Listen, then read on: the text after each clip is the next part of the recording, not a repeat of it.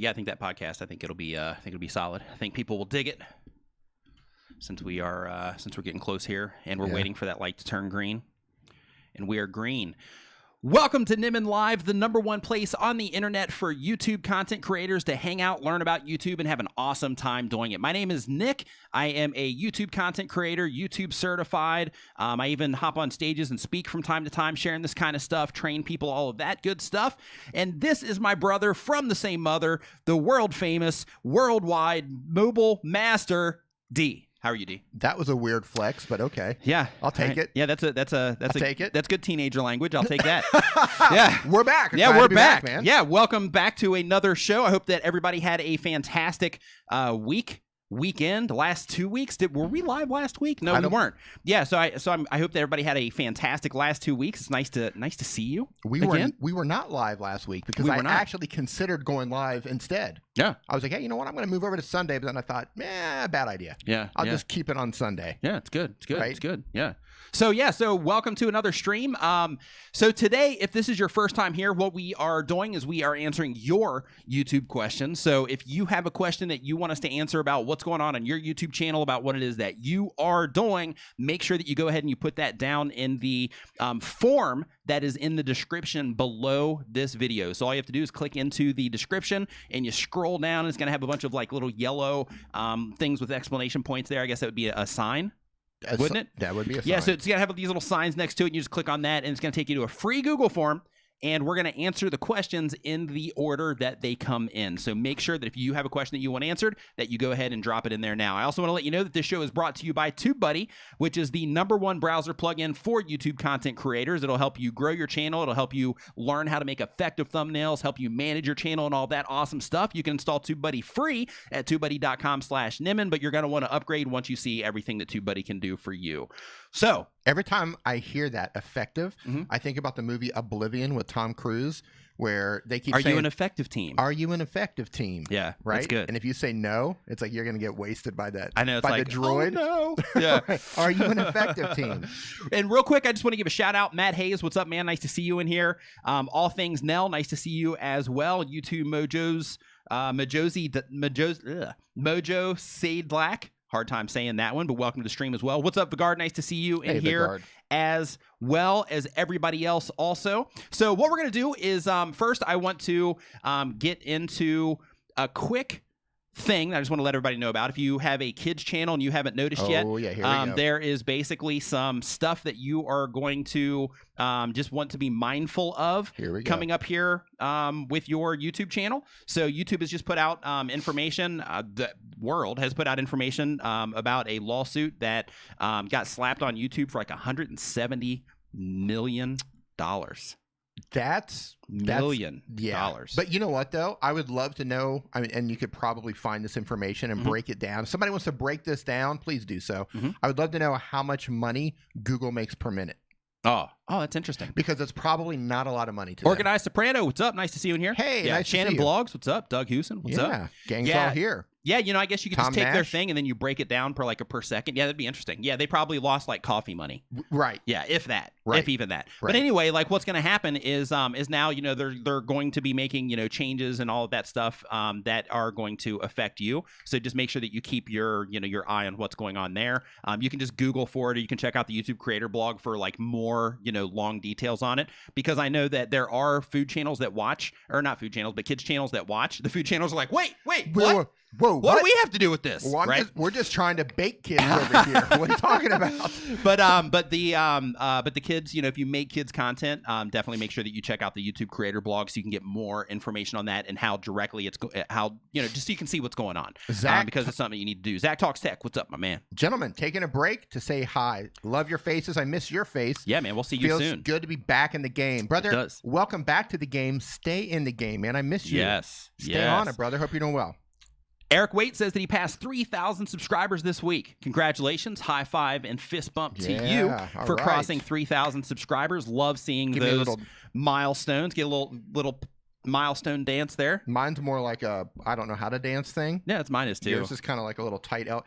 Yeah, it's like a tight elbow. Like hey, if you get too close, I'm gonna just kind of passively aggressively stick my elbow out so you land on my elbow type of thing. And I've never done that before, by the way. Yours is kind of like person dancing in the club, and I'm kind of like crazy old person out in the street yelling at the sun, right? Yelling at the clouds. Oh, love it. Fitting. So if you're just joining us again, because we're kind of burning some time here just to give some people a chance to get in here and get their questions in the form below, because they are starting to come in now. So if you have a question that you want answered, make sure that you put it in the form that is down below this video. So the very first question, D, you want to get into the questions? I'm chewing. Okay, so the very first question is from Juicy Tubes. You had to wait until I stuck that in my mouth, I did. didn't you? Strategic. Way to go, man. Way to go. Juicy Tubes says that they upload 1 to 2 times per week. They've been making videos for 7 months. So they've been, they've got some skin in the game here with some content. Is it okay to have mixed content on your channel instead of focusing on just one type? Thanks. So to answer your question there, Juicy Tubes, yes, it's perfectly okay to have more than one type of content on your channel. However, typically on YouTube, because of how YouTube works, you have to lead into that. You have to lead into that with having said that. Yeah, having said that, young man. Yes. But basically, Cutting the Caboose, thank you for the 50 spot, saying drivers avoid having your vehicle stolen by simply jacking your car up, removing the wheels, and locking them safely in the boot until you return. Tell you what, brilliant. that is a life pro tip. Yes. Yeah, it's like, hey, I can just take my wheels off. Nobody's going to take my car if all my wheels are in the trunk. That's right. Right? That's good. That's good. Tell you what, looking ahead right there, planning ahead. Way to go, Danielle. But to answer your question there, Juicy Tubes, so here's the thing. Basically with YouTube, by all of the information that you pull from the Creators Academy, from all the things that they tell us, and basically like when you look at content on a bunch of different channels and you get to see what actually works and doesn't work, what you find is that channels that are starting out and they have content that is variety type content, to where they're just like, hey, I want to have a video about, me cooking food one day, and then I want to have a video about cooking cakes on one day, right? And then I want to have a video about my adventure to this foreign land on another day, and then I want to have me and my family going to like this festival on another day, and then like me and my crew hanging out on another day. Then what's going to happen is you are basically diluting the interests of the people that are coming into your videos, and what happens there is you start negatively affecting yourself, and I'll explain why. So let's say that you have somebody that comes into your YouTube channel and they subscribe to you because they loved how you cook cakes. They're like, oh my gosh, this was delicious. You are the best cake cooker ever. On the internet. Ever. Right. Yeah, like I could watch you cook cakes forever. Until the end of time. Until the end of time. Or that's not forever. Until the end of... I guess it would be. Or the end of cake cooking season. Yeah, either or. Which ends in November. Yeah, so end of time, November, tomato, right? but basically, like with that, what you're doing is, if you have a lot of people subscribe to your cake cooking video, because let's say that you had a cake cooking video and that video took off, right? Let's say you had a microphone. Let's say you had a microphone with a loose cable on it, and you accidentally hit that cable. But basically, that cake cooking video, to keep this clear, with a great cable, yeah, and somebody just keeps hitting it, yeah. but basically, like if you have that cooking video, and that cooking video does well, or a handful of your cooking videos do well, and then you start growing your subscriber base off of that cooking video, then your travel video, when you start putting those out, what's going to happen is you're showing those travel videos to people initially that subscribe to your channel for the cooking video. And when you do that, then when people are getting shown that cooking video, then they're going to be less likely to click on that travel video, for example, and so on, with all the different types of content that you put out. So within that, let's say that you also have content to where like you have your cooking video, you have your travel video, and then you have some other stuff. Let's say you have like a few of them do well. Then what you're doing in this particular situation is you're actually, I wouldn't say confusing YouTube, because you're not, and each video is kind of like its own little universe and all that good stuff. But what you're doing is you're making it more difficult for YouTube to show your content to the right people immediately right after you upload your content, which is going to hurt the amount of people that pour into that video to give YouTube the data that it needs in order to put your content out in front of even more people, which will ultimately bring you more views and things like that. Now, if we flip that and then we say, okay, every single piece of content that you put on this channel is going to be in direct alignment with the interest of a certain group of people, then in that particular situation, if all of your videos are about cooking cakes, then you're more likely to get returning viewers to your channel for those particular videos, because they start to see your channel as a resource for that type of content. So what happens there is, one, it makes it easier for you to know what content to make. Two, it makes it easier for you to collect a group of people around your content, so to speak, that are into that particular topic of, cooking cakes. And that also helps you long term down the road when it comes to reaching out to sponsors as an example. Because if you have a channel to where you have, all these different kinds of videos on it, sure, people are going to be watching your content for your personality, but I'm talking about, growth and getting things happening faster for you. If you reach out to a sponsor and all you have is cake cooking videos, and that person has like cooking stuff that's related to cooking cakes in some way, well, then you're going to have a better chance of earning that person as a sponsor on, or that company as a sponsor on your YouTube channel, because all of the content that you make is being put in front of all the people that they want to reach, right? So it helps you in that regard too. So that basically, with growing faster on YouTube, with making money, with working with other brands, with positioning yourself in a specific niche and all that stuff, like, it's valuable on multiple different levels. So that was a long-winded answer to your comment, but I'm going to say it's important that you know. You can do it the easy way or you can do it the hard way. Yeah. You can take the windows or the stairs. That's right. Yeah. Sum that right up. Adventure Roads, thank you for the super chat there, saying, awesome help. I'm no techie. I just hit 1,000. Wish you had traveling conferences. Great job, Nick. High five, fist bump to you. Thank you for the 10 spot, and congratulations on crossing the 1,000 subscriber milestone. It's a huge one. Yeah. Also, just as a heads up, Viper's in the house. How about that for a heads up? Viper. But as a heads up, in terms of the traveling conferences, I do want to let you know, and everybody in the chat, I want to let you know that VidSummit is coming up in October, and I really recommend, it's in Los Angeles, California. I really recommend that if anybody's watching this, Alex, how's it going? That you check out VidSummit, that you go to VidSummit. You can go to vidsummit.com. It's not sponsored in any way. It's just an amazing conference. People in the chat that have been there can validate what I'm saying here. But go to vidsummit.com, check out the information there on how awesome of a conference it is, but basically all that's involved. So they just released yesterday that Casey Neistat is going to be doing a keynote there. You've got Mr. Beast. You've got a bunch of other Peter McKinnon. You've got Cody's going to be there. I'm going to be there. Dee's going to be there. Roberto Blake, Sean Cannell, Tim Schmoyer, Daryl Eves. Like everybody. Pretty much everybody. Yeah, like everybody in this space, plus all of these like other like high level creators that are getting like millions and billions of views on their stuff. So it's definitely somewhere that you want to be a part of, and you definitely want to be there having conversations with the people that are there, because those are the people that are actually doing things with their YouTube channels, with their YouTube business, and all of the stuff that goes around it. In addition to that, can I just tell you how weird on the that traveling was? conference thing, ahead, really quick?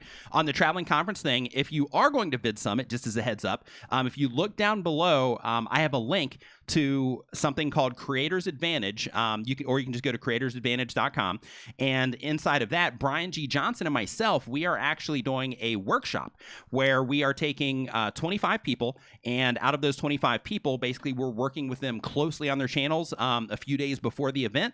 And in addition to that, once the event is over, then we're also going to be working with them virtually as well to basically help them get the results that they're after on their YouTube channel. So make sure that you check out that as well. Go ahead, D. I was gonna say just how weird that was yesterday. So here's the funny thing. Like I knew that I was gonna be speaking at VidSummit. Yeah. And this is huge. This is my first time, right? So it's like a big deal for me. Yeah. Because speaking was never even. You've been asking me before. Hey, do you want to speak? I'm like, nope, not my thing. Not interested. Right. It was never on my radar either. Right. It just happened. It just happened. Yeah. And I knew it was going to happen, but when Daryl started sending out those photos yesterday of the speaker badges, and like everybody got the same picture, but it's like their speaker badge with Mr. Beast and Casey Neistat. But when I saw that and Daryl sent it to me, it was like holy cow, this is awesome. It was a steamroller moment. I just got steamrolled by that. I was like completely like just overwhelmed with that, because you don't think, you know what I mean? Like you're in it. Right. Like when you're in the eye of the hurricane, like you just don't have time to stop and think about stuff. Yeah. You're just doing stuff, right? You're just like, okay, I got my next video. Trying to board the windows. Yeah. Right, but you're not stopping to really like, you don't stop to smell the roses, so to speak. You're just focusing on your next video and stuff like that, right? I never actually stopped to process what was going on. And that was a moment for me where I just paused and I was like, wow, that is like really cool. Just to be speaking at an event where like Casey Neistat's going to be speaking, or Mr. Beast and Peter McKinnon, and of course you and you know Owen and Roberto and Daryl and all these people, and Tim and Sean. Like to be there after only like a year and a half on YouTube, I never paused to actually take that in until yesterday. Yeah, and that was like, yeah, well, all right. Yeah, it's awesome. All right, dude, it's absolutely awesome. Yeah, it was the way to go. One of these. One of those. And I'll do my version. One of those. There we go. Yeah. RPM Nexus, what's up, man? Okay, so what we're going to do now is we are going to get into the YouTube questions. So if you have a question, again, make sure that you have that question in the form down below. Right now, we only have 25 questions in there, so we'll definitely get through these. Wow. So make sure that you go down to the forum and you put your question in there. And if you haven't yet, make sure that you share this as well so we can get more YouTubers in here. Hold on. First, I want to say what's going 24, on. because we already got Juicy Tubes. Magdalena Helen, how's it going? I want to say hey to Christina. And What's up? I want to say hello to Cake Cooking with Daniel. Nice. Cake Cooking with Daniel. No way. Yeah. That's right? a channel? It's Daniel Battelle. Cake Cooking with Daniel. Sorry I'm late. Where's Nick and D talking about me? Nice. That's awesome. Well done. Yeah, high five. Yeah. High five on that one. I still can't see it. Hold on, I'm looking for it. I don't see it. Oh, I see it. Okay, yeah. Nice. Cake Cooking with Daniel. I love it. And yeah. Hey, doll, how's it going? Nice to see you in here. And for those of you who don't know, like there's probably huge opportunity in the cake cooking niche. Cake cooking space? Cake cooking space. Not enough people cooking cakes. Matt Hayes, 5 to 7 times per week on the upload. Do you carry this for a second? 5. What's the question? Nick's a little bit ill today, guys. Yeah, I'm ill today. Like I've got like a pretty bad cold, congested, all that good stuff. So every now and then when I fade away, it's because I don't want to cough in your brains. Ill as in not feeling well. Not ill as in like I'm ill, yo. Not as in like Beastie Boys ill. Right. Ill as in not feeling well. So let's see. He's been making videos 3 to 5 months, and he does it on the phone. So this is a phone thing. He says, "What's up, Nimmins?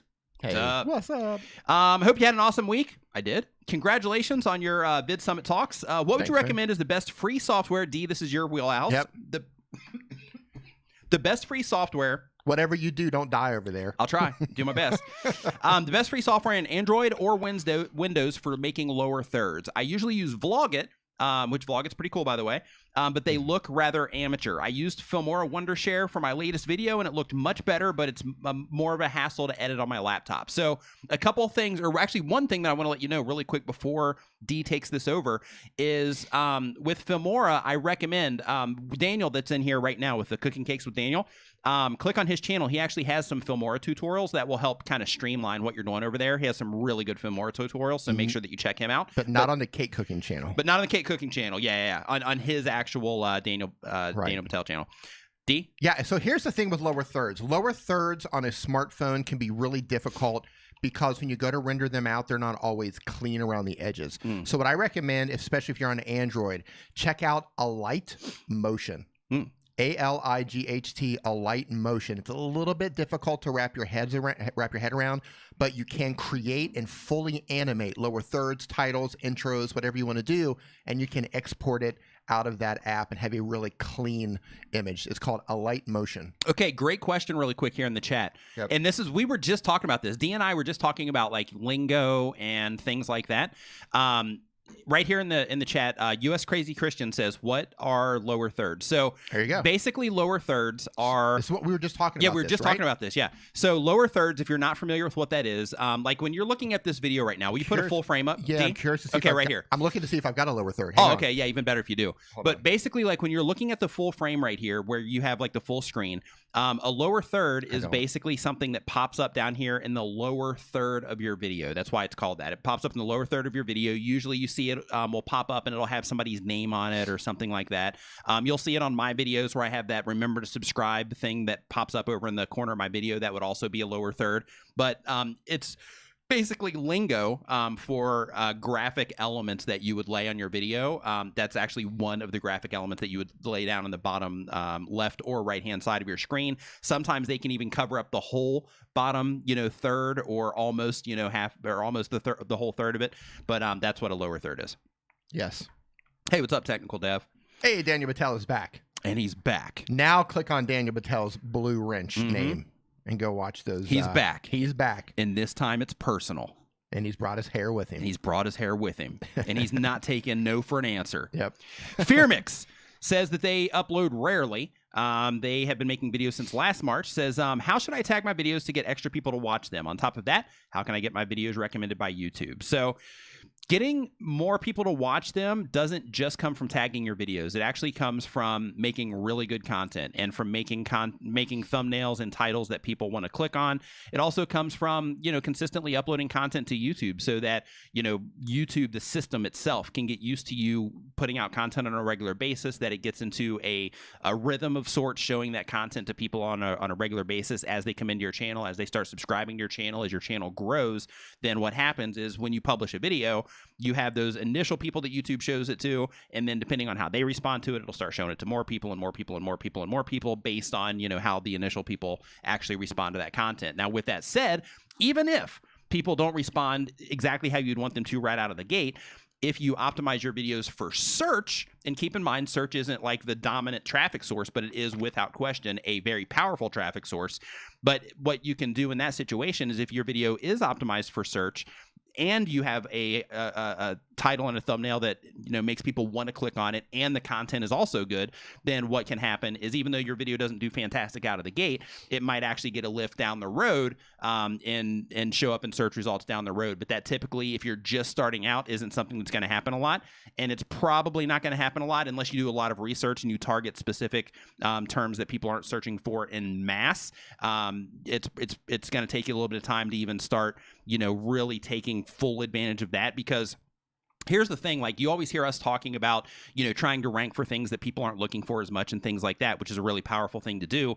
However, you still want to target things that people are actually looking for, because yes, like if you go what's called, you need to do both. Yeah, like right. if you go where you're like, hey, I'm optimizing this for search. What's up, Tube Techie? And because I'm optimizing this for search, sure, I've got, like, you know, a lot of competition in here. You want to kind of lessen your competition, but you still want to go for something that is getting a decent amount of search volume, because if you go for something really obscure and nobody's actually looking for it, then it's not really going to do you a lot of good, because you're not going to be able to get a lot of traffic on it, because it's not something that people are actually, you know, looking around for. And this is something that Keyword Explorer tool and TubeBuddy is absolutely awesome at. Yeah, the Keyword Explorer tool that he's talking about on TubeBuddy, it'll actually help you identify some of these things, and it'll help you identify some of the low-hanging fruit, so to speak, in terms of, you know, phrases and terms that you can actually try to rank your video for. I have kind of a weird analogy for that. All right, let's hear it. So my channel is completely built on search. Yes. Like every single video that I make. I mean, it's rare. Like yeah, most of mine is too. I experiment from time to time. I call them Hail Marys. Yeah. Where it's just like, hey, I'm just going to chuck this puppy and just kind of see how it goes. Right. But for the most part, mine's the same exact way. The only time I don't focus on search is when I do a dark mode video. Like if something new comes out and it's dark mode, I try to rush that out, right? If it's a new feature. Everything else is based on search. And my analogy is, if you're focusing on search traffic, is that you're planting seeds. Yeah. Right? You're a video farmer. Yeah. You're a video farmer. I love that. Right? I'm a video farmer, mother. Yeah. Oh, that's so good. Right? Oh, my God. Write that down. No, yeah. I've already got it written down. Oh, okay. Yeah. Okay, good. Yeah, merch that's coming good. and everything. All right. Yeah, that's so good. I think of it as like I'm a video farmer, and I'm planting. God, that's so good. Thank you. Yeah. Man. Right. That's so I'm planting. so good. Yeah, I'm planting seeds. Right. Yeah. Now you plant some seeds that are going to grow to, you know, food that everybody wants. But you also want to plant other some other seeds of maybe some foods that are like harder to come by. That might be like the lower hanging fruit. You know what I mean? Like, okay, this isn't going to have like a lot of search. Not a lot of people like this particular food, but some people do. So I'm going to plant those seeds. Right. And then take that harvest, right? And then like get your money on that, and then go back and then plant some other seeds for corn. Everybody wants corn. Everybody wants wheat, right? So I just look at it as planting like different seeds. Good, man. Right? Such a good analogy. Video farmer, video farmer. Yeah. Man, that's so good. Yeah. And so, yeah. So I'm jealous right now. I'm just going to go ahead and say it. I'm jealous right now. I wish that I would have came up with that. That is so good. But the thing is, right, is you plant those seeds and you're creating a harvest. You're creating a garden that's going to keep providing your channel, right? Food, you know, it gives you sustenance, right? It keeps you alive.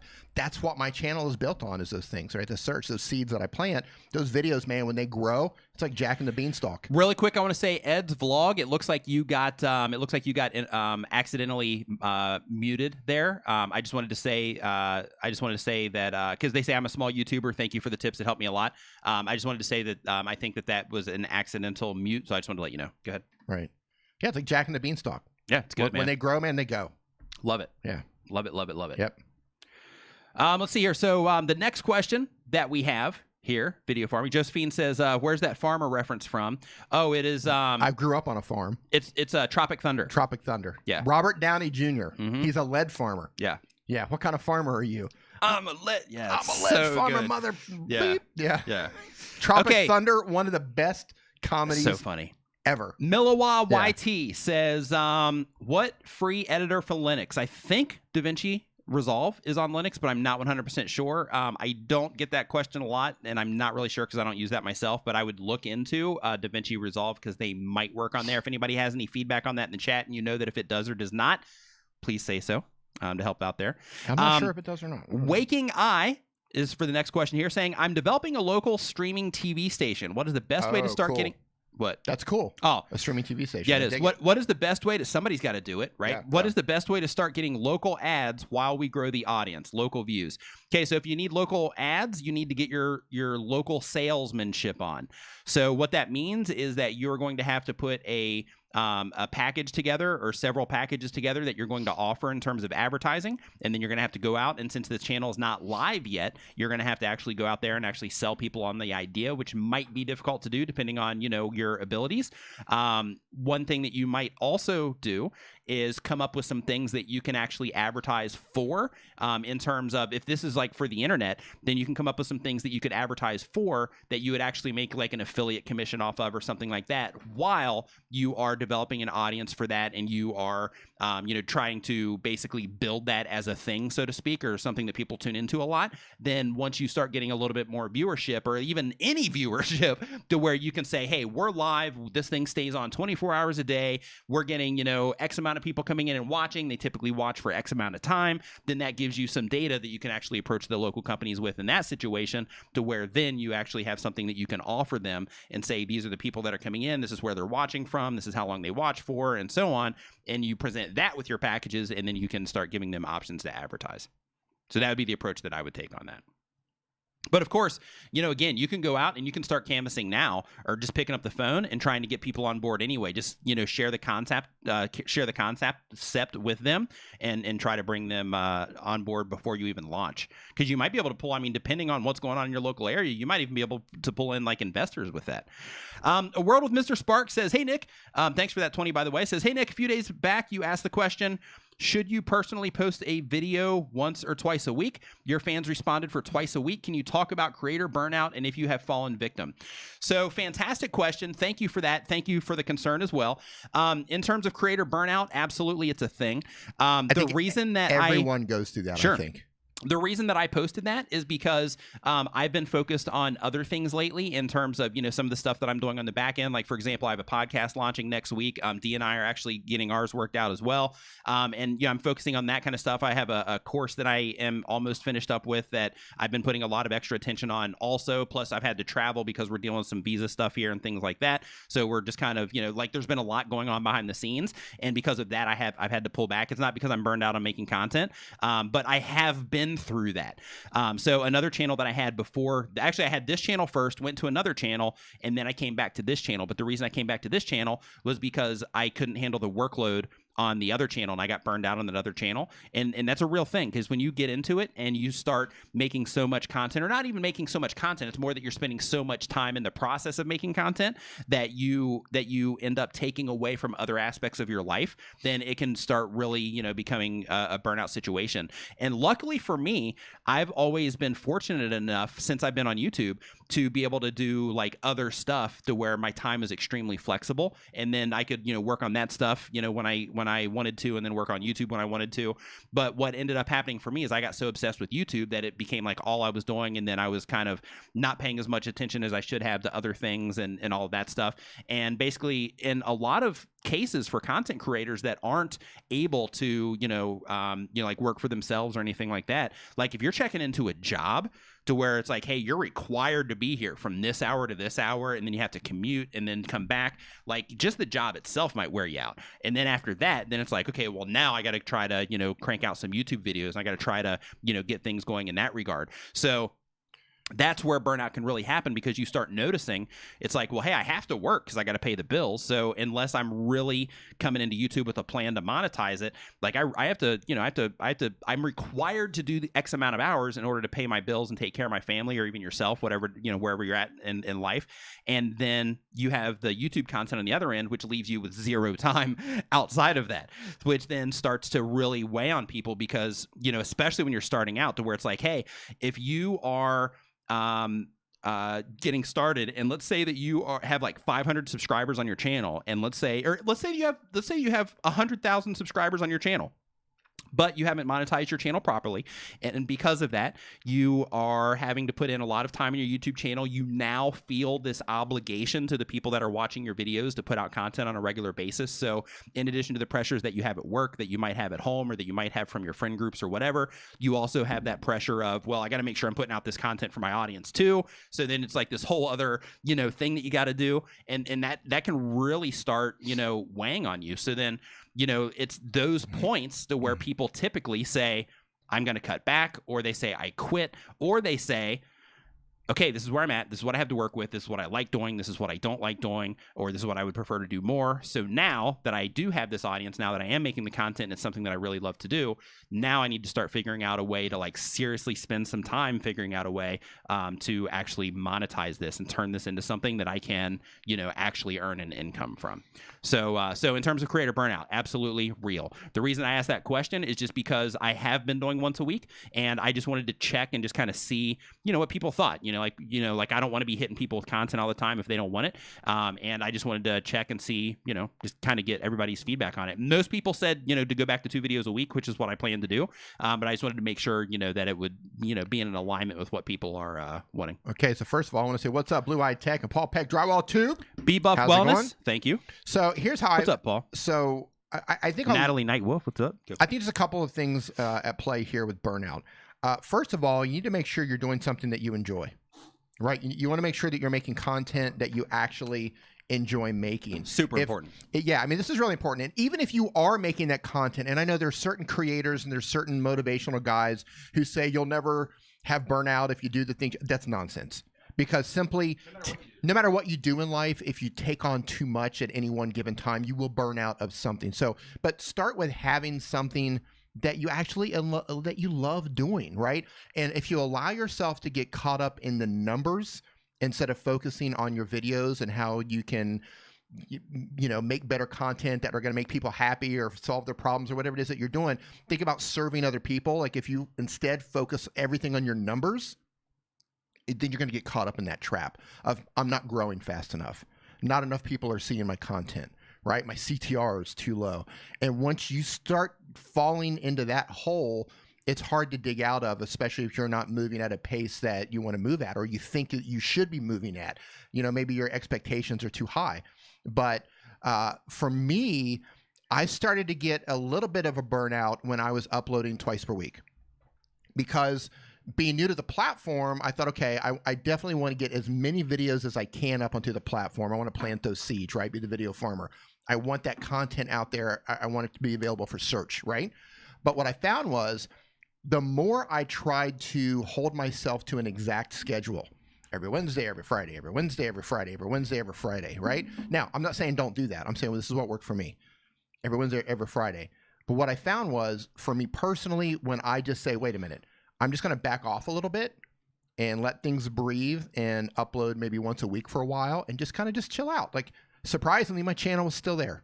Like the world didn't collapse. YouTube didn't stop. Maybe I did take a little bit of a hit in terms of views. Have you looked at the world lately? What have you done? Right? What have you done? But you know what I mean? Like everything, like I took a break and now I am uploading once a week. Yeah. And it's like, surprisingly, a lot of my old videos have been getting a lift. I'm like, you know what? Everything's okay. Now, if things start to drop too much, then I'll go back to 2 a week. And then if I feel like that's getting too much, then I'll back it off a little bit. But what I noticed was YouTube's still there. My audience is still there. Like nothing bad happened when I backed off a little bit. One thing that I've noticed, is that I'm not at top of mind as much. Hmm. So like when we're doing when it's 2 videos plus a live stream, Mm-hmm. like I'm constantly hitting people, right? Right. So it's like I've constantly got, videos going out on Twitter. I've constantly got, this thing happening. And I notice that when I'm uploading more content, I get more mentions on Twitter. I get more mentions on like Facebook and things like that. Sure. So it's like I think that like uploading more definitely helps you stay more at top of mind. It does. And of course, like you mentioned in terms of like planting more seeds is definitely a place you can win too. But at the end of the day, taking care of your mental state and taking care of your, like how you feel every day is like 1,000 times more important than all that stuff. That's what I'm saying. But Yeah. I'm not saying don't upload more. I'm just saying that if you feel like you're getting burned out, take a break. It's okay. YouTube's going to be there. Yeah. Like the world's not going to end. Your community is going to understand if you don't upload, 2, 3, or 5 videos a week, whatever your current schedule was. Back it off a little bit until you feel comfortable with it. And really, like the world's not going to end. In most cases, unless you're like a YouTube superstar, Right. In most cases, like people aren't even going to notice, Right. And that's There's kind of so much content on the platform. That's kind of a problem depending Right. on what Right. you're doing. But it's like in some cases or in most cases, people aren't even going to notice. Like if you go into your analytics, I can't tell you right now. You can see if you said, "Hey, when was the last time Casey Neistat uploaded video?" Right. I don't know. But who do you watch? Who do you watch? I more, watch though? his videos though. Okay, I watch. Are you like, oh, I got to see what's up with Casey? Well, I don't watch every single video, but I watch a good amount of his content, enough to where I should be notified of every single. But I'm not. Okay, but I'm not. And you know what? I don't miss it. I'm like, Right. oh my God, what's happening? Casey didn't upload. But that's right? what I was going to say, Didn't though, happen. is if you look in your stats right now, inside of YouTube, you can see inside of, like, if you go under, I think it's either under audience or reach. I think it's audience. You can actually see over the course of, whatever date range you choose, how often people come back to your channel. And you'll be staggered at actually how low that is. Like, because they average in, like if you have a bunch of, like new people coming in, then of course they're going to count as like 1, which is going to weigh down the people that are coming in there normally.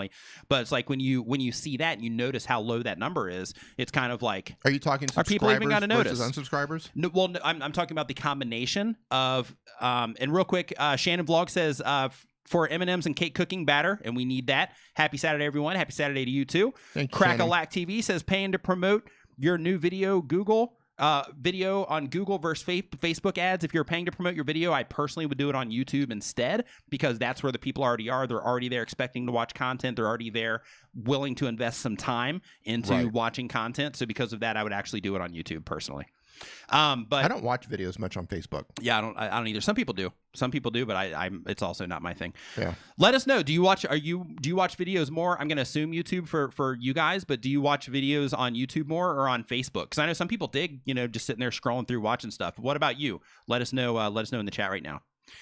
But what were we saying before? You were talking about looking at the numbers of. Oh yeah. But basically, like, you'd be really surprised at, oh yeah, we were talking about how non-subscribed versus subscribed and all that. Right. So basically, what it is the stat in there is basically like it tells you like how many times people have come back to your channel. Right. And but one thing that you have to factor into it that's going to weigh that down, or it's going to pull that number down, is that if you do have an influx, or you just regularly have a lot more people that are watching that are non-subscribers, then of course they're at your channel like that first time, right, over the course of the month. So then like a long-term subscriber, for example, that watches everything that you have, like their vote's going to be pulled down a little bit because it's averaging everything out, instead of, that person that just came in for that, or that big group of people that first came in on the first thing. So it's going to pull it down, but it's still, a relatively low number. So so that's why, taking those breaks sometimes, it's like a lot of people aren't even going to notice. Yeah. Yeah, I think it does your soul good, man. Like, it does. That's the reason that's why people take vacations from work and stuff like that anyway. What I was going to say. Yeah. That's exactly why you get a week or 10 days or 2 weeks or a month, wherever it is, you live. You might get a longer holiday, but like, you get those vacations for a reason. Hey, what's up, Pauline? You need them. Natalie Pauline, Nightwolf, how's it what's going? up? So somebody came in here and they said that, let's see here, I'm trying to find it and I can't find it because it went by too fast, but they were basically saying that they don't cook cakes. They have a 9 to 5 Out. They have a 9 to 5 job, and they are still able to upload, I think it was like 4 to 7 videos per week, if I read that correctly. I'm not sure, but anyway, it's gone now. But it was something like that. But I was just gonna say, whoa, holy cow, that's incredible. Hey, what's up, Tom? Nice to see you in here, man. Okay, next question. We were on that one for a while. Yeah, sometimes weren't we? Yeah, we tend to ramble. I think we tend to like. We don't have a lot of skills in life, but one thing that we're great at is taking a randomly talking, a short answer that could have been wrapped up in like 1 minute and turning it into like a 30-minute conversation. Yeah, we excel at that. We do. We are pretty good at that. Okay, Sam B. Sam B says they've been uploading since August of 2019. They're brand new. Welcome to YouTube. They are on an iPad, and they say, "What does my channel banner?" How does my channel banner look? Okay, so we're not looking at channels. Okay, so David Azario says 1 a week sometimes if they have time. That's cool. They've been on YouTube for 2.5 years. They do a mobile. How do you increase subscribers? Because I see YouTubers increase so many times. You increase subscribers by making sure that you're putting out content that other people find value in. Value is defined differently by each of us. We all get value in different ways from different things. However, when you're making content, are people actually going to get something from this, or are you just making content for the sake of making content? What I mean for that is, if you look at Dee's channel, he's helping people learn how to do stuff on their phones. If you look at my channel, I'm trying to help people learn how to do stuff on YouTube and just navigate the stuff that had, all the stuff that has to do with YouTube. Go this way. There we go. No. I was pointing to my screen over here. Because I was talking about you. Okay, I thought I was looking at you. Yeah, okay. Pay attention. Okay, there we go. Just because you're sick, that doesn't mean you get a break. I know, right? Sharpen up, will you? Drink some coffee or something. But basically what you want to do is you want to just make sure that you, like, when somebody comes and watches your video, you want them to leave with something.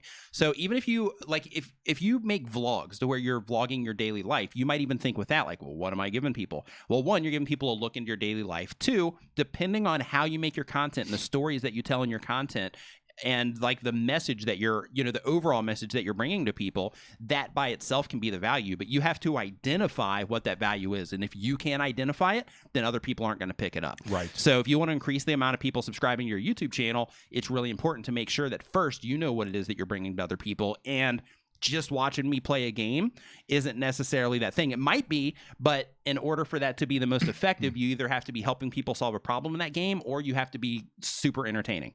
Or be a great gamer. Yeah, where it's like, wow, this dude is just crushing it. Yeah. Right. But it's like, or woman is just crushing it. But basically, like, no. Only men play games. But you have to just draw the line right there. But you have to identify what that is that you bring to people, and the faster, not the faster, but the more specific you can be with that in terms of your definition of what it is that you're bringing to people, then the better off you're going to end up doing overall. But think of them more than you are thinking of yourself. And also, and this is going to be a hard pill to swallow, but depending on the type of content that you make, I'm waiting for this one. You also want to make sure that, like, if you're making entertainment content, you want to make sure that you're as entertaining as you think. If you're making comedy content, you want to make sure that you're as funny as you think, because your perspective versus what's happening out there, those don't even matter, right? Like, what matters is how the people that YouTube is showing your content to, how they respond to you. Like, that's what matters in terms of what it is that they're getting out of it, not like what you think they might get out of it, so to speak. Leela, how's it going, Leela? What's up, Leela? She's coming to Vid Summit. Nice. See you there. And by the way, I just want to take a minute because I love to shine the spotlight on people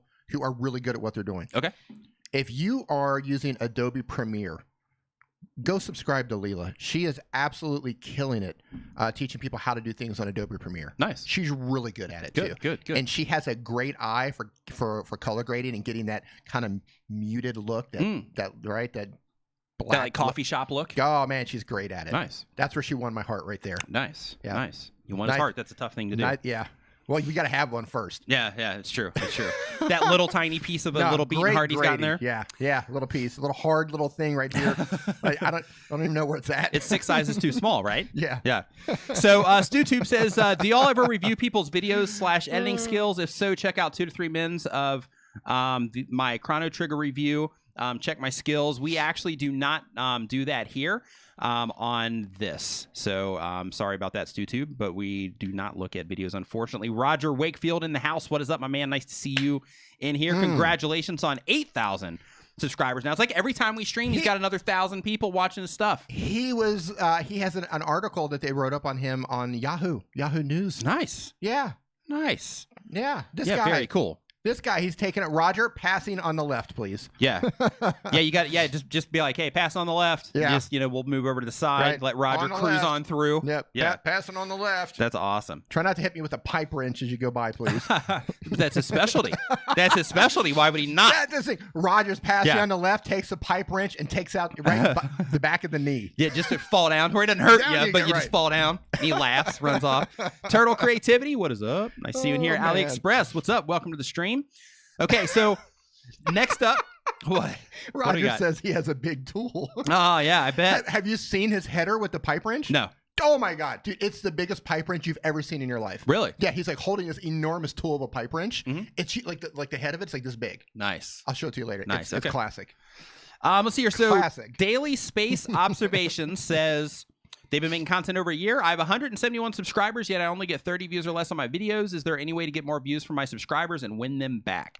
So let me go look at your channel here real quick, and we're not going to pull it up, and I'm just going to take a quick gander and say that but as I'm getting ready to tell you this, I want to let you know that I have like a bunch of subscribers, but the actual views that I get on my channel are also low. See it? Oh yeah, that's huge. But they're also low considering the amount of subscribers that I have, but it's also the actual space that I'm in. So like in terms of, like a lot of people will start YouTube channels and then they will, quit or whatever. So they're not going to be watching my content anymore. And then there's also like all different levels of YouTubers. And I typically, with the exception of like, different videos here and there, like the core of my content is people that are starting out because, like that's the hardest part. And then the other stuff, I just put in randomly to help, the people that have been, that are consistent and they're still trying to do it on YouTube. Cutting the Caboose says, was that like a tube spanner? D? See what I did there? It is. It Tube is. Spanner. That is. When's that dropping? That is is that like officially? Yeah, I think it's open now, but it's still in beta. So she's working out. She's like fine tuning the fine tuning everything on the back end. But I have a link to Tube Spanner in the description where they can go check it out and see what it's all about. Awesome for your YouTube workflow. So let's see here. So I'm looking at yours, Daily Space Observations. How to update hand control firmware, the best lithium tank thing, what a Barlow lens. Okay, so this is all like astronomy stuff. Okay, so here's a couple things to keep in mind. One, when you upload content and you put content out, not everybody that subscribed to your YouTube channel is even going to get the notifications. It's Scully. The people that do get the notifications are then going to make that decision to click on it or not. When it's put up on people's home pages, they're also not always going to end up with your content on their home pages either, because most likely the people that are watching your astronomy content are probably also watching other astronomy content. So your thumbnails and your videos have to be getting a response that is at least equal to or somewhat similar to the other channels that they happen to be watching as well for your particular audience. So depending on how that goes, that's also going to affect things. But at the end of the day, you've got 171 subscribers. You're still getting, 27, 30, 35 views on a channel. You do have a lot of content, but a lot of your content is also, you don't even have custom thumbnails on a lot of it. You just started doing that recently. So what I would do is I would even go back through your old content and I would even update thumbnails on that, because even your old content can still get suggested out to people. So I think you're also missing opportunities there to keep pulling people back in. But basically, one of the things that YouTube looks at is they look at how often people come back to your YouTube channel. That's one of the things. So if they're looking at how often somebody comes and watches your channel and what content that they like most, then if they're not coming back in because, YouTube tries to present them some of that old content and they're not clicking in, or they're just not enjoying that old content, then what can happen is that can kind of, basically make it seem like they're not interested in your content, which would make YouTube not necessarily show that to people as much, as an example. You could have cut that out in like 30 seconds. I know, man. It's what it is. Man. Yeah, I know. VF Plays says, don't have a schedule yet. They've been up since August 25th, so brand new. They're on a Samsung S5. Says, can you help us out? We just started this channel and we're trying to grow. Any feedback is appreciated. So we are not looking at that, but here's what I can tell you. If you're just getting started, any feedback is appreciated. Here's my feedback. Think of your viewers. Think of the people that are watching your content. Think about what it is that they are into. Think of how you can make the best content possible for them and enjoy yourself while you are doing it. Make your content as easy to find as possible. And what I mean by that is you want to consider search as a traffic source. You want to consider browse/homepage as a traffic source. You want to consider suggested as a traffic source. You also want to collaborate. And through collaborations, you can create an additional traffic source there, because then you're pulling traffic from other channels. And the cool thing about collaboration. Use use Google and other external sources as well to try to pull traffic in. But basically, like, there's a bunch of different ways that you can get views and all that stuff coming into your channel. So you need to explore all of them and basically leverage everything in order to bring people in. But the biggest traffic source that you're possibly going to have is going to come from YouTube. It's going to come from home pages, suggested content. That's where all the juice is. But to get that establishing stuff and to just give your channel like a fighting chance, especially when you're first starting out, learning how to do all this stuff, like learning how to rank your videos in search is also going to be advantageous for you. Yeah, I was going to say something in regards to collaboration. And that's like, because we talked about this the other day. Like, not only are you going to get a little bit of exposure when that video goes live on the other channel and vice versa, but you never know when YouTube is going to come back and push that video at a later date. Right. Like, well, there's other, you might make that video and it might just kind of disappear for a while. 4 or 5 months later, YouTube might be like, hey, here's a bunch of juice on that video. Hey, here's some juice. Here's some juice. And then here comes a whole another flood of viewers and subscribers. Yeah, it's like the video that keeps on giving through another channel. Yeah, and with that also, there's other things too. Like, like let's say that you do a collaboration with somebody today, and let's say you both have 500 subscribers on your channel. You don't know that they... Like, you don't know if they're going to have a video that's going to end up taking off, driving a bunch of views to their channel, which then YouTube is going to suggest the video that you guys made together. And that's going to be like the next up for the autoplay. And then you're going to end up being able to pipeline tons of traffic to yourself because of that. So, like, there's a bunch of different ways. All the time. They absolutely do. Yeah. And there's a bunch of different ways that collaboration can work for your benefit, in addition to just being, having those relationships with the other creators, which is cool. But in terms of, like, getting traffic and things like that, like, there's a ton of ways that collaborating can actually help your channel in terms of just bringing more awareness to what it is that you're doing, because ultimately, if you're on YouTube, you want more people watching your stuff. Most likely. I mean, that's what I'm guessing. Give me a yes. If you hashtag yes, if you want, we don't want that. If you want people to watch your stuff on YouTube, if you're putting out content and you want people to watch it, give me a hashtag yes. If you're like, nah, don't care, give me a hashtag no. I'm just curious to get I think, if you're not doing collaborations with people, especially in your niche, like that's, you want to have all those yeses. That's what I'm talking about. Me too. I'm a hashtag yes also. I want people, when I put out content, I want people to watch it. Yeah. Yeah. If you're not doing those collaborations, get on it. Yeah. Right. Like, find an audience that you can serve. You know what? It has to make sense. And okay, we got one no. And you have to think about how you can add value to each other's audience. Don't just think about I want, right? Think about how can I add value to that other channel's audience and vice versa. Yeah. Because you said you never know when that other channel is going to blow up. You never know when that video is going to get juice. Right. You just never know. Yeah. Right. We all know people who have had relatively smaller channels. Weird things happen, and poof, one video when they're off and running. Right. You never know. Fat Squatch Game says, you rock, guys. Thank you. I'm a new gaming channel. Thank you for the super chat. Welcome to YouTube. Yeah. Welcome. You all right?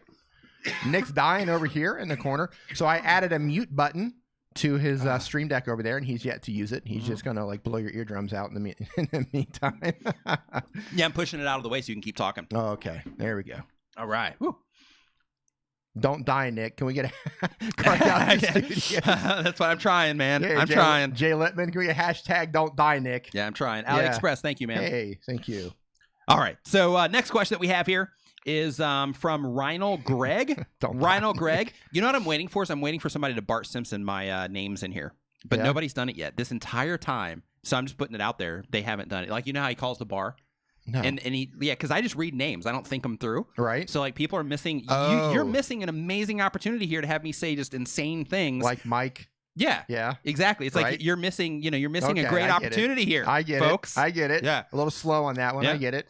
Okay. So, they've been uploading videos since 2016.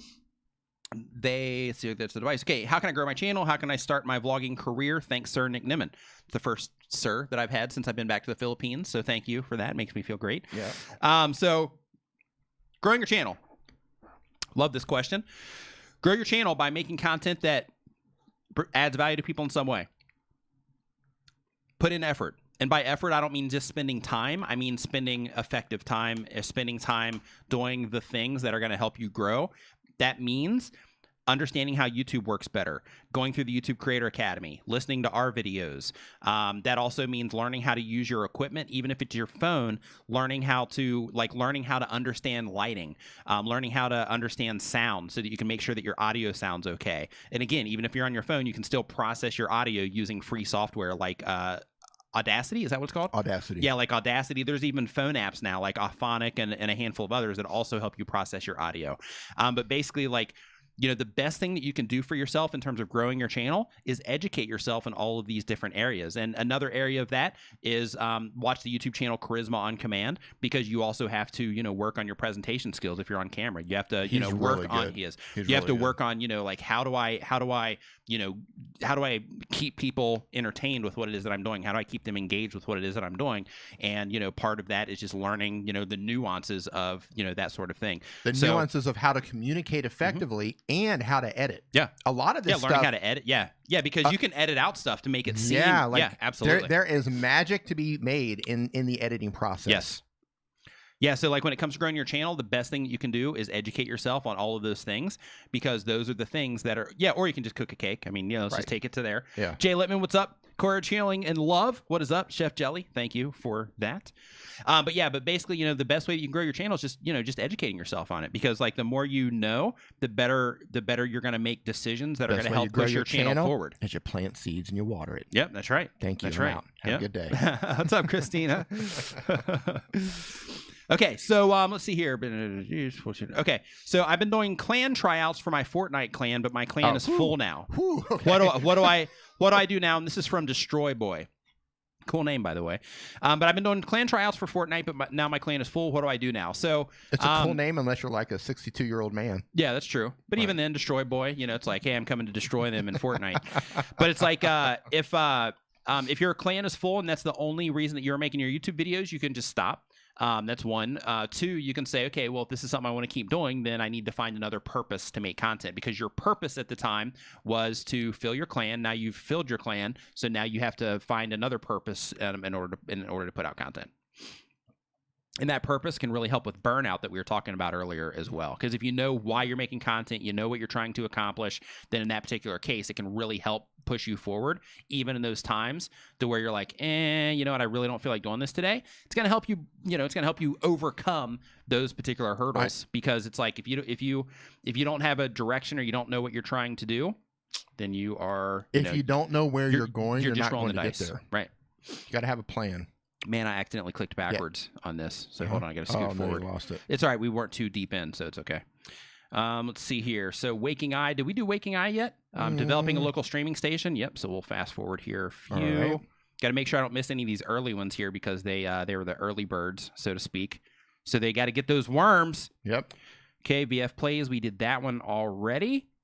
And D, if you just want to talk here for a second, and then I will. Oh, here we are. I think we're there already. Okay. So next up. The next question is not from D. The next question is from Video Nerd. Video Nerd says that they upload 2 times per week. Says, hi. What's up, Video Nerd? Says, my channel teaches people to grow their online presence with gaming through streaming and video creation. I know I'll grow faster and faster, but I'm not sure what to do outside of YouTube. Okay.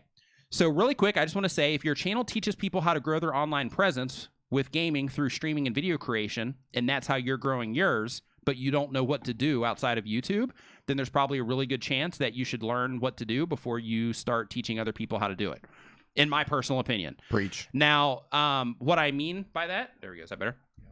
What I mean by that is I'm not saying that, you know, if you like, just have some experience and make sure that the stuff that you're telling people works, because there's a lot of people that are sharing information these days just because it's like, hey, you know, it's cool to make this kind of content. But, you know, at the end of the day, if you don't really, like, if you're asking questions like that, then learn how to do it. Is all I'm saying. You got to learn how to walk the walk. Yes. Yeah, especially if you're leading other people, because if you're leading other people, you have to make sure that you're giving them the right tools that they need in order to make it. Because if you're not, then it's kind of like a blind leading the blind type of situation. You lead by example. Yes. By the way, can I just make a comment on this? And by the way, I'm not like... Practice what you preach is from Alex, AliExpress. And just as a heads up, like, I'm not picking on you. I don't know your experience or anything like that. But just because you asked that you know, like I'm just making that reference. I'm going to continue with your question because there's more to this question. So I'm going to continue with the question also. But I just wanted to just say that because that's happening a lot right now, and I get comments and emails from people doing the same thing. That's why I said that. I just made a Discord to start building a tribe, but what's next? Also, how should I monetize this channel so I can keep producing content? Selling graphics is definitely one thing, but there are more obvious ways. Thanks in advance. You guys are great. Fly ride. Thank you for the kind words. And again, I'm not picking on you. I feel kind of like a jerk for even saying that, but I just wanted to just say it because I think it's important to, you know, I think that it's just important to, you know. Look, man, you have to lead. You have to lead by example. Yeah. Like, I'm not going to follow someone who's saying, "Hey, this is how you do it," if they're not doing it. Okay. Now with this, let me back up a second. So I'm looking at the. Oh no, we're not backing up. No, I'm going to back up. This car doesn't go in reverse. It does. So I want to apologize because I came at Video Nerd here a little bit harsh. I'm looking at the channel now, and he's not actually doing that. So what he's actually doing is he's actually showing people how to grow on like Twitch, for example. It's not YouTube related, and like all of his YouTube stuff is like how to like export YouTube videos, like that kind of stuff. So he's not actually doing grow stuff on YouTube. So I apologize, Video Nerd. I came at that the wrong way. I take nothing back. I do, and I apologize. and I came I came that way because I do get a lot of emails and stuff like that from people trying to do that. So that's why I kind of, you know. You were my vent, man. Sorry. Let it out. Yeah. But okay, so what you want to do in terms of YouTube specifically, in that particular case, I'm going to read back through this real quick. So in terms of what you're doing outside of YouTube, yeah, building a Discord is good. Building a Facebook group is also good. But at the end of the day, man, here's the thing, and I've tracked all this stuff, like trying to pull traffic from Facebook, you can do it, but it's difficult. Like you have to really scale at that. So like, let's say you're trying to pull 1,000 views from Facebook to YouTube. You either have to have an audience that's just crazy engaged and they want to see everything that you put out, which you make content that's similar to the type of content that I make, and people just aren't as engaged in that type of content to where they're like, oh, I gotta see this. So because of that, trying to get people to hop for that type of content is pretty difficult. The best thing that you can do for specifically your type of content, you're already doing it, is to optimize for search here on YouTube, and to also try to think of, you know, like you're doing stuff on Twitch, so of course, you know, handing traffic back and forth and all that good stuff, you know, you want to do that as well. The same with don't die on me, Nick. Nick's over there choking to death. Same if you with, see me get out of the chair and run over there, yeah, Heimlich. And that doesn't actually work with like just coughing. Yeah, I don't think just so. choke on something, will you? I know, right? Let me give you some nuts or something to choke on. Okay. So basically the you know, like what I'm getting at is if you're like, the best results that you can get is targeting YouTube and Google. And the reason I'm saying Google as well is because there's tons of traffic that comes from Google into YouTube, and because like your YouTube videos, even though they show up in YouTube search or just being recommended by YouTube or whatever, if you optimize it so that Google can also see that video and you can pull traffic from Google search results as well, that can be like a whole other level of views that you're getting for your content. So I was going to say completely. Now I feel like a jerk for like, you know, framing that whole thing. I should have looked at the channel first. You are a jerk. No, I know. Here's the thing. I apologize. I'm going to apologize again because I feel like a jerk. Duty Ron, what's up, brother? Yeah, here's the thing. Now the Video Nerd's never going to look at me the same again. No. Sorry, Video Nerd. Little context here. Just trying to help the people in the chat and just make sure that they're aware that kind of thing goes on. Yeah, a little context there. He gets bombarded with emails, people wanting to do exactly what he's doing. Mm-hmm. But like they don't have any experience. Like, hey, how can I teach people to do what you're doing? And it's like, well, if you don't know how, then you probably shouldn't be asking me, sort of thing. Right. So what I was going to say, completely unrelated to all that, but you mentioned the blind leading a blind. So there's a blind school not far from our studio up there in the old city. You probably know. I didn't know that. By the moat, yeah. Okay. I know there's like a blind massage place over there. No. There's an actual school. Oh, okay. And I think they live there. So they travel out, and keep in mind this is Thailand. The roads are absolute chaos here. But the way that they travel out of the school is they'll all like touch each other's shoulder. There'll be one person in the front, and they'll have the leading stick. Okay. Right. And they'll be walking along these treacherous sidewalks. Doug says usually it's D that's the jerk. Yeah. That's what I'm talking about, Doug. Yeah. Usually he is, yeah. And you know, there'll be like an entire train of them. And they're all like holding on to each other. They've got their sticks, and there's one person that's leading the whole pack. It's literally like the blind leading the blind, leading the blind, leading the blind. Anyway, I almost got in a motorbike accident with them. Oh, way to go. Talk about feeling like a jerk. Can you wow, that would have been like jerk level extreme. I wasn't paying attention, and I was turning into a road, and like they all had like dark clothes on, and like the street lamp was out, and they were literally just like a wall of blind people. And you're on like, the road. oh. Yeah, I had to like lock up my brakes. I almost crashed into like 5 or 6 blind people. Yeah, that would have been horrible. Can you? I would have felt terrible. Absolutely. Shannon's coming at you too. She says, "Hey D, doesn't Thailand sell some good cough medicine? What kind of big brother are you?" Thank you, Shannon. Thank you. There you go. Duty Ron says, Nick and D, thank you for all that you do for content creators here on YouTube. Doug, that's horrible. Hashtag 9/11, never forget. Yeah, we are definitely coming up on 9/11 for sure. Wow, yeah, it's next man. Wednesday. Wow. Yeah, man, it's crazy. Moment of silence. Absolutely crazy. Yeah. Wow. Man, that just, you know what? That was like so long ago. Seems like it. So anytime that comes up, it's like my memory goes right to that. I remember because Nick and I were living together at the time. I remember opening your bedroom door. And I remember you were watching it on TV. And like that's my... Yeah, because Mom sent me a message and woke me up. And she was like, hey, we're being attacked. Yeah, that was crazy. Yeah, she's like, hey, we're being attacked. And I'm that like, was crazy. What? Yeah. All right. So next up, we've got from Stuffer. Stuffer says, if a tag I want to use has no monthly searches, but TubeBuddy says it's a great tag, should I use it or find one with at least some monthly searches? I recommend that you find one with at least some monthly searches. Because here's the thing, like the way that it's gauging everything, like if you're going for something that doesn't have any competition, for example, it might not have competition because nobody's actually looking for it, right? So nobody's making that type of content. So what you want to do is with all of the different tools, you want to make sure that you take the results that you're given, and you also want to do your own research as well. And you just want to look and see, like what's coming up when I search for this. Is there a general idea of how many people are actually looking for this? You can use keywords everywhere for that, by the way. Is there like the channels that I will be going up against for this? Like what type of content are they making? Will I be able to compete? Like, is my content as good as their content, and so on? But you basically want to, just do a little bit of research as well.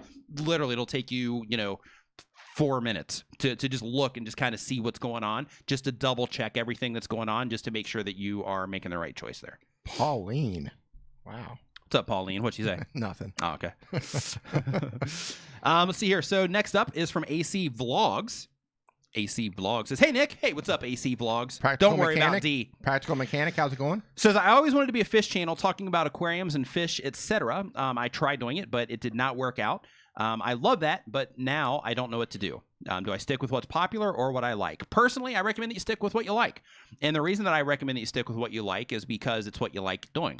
And going with what is popular isn't necessarily the right thing to do. Like what I recommend that you do in that situation is think about like if you're putting out the YouTube videos because you like talking about, fish, and you talking about aquariums and things like that, if that's why you're putting out the content, then just to get that joy of sharing that with other people, that, that thing that you're into with other people, then you should keep doing it.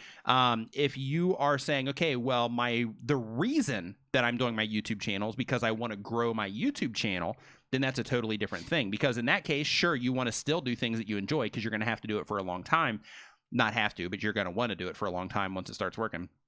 Hey, Herman, how's it going, man? Hey, what's up, Herman? Nice to see you in here. We're speaking of Vid Summit, not VidCon Australia. Yeah. At least I hope. Are we speaking of VidCon Australia? No, we're not. Are you sure? Yep, positive. Okay. Yep. All right. Yep. I just had a heart attack when I read that. You're like, not prepared. Yeah. I was like, well, I better. But I'll see you guys later. I need to prepare a talk or workshop or whatever I'm doing. But basically, like in my opinion, if you're putting out content because you just want to share your love of that with the world, then it doesn't matter if you get 25 views or 1,000 views or 10,000 views. Of course, the more would be better. But if you're doing it just to share your love of doing that, then you're just trying to, have that connection with the people that do something similar to you. But if you're like, hey, I actually want to grow my YouTube channel, I want to, start selling some type of fish products as an affiliate, or I want to create a fish product, or I have a fish store and I want to bring exposure to my store, or I want to work with companies that have aquarium products so that they can, so that they'll send me tanks and all this stuff that would normally cost me a lot of money, then in that case, you're going to have to kind of walk that line. And you're going to have to say, okay, well, this is what I love doing, but I need to figure out a way to kind of morph what I love doing to also dipping my toes into the things that are popular, so that within the fish community, or in the fish and aquarium community, I need to dip my toes in that as well to make sure. Dipping your toes in the water in the fish of the tank. fish community. Yep. That was good. Yep. Dipping your toes in the fish tank. Thanks. Didn't even realize I said it actually until you said it. Thank you. But still wasn't as good as a video farmer though. That's right. good. But basically, like you want to. That's right. You want to. Yes. You want to dip it in there and make some of that other content as well, because that's the stuff that's going to bring attention to your channel. So for everybody that's watching this right now, everybody that's listening to this, one thing that you always have to make sure that you do is, again, you got to think about why it is that you're on YouTube in the first place and what you're trying to accomplish, like a big picture thing.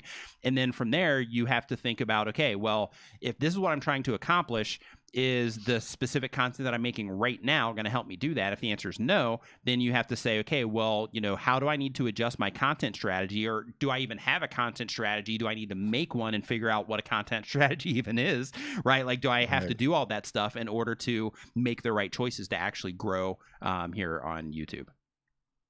Dip it in there. So to kind of back that up a little bit, like in terms of like content strategy, what you want to do is you want to say, okay, these are the videos that I'm like super passionate about, but I'm also going to make these particular type of videos also as kind of like a doorway to bring people into my channel. Yep. Okay, so next up we've got Justin Wunderlich says, how do I use TubeBuddy to find the most lucrative video topic? I have one band that I want to cover, but almost 6 to 7 songs that I can do. How do I pick which songs? Okay, so your question number 1 is the most lucrative topic. They don't do that. That's not what they do. 2 is I have one band that I want to cover, but almost 6 or 7 songs. You can just cover all 6 or 7 songs. If you want to cover them, like, you can cover more than one song on your channel. Alejandro the Beast. What up, Alejandro? Says, are there any settings that you use to help expand your channel / pleases the YouTube algorithm? In terms of just YouTube settings by themselves, you do have inside of your settings inside of YouTube, there is a little box that you can check that will give you the option to make sure that your content is being recommended to next to other videos on YouTube. If that box isn't checked and you turn it off, then what's going to happen is you're actually kind of privatizing your channel to its own thing.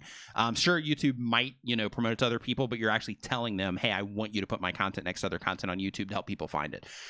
In addition to that, like, there's not like a setting for this in terms of like, if I do this, then the algorithm's going to love me more, but you can actually kind of work with YouTube, and you can do things like you can set up a series playlist as an example, and a series playlist is just like a normal playlist. The only difference is you are telling YouTube that the videos within that playlist are directly related to each other, which increases your chances of YouTube showing the other videos in that playlist next to the videos that they're already watching in that playlist. And in addition to that, a series playlist, only videos from your channel can go in that, and only videos and each video can only go in one series playlist. It can go in an infinite amount of playlists, but it can only go into one series playlist. That's so they're hyper specific. Well, it is, but it's also it's also very helpful with organization though. Brian Malone Jr. is in the house. What is up, Brian? Nice to see you in the house. Hope you're doing well, my man. Next up, we've got WOT. Okay, WOT question is, I created a new channel, so I started 2 weeks ago. Welcome to YouTube. All right. I use good thumbnails, tags, description, titles, but my views and subs are reducing. Okay, so first off, probably not that good. Hate to say it. They just got started. So they might be. Let's find out. But they said I make good thumbnails. Hold on, let's see here. I know what I'm going to tell you already. I'm going to be the guy, and it's exactly what I'm going to tell you. Okay, so I'm going to be. I hate to be the guy. So just as a heads up, yeah, just as a heads up, you have 4 videos on your channel. Don't even worry about that right now. What you need to worry about right now is you need to worry about how can I make better videos? How can I make better thumbnails? Because right now your thumbnails are like really hard to read, for example, some of them. Arrest my case. Roberto Blake's in the house. So, hey, what's up, Roberto? Nice to see you, man. So what you want to do is the very first thing is just focus on making content. So make a bunch more videos, and during the process of making a bunch more videos, after that, and in that process, you're going to learn how to make better videos. You're going to learn how to make better thumbnails and all that stuff. Watch tons of videos on how to design things and how to make good videos in general. All the production side of things, and make a bunch more videos, and then see what's happening on your channel, and then start worrying about the other things. Right, D? All right. I like waiting till you have like a mouthful of food. Eating. I'm over here trying to like eat some stuff. As soon as I start chewing, he's like, right, D? But 4 videos, give it time. Right? Yeah, give it time. Like expectations. Let me just go on a rant real quick. if you don't mind. So, yeah, expectations are definitely. Thanks, Josephine. Expectations on YouTube are something that a lot of people really have to. Check at times. Like a lot of people will think, "Hey, I put out like 5 videos." And I should have like a bunch of views now. I should have a bunch of people subscribing to my channel. But it just, in most cases, it doesn't work like that. And I'm just going to take a step further and just say you're not entitled to those views. Right. You got to earn them. Absolutely. Every single one of them. Absolutely. And especially like if you are just getting into this and you don't come from a background of knowing how to do any of that, or you don't innately see some of the things that you can do to improve and all that stuff, it's going to take some time. So you just have to embrace that, and you have to say, okay, this is going to take, this is going to take longer than I expected because I'm not getting the results that I wanted. So now the next step, since I'm not getting the results that I want, is I have to figure out how to make better content, how to work on discovery for that content in terms of how am I going to get people to my videos. You need to work on interacting with your community and how all that stuff works. But you have to learn that process. You got to learn to read your stats so that you can tell what's happening on your content. If I tossed you a Caffeine Man, what's up, man? If I tossed you a basketball, would you be a great basketball player?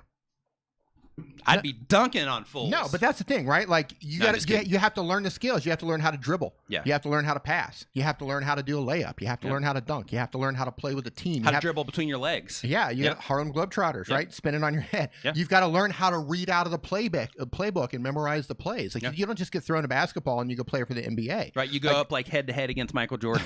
Right. Like you've got to build all of these Jordan. unique I'm coming skills. for you. I'm coming for you, man.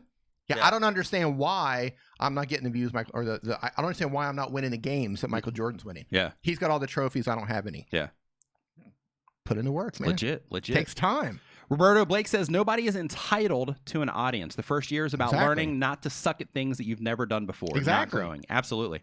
Yeah, you got to, whatever it is that you're doing, YouTubing, soccer, football, American football, basketball, ice skating, it doesn't matter. You have to learn how to do it. Great analogy. Eric Waite says, I've planted whiskey. I've planted 4 trees. Why don't I have a forest? Yeah, it's good. That's great. Fantastic. Love that analogy. Fly Ride, what's up, dude?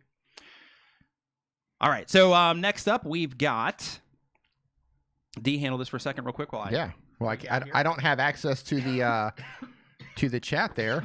Roger Wakefield says plumbing. I don't know what that reference is to, but got a lot of pipes doesn't mean you're a plumber, I guess. That's right. Just because you got a wrench don't mean you can fix a toilet. That's right. Yeah. Improve your guitar skills and sound says, do you think the latest Google whistleblower will affect YouTube algorithms? Here's the thing. YouTube has a business plan. YouTube's business plan and what it is that they're trying to accomplish, that is going to be the main thing that's going to affect everything.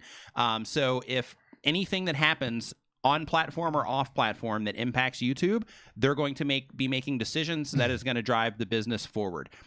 In terms of like some of the stuff that's happened recently with like the FTC and all of that, then of course there's going to have to be some updates that are going to deal with that kind of things or that thing and all that.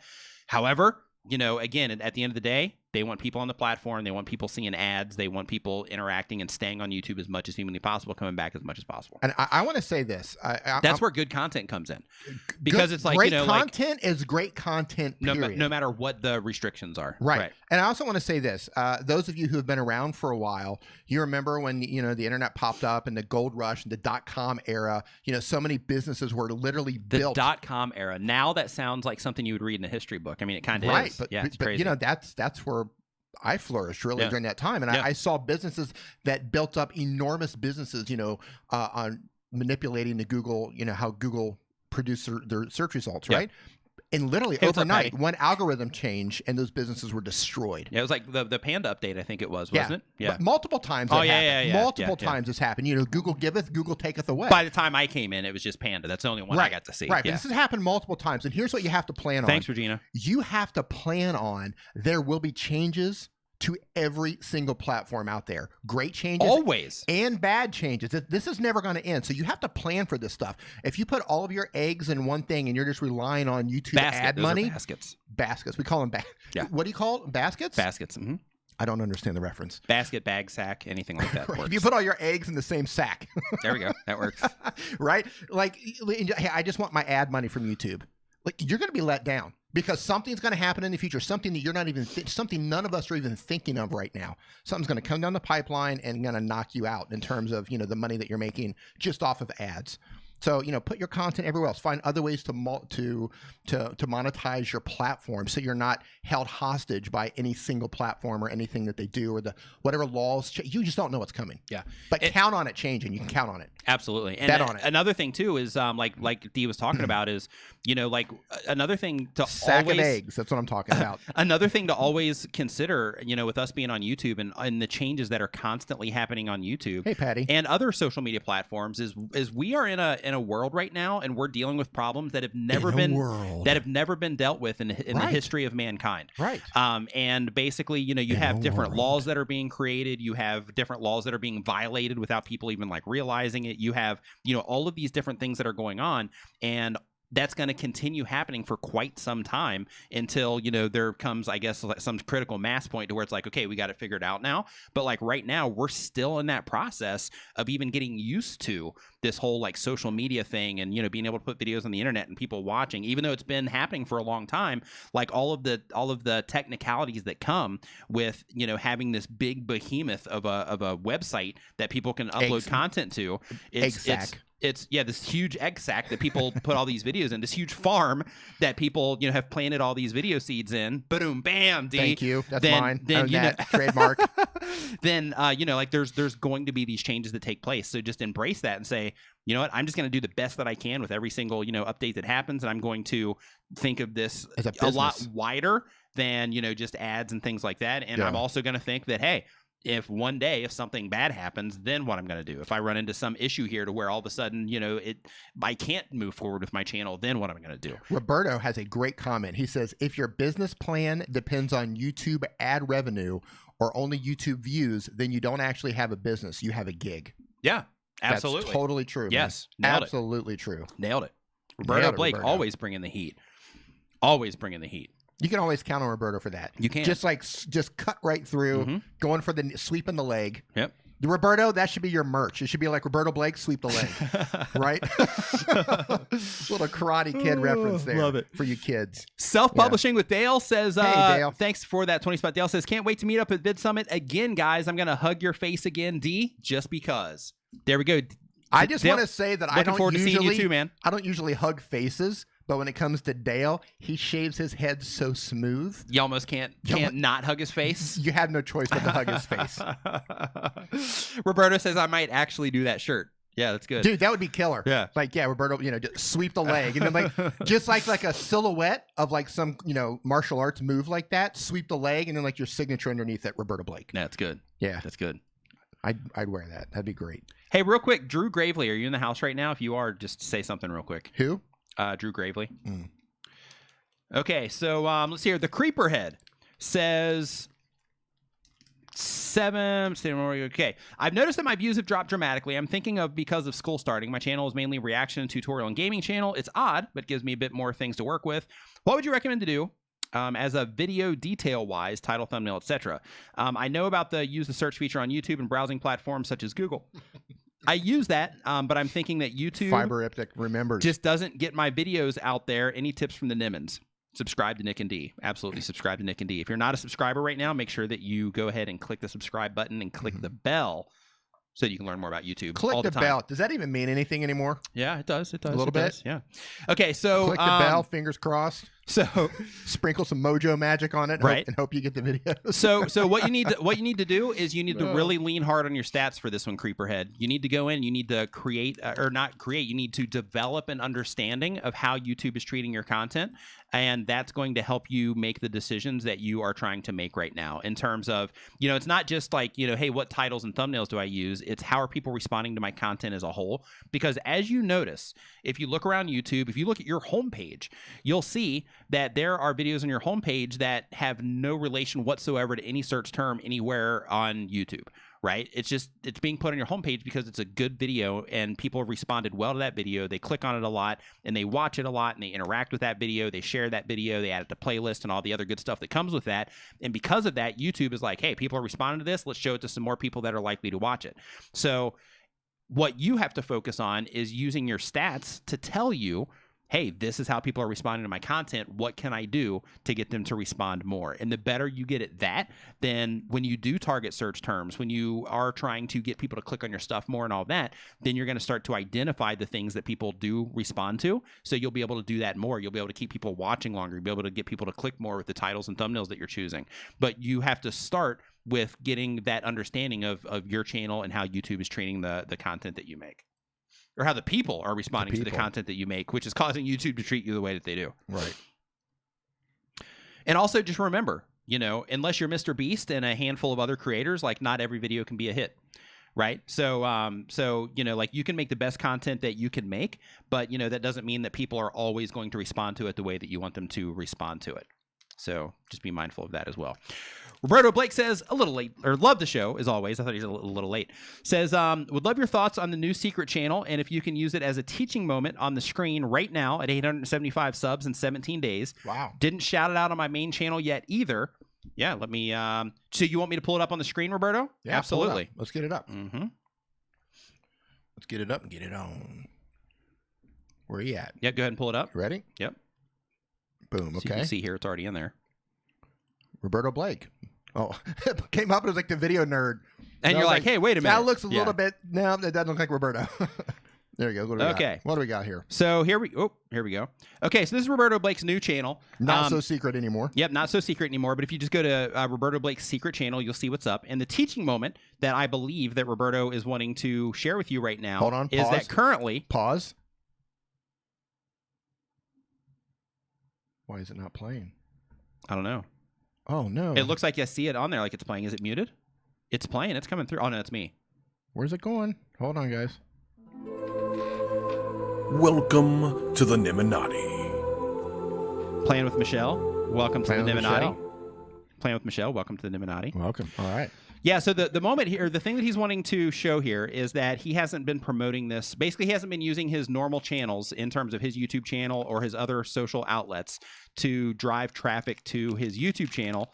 However, he has 875 subscribers in 17 days. It hasn't been shouted out on his main channel. If you look at his view counts here, you'll see that he has 1.1 thousand views here, 1.2 thousand views here, 898 views just on his very first video.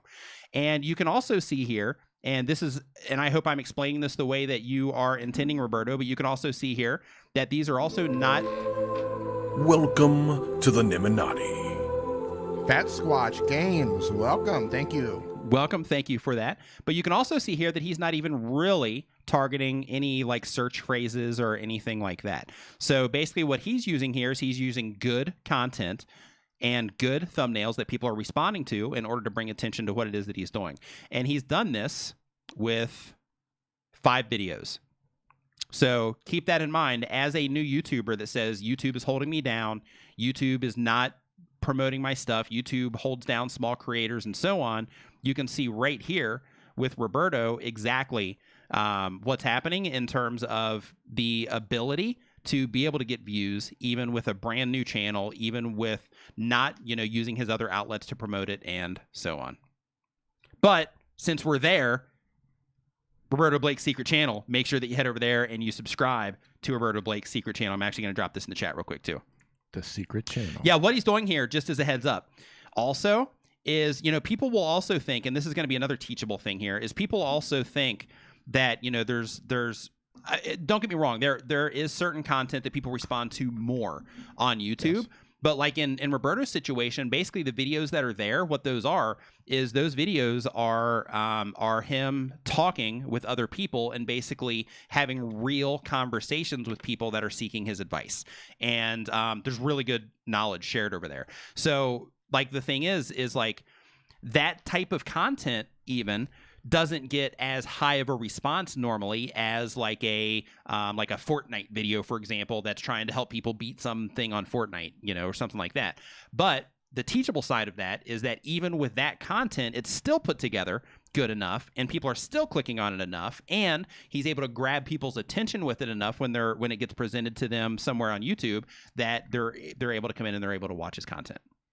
Eric says, but isn't Roberto Blake already a good search term? It's a good search term for Roberto Blake's current channel.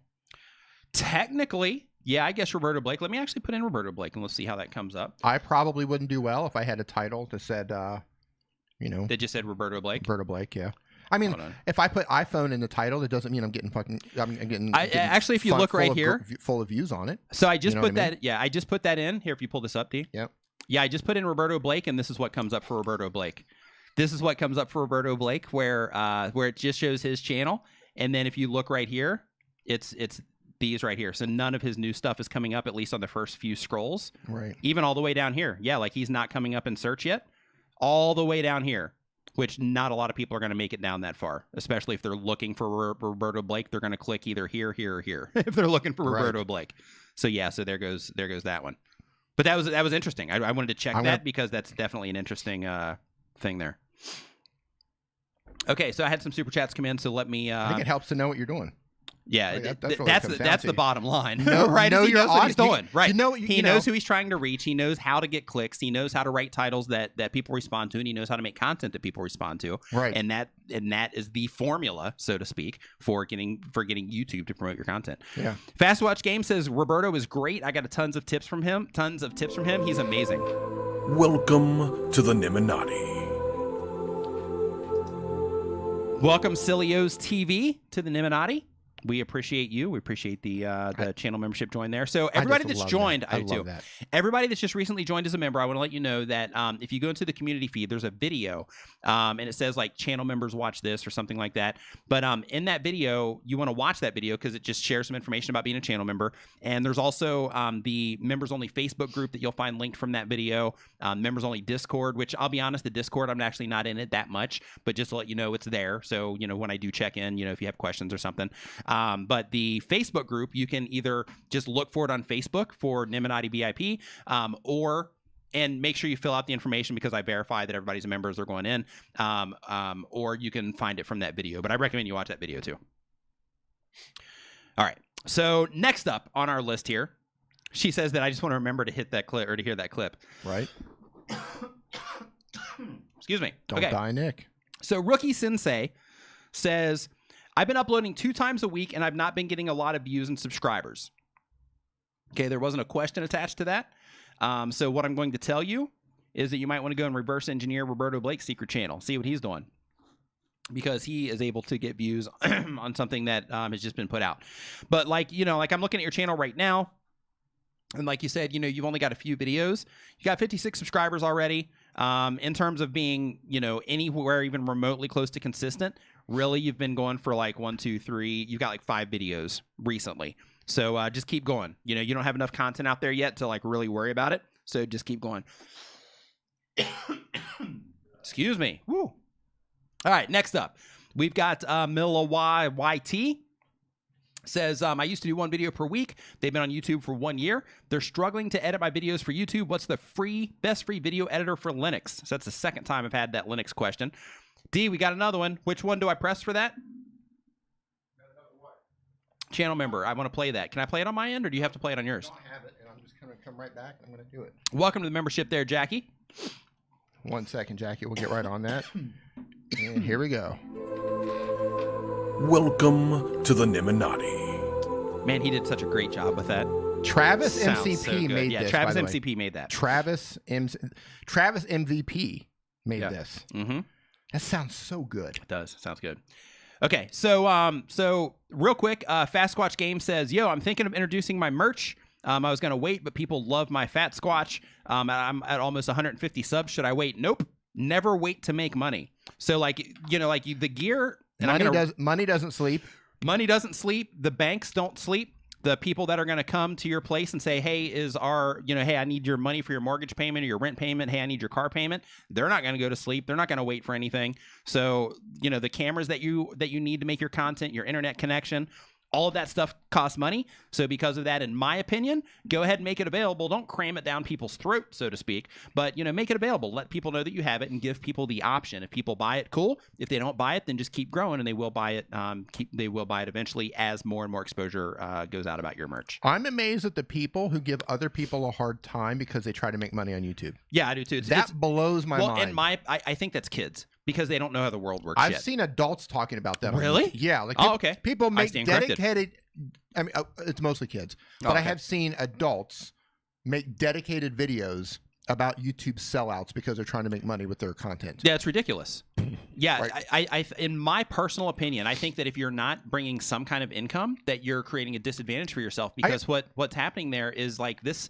It's not free to upload videos to YouTube if you are doing it on a computer, if you're doing it on a phone that you had to pay for, if you are using an internet connection to upload that content, if you went out and bought anything like a camera or DSLR, even a tripod or a light or anything like that, it all costs money. At the very least, you should be trying to finance YouTube. So be able to, use your YouTube income at the very least to contribute towards or fully support your ability to make content on YouTube. Let's think about this for a second, right? I'm going to let you rant for a second because I feel a coughing fit so coming. You have to pay for your internet connection, right? Why not let your business pay for that, right? Your YouTube business. You have to pay for computer parts, or you need to pay for a phone. What if you need a wide angle lens for your phone because you're shooting in a van or you're shooting in a small room? Those wide angle lenses are not cheap. You want a microphone? That's going to cost money too. You want better audio, don't you? That costs money. What if you have a website where you want to drive people over to do things, read my blog, look at stuff on my video, right? Well, hosting isn't free. I mean, it can be, but it's going to be crappy hosting. What about if you want to build an email list? Well, that's going to cost you money too when you send out those emails. What if you want to network with other creators? And those of you who are networking with other creators, like Roberto knows and Roger Wakefield knows, and like networking and building those relationships, that's more valuable than anything. So it's not free. That takes money to go to these events. That stuff is really expensive. Like, it takes money to do this stuff, unfortunately. So if you're giving people a hard time, thanks for walking in front of my camera twice. If you're giving people a hard time, or you even think that it's wrong to try to make money with your content, you're way off on that. Yeah. Yeah, you should give yourself the advantage of being able to lean into it, because you're using your skills to put stuff out there. And why shouldn't you make money with your content? Right. You made it. Right. It's like saying, hey, I'm just going to walk into IKEA and just take everything I want for free. Right. Right? The other people made it. It doesn't matter if you create a piece of furniture or you create a piece of video. Just a small piece. Right. Just a little piece of video. But you made it. Yeah. Doesn't matter if you made a video or a coffee table. You made that. Yeah, like you were saying before, like networking and going to like VidSummit. Man. VidSummit.com, by the way. But like going to like VidSummit and those things like that to network with other people. Yeah, it all costs. That's huge. Skinny Gamer Bro says, advise on how to target gamers, please. Make content that gamers are actively searching for. So if you are just doing like Let's Plays, for example, then you're going to have to be just like crazy entertaining and share yourself around all the social media platforms and Reddit and things like that, and people respond to you. Or you make content that will help people solve problems as part of your content strategy to bring people into your channel, and you target things that people are actually looking for that have to do with your particular game. All right. Did you see Jay's super chat for Nick's cough drops? No. Thank you, Jay. Oh, I see it right there for Nick's cough drops. Thank you, Jay. I appreciate that. All right. So let's see here. There's Vigard saying that's amazing, Roberto. I'm not sure what Roberto said. Okay, if I made another secret channel on a niche topic and never did a face reveal and grew 20,000 in 6 months to a year, I promise you'd still find an excuse. Yeah, absolutely. Yeah, like without question. Yeah, it would be like, well, but at the end of the day, it's like, you come out to, it's like, what you're doing. And because you know what you're doing, then, you have that advantage. Like one of the things that firing up my test channel again, now that I have the knowledge that I have, just to see what I could do with it, just to prove a point. I've actually considered the same thing. Yeah, but like, like with that, it's like, like when you come into this kind of stuff, okay, just like as an example, like with D and I, we came into this already knowing about graphic design, already knowing, some. I didn't know as much as D, but, I had him where I could ask questions. That's right. You want to say that again? About video production and things like that. But it's like, like we already came into it with that kind of knowledge, which gave us a huge advantage right out of the gate, where a lot of people, they have to go through that learning curve of even learning how to make like their videos look okay. Right. So it's like, like in Roberto's situation with that new channel, he's in a situation where like he's already worked with like tons of clients, and in addition to growing his own channel and all that stuff, like he doesn't just have the information on what works on his channel, he has the information on what works across a bunch of different verticals on YouTube, and he can apply that to what it is that he's doing. and that's where like the real juice is. This is where I think a lot of people don't get that in terms of like the YouTube education space, especially with people like you and Roberto, is because you work with so many clients that you not only get to see your particular stats, you get to see what works across all types of different channels. Right. So when you have that information to lean on, you know that wherever you take your next step, you understand how that particular niche is working. Right. That's huge. Right. You just don't guess that sort of thing. Like, right. You know what I mean? Right. Zach yeah, and I'm not stats. working with that many people anymore. Just as a heads up, I've actually limited it down quite a bit now. But you know, like over time, you know, working with over a lot of channels, it really opens up your mind in terms of things that work or don't work, across the board. And it also shows you, and Roberto can back me up on this if he's still in the chat. It also shows you like even how if he's not in the chat, he's still here. Right. But like Roberto's omnipresent, right? He's everywhere. But like one thing that you also start to notice is how like channels themselves are almost like their own personalities in terms of just how everything works around each in particular channel. It's crazy. Zach Talks Tech says nothing wrong with sponsorships and partnerships on your channel as long as it fits your niche and community gains value. Just disclose properly. Absolutely, man. And that's the thing, is just making sure that everything's in alignment with what it is that you're doing.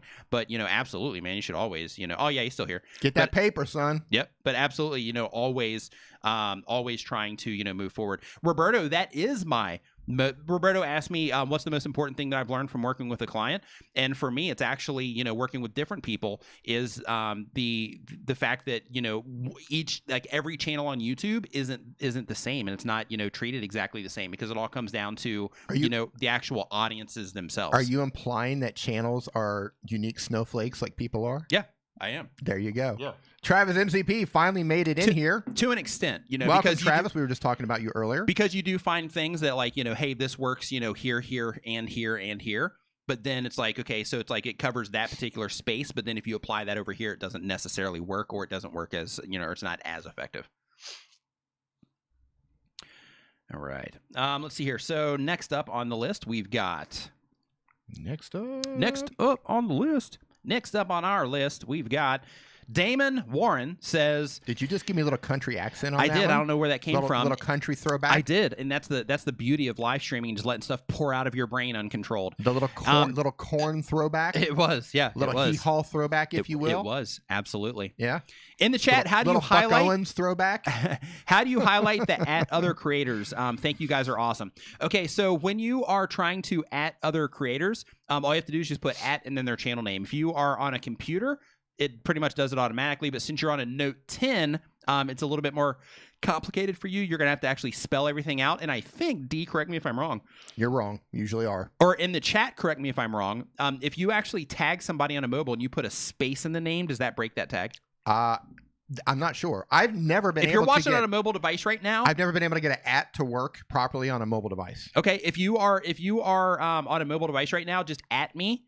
Just do at and then my channel name, and I want to see if it if it actually works or not. Because you have the space in your name, you mean? Yeah. Yeah, that I'm not sure. Pauline Newman, thank you for that 20 spot. We appreciate Thank it. Saying you. having a cup of Jamaican coffee on me. Some Jamaican nice. Joe. Okay, so some people, they're writing in Nick Nimmin. Are you guys doing it on your phone? So it doesn't break it. Okay, so that's on a phone, and it's Right. coming through. Okay, cool. Yeah, so then all you have to do is just, to answer that question, all you have to do is just do at, and then literally just spell out their channel name exactly as it is. Thank you for everybody that did that. I appreciate it. So now we know. Right. See, that's a beauty of these live streams. Right. So Roberto says, something I've been thinking about is how browse is now dominating over suggested videos and search is making a big comeback.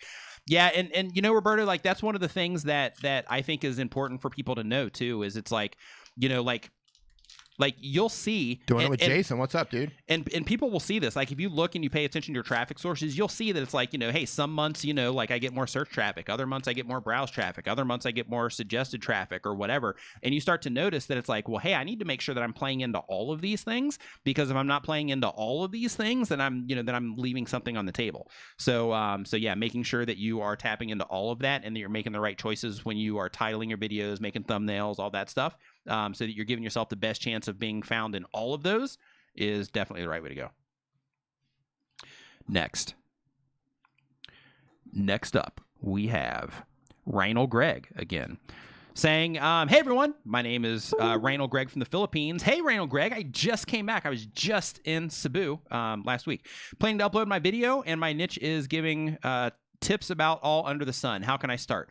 Instead of giving tips about all under the sun, I would recommend that you pick a specific thing or a specific idea. So instead of just like all tips just in general under the sun, focus on something. So it would be like, tips about the Philippines, for example, or tips about traveling to the Philippines, or tips about your particular area in the Philippines, or tips about, because most of the people over there are bilingual. So it would be, tips on a language, or tips on, anything else that you happen to be interested in, and just kind of focus on that. And that will actually help you develop a stronger audience around what it is that you're doing, which will also help YouTube put your content in front of the right people that are similar to the people that are watching your content, and so on.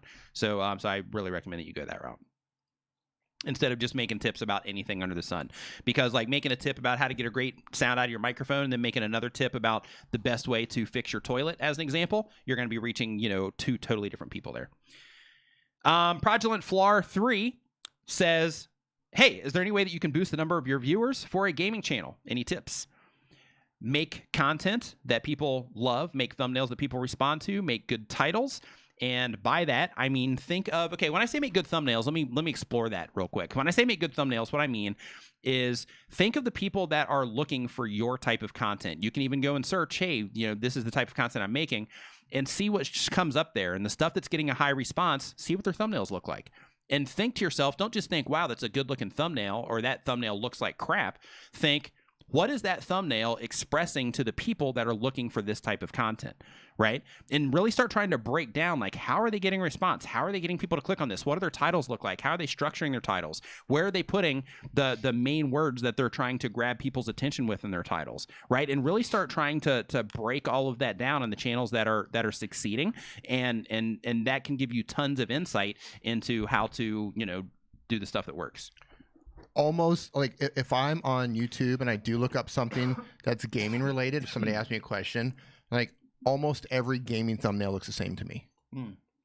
Like I don't know how people even choose. Yeah. Because it's like everybody just copies the exact same. Yeah. Here's the same character. Here's the same 3 fonts that everybody uses. Yeah. I mean, and that's cool. It gets the job done. But like, I would be thinking, okay, what can I do to go the opposite direction that everybody's doing with their thumbnails? Yeah, and by opposite direction, he means stand out more. Yeah. He doesn't mean just like, hey, I'm going to make something completely different for the sake of making something different. It's more of like, I need to make something a little bit different so that it looks so it's as attention grabbing or more attention grabbing than the ones that I'm being presented next to. Yeah. Am I right? Yeah, because they're just too many of them look the same. Let's see here. Ornaldo Bo says, when do you start broadening a niche past what you started with? So if you are trying to expand, then you can do that after you feel that you have the momentum that you are comfortable enough to do that with. So if you're like, hey, I'm cruising along, I'm getting X amount of views per month, I'm getting X amount of subscribers per month. So now I think that I can start dipping my toes and trying to go just a little bit wider in this particular interest or this particular topic that I'm making content in. Fast Watch Game says, what about my thumbnails, D? Yeah, so we're not looking at thumbnails right now. But basically, same exact thing applies. You have to just think about, hey, when people are, putting my or when my videos are coming up, are you looking at his channel? I've got it pulled up. Oh, okay. What do you think, D? I don't know this particular game, so it looks like they're just screenshots from the game. So I don't know. They look all right, but if that's what everybody's looks like for that particular game, then I would say do something, change it up. And by change it up, what do you mean? You like put like a color treatment on the screenshot? Do you mean like highlight specific parts of the screenshot? Maybe have them pop off with the thumb a little bit. The name of this game, I'm guessing, is what? It's called Art of War. Is that it? I'm not sure. Okay. Well, I'm going to look it up and see. Okay. While you talk. Okay. So next up on our list, we have Stats Fiestas saying, I have a high CTR between 8 and 25%, high retention rate between 50 and 75, but very low impressions and not many views, though lots of comments and likes. How to increase impressions? Thanks. I'm ill too today. First, let me say, Stas Fiestas, that I hope that you feel better soon. I hope that I feel better soon as well. But I hope that you also feel better soon. So with your click-through rate, and your audience retention, I'm not sure of the views that you're getting. Let me go look at your channel really quick, because a lot of people think that, hey, I've got a high retention, or I have a lot of, or I have a high click-through rate, but they're not getting a lot of. Okay, so like in this particular situation, right? I think, okay, so I just pulled it up. You've got, okay, good. Yeah, good. I just want to say that, yeah, I mean, when I go on like Art of War 8, a lot of thumbnails kind of look similar to yours. So while as standalone, I think your thumbnails look good, but when compared against all the other thumbnails competing for the exact same game, they all kind of look similar. So if that were my channel, I would be going out of my way to experiment with different thumbnails, different colors, different things within the game to show imagery of. So it looks completely different than all the other gaming channels focusing on the same game. Yeah, and real quick too, just to let you know, TubeBuddy actually has an A/B testing feature. To where you can test thumbnails against each other. So like in that particular situation, like if you have, the thumbnails that you currently have and you're like, hey, I want to try some other thumbnails and see how they work, with their A/B testing feature, it basically will give you the data that will tell you, hey, people responded to this thumbnail more, and they'll tell you people responded to like which thumbnail the most in search, which thumbnail the best in suggested, which thumbnail the best in browse, and so on. Which one gave you the more watch time? Which one gave you the most watch time, Right. All that stuff. So it's really informative in terms of like helping you make the right decisions on your thumbnails. Ron's trained some things. What's going on, Ron? Hey, what's up, Ron? So to answer this question again for Staz, so like when I'm looking at your channel, like on your video with like 1.3 thousand views, that's a decent amount to look at that data and say like, okay, 50% and a high click-through rate, like 25% click-through rate on this plus retention. The next thing you would have to worry about is the actual topic itself. Is that, something that people are looking for at scale and that they would be interested to click on at scale. And then outside of that, the other views that you have, you're looking at like 92 views, 624 views, 723 views on some of these. And basically what I'm getting at is this. If you have videos that do well, but you don't have a lot of views on them, then it's good that they're doing well and you're definitely heading, in the right direction. But where that really starts happening, or where that really starts becoming even more important, or to where you're going to start seeing those numbers shift, is when you start getting more views. Because when you start getting more views, what happens is, like right now, YouTube is showing your content, in a space about like this, right? And, based on how those people are responding to it, it's deciding if it's going to put it out in front of more people or whatever. And the smaller that space is, the easier it is for your click-through rate to be high and for your retention to be high. And then what happens is, as that space starts expanding and they start showing you to more and more and more and more people, then that's going to drive those numbers down. So like you'll see videos out there that'll have millions of views on them, but they'll have like a 2% click-through rate or a 1.5% click-through rate, and their audience retention might not even be that great. And you look at that and you're like, well, wait a minute, that's breaking the rules. But in reality, it's not breaking the rules. All it means is that YouTube is showing your content to so many people, and that's, you're getting all those impressions that that it's driving those numbers down because they're showing it to so many people. So in your particular case, like with your retention being high and your click-through rate being high, but your impressions are low, those are high because your impressions are low. Right. That's what I'm getting at. Right. So, you when can you're have looking a high at that, CTR with low impressions doesn't mean a whole lot. Right. But Right. if you have like a lot of impressions on it and then you still maintain a high CTR, then that's when things really start, working out to your advantage. Right. All of my top videos, the audience retention isn't that great, but my CTR, my thumb, is of tons of impressions and a super high CTR with tons of impressions. And those videos are just driving my channel. Yeah. Even though the audience retention isn't that great. Mm-hmm. And at the end of the day, too, like with retention, like, the more you have, the better. But you also just have to be getting more than the other people that are making a similar type of thing. Right. Blocky at YX. Hey, Jackie. Says they just started. Welcome to YouTube. Yeah. Says, hey, Nick, can you tell me if my channel is good or dad, and tell me what I can make is badder? I think it's dad. So not so It's dad. So we're not looking at channels right now. Kevin Walsh says, do you know how I should market my music YouTube channel? If not, it is okay. So when it comes to your YouTube channel, it depends on, what kind of music you're doing. Are you like helping people learn how to make music, or are you making songs? Because all of that is going to be dependent on how you market your YouTube channel. So I'm going to actually pull you up here and see what it is that you're doing. Okay, so right now, the very first thing is like your titles. And you don't even have like channel art on your channel. So the very first step is to verify your YouTube channel, customize your YouTube channel layout, and that's going to allow you to put like channel art in there. It's going to give you the navigation on your channel to where you have like currently you just have home. You're going to have like videos and playlists and about me and all that stuff. Get all of that stuff sorted first, because that's also important. And then once you get that sorted, next thing you need to work on is your titles themselves, because like you have like Empire, for example. Like like that is going to be very difficult for people to find, right? So what you want to do in that particular case is you need to do, if it's a cover, then you do like Empire cover by, you know, XYZ. Is it Queen, and then, as in Queensryche Empire? I have no idea.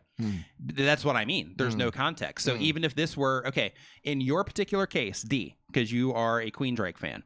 So in your particular case, Operation Mindcrime. In your particular case, yep. If this video were to be shown to you and it doesn't have any references to them whatsoever, and all it is like a picture of the Empire State Building, then in that particular case, you wouldn't have any idea that this would be that. It could be anything, right? Maybe you would think that, depending on where you're at in your brain at that moment. Right. But, you know, because it doesn't say, you know, cover of, you know, XYZ, then in that particular case, could you be don't Alicia have any Keys, context. It could be Queensryche. It could be something unrelated or some... it might even be Alicia Keys. I don't know. Right. Yeah, don't know. I'm just going by that. But What's yeah, up, so Ed? you definitely need to make sure that you're working on your titles. But you have a ways to go in terms of like learning about, you know, like the setup and titles and all that. I really recommend that you go through the YouTube Creator Academy. It's 100% free. It's put out by YouTube. I have a link to that down in the description below this stream right now. So go and check that out. And it's huge. There's so much valuable information in there for content creators. And if you do not go through the YouTube Creator Academy, then you're really doing yourself a disservice, because there's tons of really valuable information in there that will teach you the basics of how a lot of this stuff works. Because what YouTube wants is they want you to make good content that people respond to so that they can accomplish their goals. And because of that, through the YouTube Creator Academy, they're basically informing you with the information that you need in order to, you know, get the ball rolling. So because of that, I really recommend that you spend some time in the Creator Academy. A little bit of time. Right, D? Absolutely. All right. You know what I love is when you recommend somebody who's like struggling on a platform, who's not paying attention to anything. Yeah. You're like, hey, go through the Creator Academy. And they say, oh, I've done that. Yeah. Just like, oh. Yeah. Yeah, in that situation, it's like, well, if you've done that, then it would look different, right? You can see, like, you can pull up a channel and like right there, you know, it's like, okay, have they? You got some work to do. Right. Right. Flash in your pan, what's up, man? Master Obstacles saying, hey, I get about 100 views, but no subscribers. Can you give me tips for getting subs? Master Obstacles, you want to make sure that you are making content that adds something to people. If people are not subscribing to you, it means they're not getting anything out of your content, or they're not getting out of your content maybe what you think they should be getting out of the content. So because of that, you definitely want to make sure that you are focusing on the value that you are bringing to the people that you're watching your videos. To rephrase that one more way, when somebody watches your videos, by the time your video is finished, you want somebody to say, okay, I learned something, or wow, that fired me up, or wow, I laughed, or wow, that was a good time, or hey, you know, like you want them to think something positive about your video and make them want to say, I want to watch more of these because I got something positive out of it. More. All right. So let's see here. So Matt Hayes just dropped a super chat here. Says, my friend died because we didn't know his blood type. He kept insisting that we be positive, but it's just so hard without him. I'm sorry for your loss there, Matt. And I guess that is a public service message as well to make sure you know your blood type. I don't know my blood type, actually. Be positive. I think it's a joke. Oh, it is? I think so. Oh, I got it. Dad jokes. Oh, okay. Got it.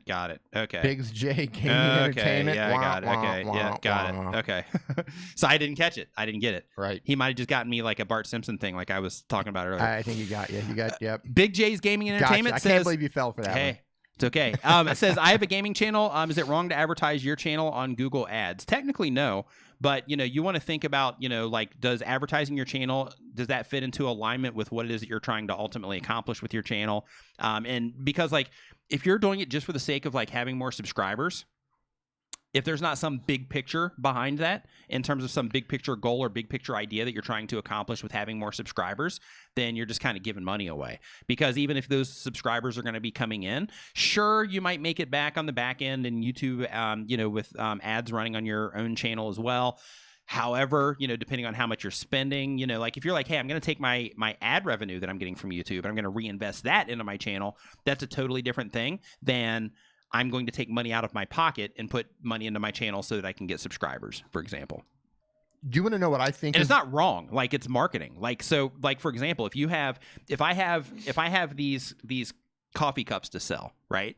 if I have these coffee cups to sell and I'm like, okay, how do I get these in front of people? And the best way that I can think of at that time is to run ads, you know, to build, you know, a website and where people can buy this, and then I run ads on it in order to bring awareness to it. Then that's what, you know, that's what you do. So like in your case, if you're like, hey, I'm making awesome content, it's not just I think it's awesome. My stats tell me that it's awesome because people are responding to it. People are subscribing to my content at a high rate because they're enjoying the content that I'm putting out there. Then in that particular case, then that's when you say, okay, any ad money that I get because people are already responding, I'm going to reinvest that into what it is that I'm doing on YouTube through ads. You know what? The weirdest phenomenon I think that's happening on YouTube, I'm trying to think of the right word there, is where people are trying to get, like, the channel will be like trying to get 1,000 subscribers without a video. Yeah. I like, what in the world is going on there? Yeah. Like, talk about it. I think it's funny. Like if they're like serious, I think it's hilarious. Like, if they're not serious, I think it's funny just as like a troll thing. It's funny as a troll. Yeah. But it's like, what's like, man, like, really? Yeah. Like, what are you doing with your life? Right? You're trying to get subscribers on that. Like, what does that even mean? Right. It's so bizarre. It is. People are on some weird stuff. They are. Doing exploring. Says, I recently uploaded a video to YouTube. After it was processed, it said video not available, but after a few minutes, it was fine. Does sometimes uploading YouTube videos go into an error? Yeah, sometimes like you'll upload something and then like just randomly you'll find it like in your backlog of content. You'll be like, wait, where did it go? And then you'll look through your videos list and it'll be like 3 pages back for whatever reason. All kinds of weird stuff happens like that. Just keep in mind, you know, it's a computer and you are, or I don't know if computer's the right word. I guess it is these days. But basically, you're uploading those kids.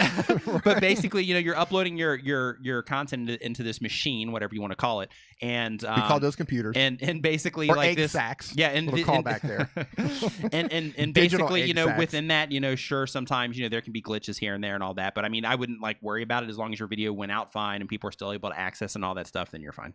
So Roberto says Mr. Beast made 100 videos to get his first 1,000 subscribers. Nice. Look at him now. And he also used his iPhone to get his first like 100,000 or 200,000 subscribers. Yeah. Look at him now. Yep. So also breaking down all of those, that dude just all of those excuses. It's like, hey, excuses slayed with that. Yeah. Right. Like, you've got no excuses for Mr. Beast. Yeah. Right. It took me 100 videos to get 1,000 subscribers, and I made my first 100,000 or 200,000 with an iPhone. Yeah. Now what's your excuse? Yeah. It's crazy. Yeah. All right. Let's see here. You all right? Don't die, man. Okay, I'm not. All right. I'm gonna have a hard time explaining to Mom what happened to you during the live stream if you just like keel over. Yeah. Zero Heat Gaming says why am I not getting views and subscribers and my videos are not ranking up in the top search rankings? I love that question. Let me go and see here really quick. Say that again. Gaming. Say that again. They want to know why they're not getting views, subscribers, and why they're not in the #1 spot in search rankings. I'm gonna guess. I'm just gonna go to 3 months they've been on the platform. Drum roll. We need a drum roll sound. So you're gonna do. You do. I'm gonna guess 3 months on the platform, less than 20 videos. 1 year. Oh, I'm wrong. I'm telling you, man. Mom, close your eyes. Excuse me. You're about ready to lose the sun. 20, 25, 30, 35, 40, 45, 50, 55, 60, 65, 70, 75 videos. I'm way off. Yep. 75 videos. Actually, I was kind of close. It's all gaming content. Oh, there you go. That was gonna be my next thing. Yeah. So basically, like your titles, you know, like with what it is that you're doing here, man. Like you're a woman. Like you're going against man. You're going against women don't game. Some heat with this content, and I think that you know, like he's got videos in here that are like, you know, 53 seconds long and like stuff like that. So it's like, hold on, let me make sure this is muted real quick. Good morning, Taisha. Tasia. I know I didn't say your name right. Apologize for that. Blasted Tiger, that was sarcasm when I said that, of course, women game. Yeah, he was just joking. I was just being funny because he said man, the whole women thing. Now, come on. Now I was playing. Jeez. Yeah. Get him. Relax, people. Of course women now game. You're going to be shamed on the internet. I can't even believe I have to explain that, actually. Yeah, I know, right? I'm not even going to defend myself. That's the world we're living in. I'm not even going to defend myself on that one. Take that how you want, people. Rookie Sensei says, my channel has not been doing well. Can you please check it out and tell me what I'm doing wrong? And thank you for all the advice. Really love your content, mate. And thanks. Thank you for the kind words there, Rookie Sensei. So in terms of looking at your channel and telling you what you're doing wrong, the best thing that you can do So there's the whole thing about, like, you know, if somebody like gives you food or you're wrong 3 times or something, I don't know what it is, but basically, like, I'm just mixing stuff up just for fun. Okay, so basically, the best thing you can do, because, you know, for everybody that wants to know, and for everybody that asks, you know, hey, can you tell me what I'm doing wrong? Can you look at my channel and tell me what I'm doing wrong? The best thing that you can do is dig into your stats and start learning how to use your stats, because if you learn how to use your stats, you're going to start identifying things. You're going to start understanding yourself how things are in your channel. You're going to start understanding yourself how people are responding to your content. You're going to start understanding yourself things that you're doing wrong, because you're going to be able to see in your stats, people aren't responding to this part of it. People aren't responding to this part of it. Hey, if I look at my retention, when I do this, people are leaving. When I don't do this, people are leaving. Like what, you know, like you start to develop in your brain, this is what my audience responds to. Let me give you an example as it pertains to my channel. As you can see by my latest 3 videos, like those videos that I put out, I put them out as videos like, you know what, I'm just going to put these out, and this is just stuff that, you know, people need to know, or things that, you know, I just want to do for fun, right? You don't respond to that. The stuff that you respond to is the stuff on like how to get views, how to get subscribers, like, you know, like that type of content, the mistakes that people make, all of that. Like, that's the stuff that you respond to. And as much as I want to make content to where, you know, people, like, I'll get people asking me questions like, hey, can you make a video about this particular like advanced concept on, you know, YouTube growth? I can't. And the reason that I can't, I mean, technically I could, but the reason that I don't is because in mass, the majority wants to see, you know, the other type of content. And I learned that from looking at my stats. So what I can also do with that knowledge is I can say, okay, my channel is going, you know, this way. So I know, hey, this is the time when I can experiment and do like experimental type content and just kind of do whatever. And then when it starts coming down, I know this is the content that I need to make in order to get the ball rolling again, because this is the stuff that you guys respond to. And by learning how to use my stats and how to read my stats and knowing like how people respond to my stuff, that's what gives me that ammunition to do that. So what you need to do as a content creator here, Rookie Sensei, is you need to go into your stats and you need to start learning how to use them. You need to go into every little aspect, and you need to learn what it means, how it works, how it pertains to your channel, what applies to you in terms of like the most important things in there. Like, what is it that you're trying to get to with your channel? What's the main thing that you're focused on? If you're trying to get views, there's certain information you need to look at for that. If you're trying to get subscribers, certain stuff you need to do for that. If you're trying to get people to share your content so you can start sessions like crazy, then in that case, it's like there's certain stuff you got to look at for that. But, you know, it's really important that you go and you learn how to use your stats so that you can identify these things yourself. Because if you can't identify these things yourself, then what you're doing is you are releasing yourself of the responsibility of your channel, or the blame for your channel performing well or not. So you have to look at yourself and you have to say, okay, well, what I need to do is if I really want things to go well, I'm not going to look at Nick, or I'm not going to look at D. I'm not going to look at Roberto or Brian G. Johnson or Daryl or anybody. I'm not going to look at them and say, hey, what's up with my channel? What I'm going to do is I'm going to go and I'm going to learn how this stuff works for me, so that I don't have to ask anybody. So I can go in and I can say, okay, well, this is what's going on. So what do I need to do next? You know, this is how people are responding to this particular aspect of whatever. So, you know, so you can arm yourself with that so that you can make the right decisions based on, you know, your channel, your audience, how things are working specifically for your channel. That's the best thing that you can do for yourself. If you really want to excel on YouTube, is go in, learn your stats, and that's going to tell you everything that you need to know with your channel. And if there's something in your stats that doesn't make sense, to where it's like, well, these numbers and these numbers don't really match up, and typically that's like, hey, I'm getting like a high CTR, or people are responding to my thumbnails and titles like crazy, but then they come to my video and my videos are tanking, then that usually comes down to how people are responding to you. And then in that particular case, you have to say, okay, well, this is how people are responding to me. So now what I have to do is I have to decide, okay, am I going to continue making videos the way that I make them? Am I going to level up how I'm making my videos? Am I going to edit them differently? Am I going to present myself differently in the videos that I'm putting out there? Like, still be yourself, but how you actually communicate in your videos. Am I going to have to work on that in order to get people watching my stuff longer and all that stuff? You have to really dig in and get dirty, so to speak, in your stats and learn how to read that stuff. Because if you don't, implying that you have to actually put in the work and learn absolutely how to learn all your analytics and stuff. And by the way, we have a new channel member. Here we go. Moment of silence. Miss Naturally Nolans. Man, that build up was great, and I was just waiting for it, and then Welcome to the Nimminati.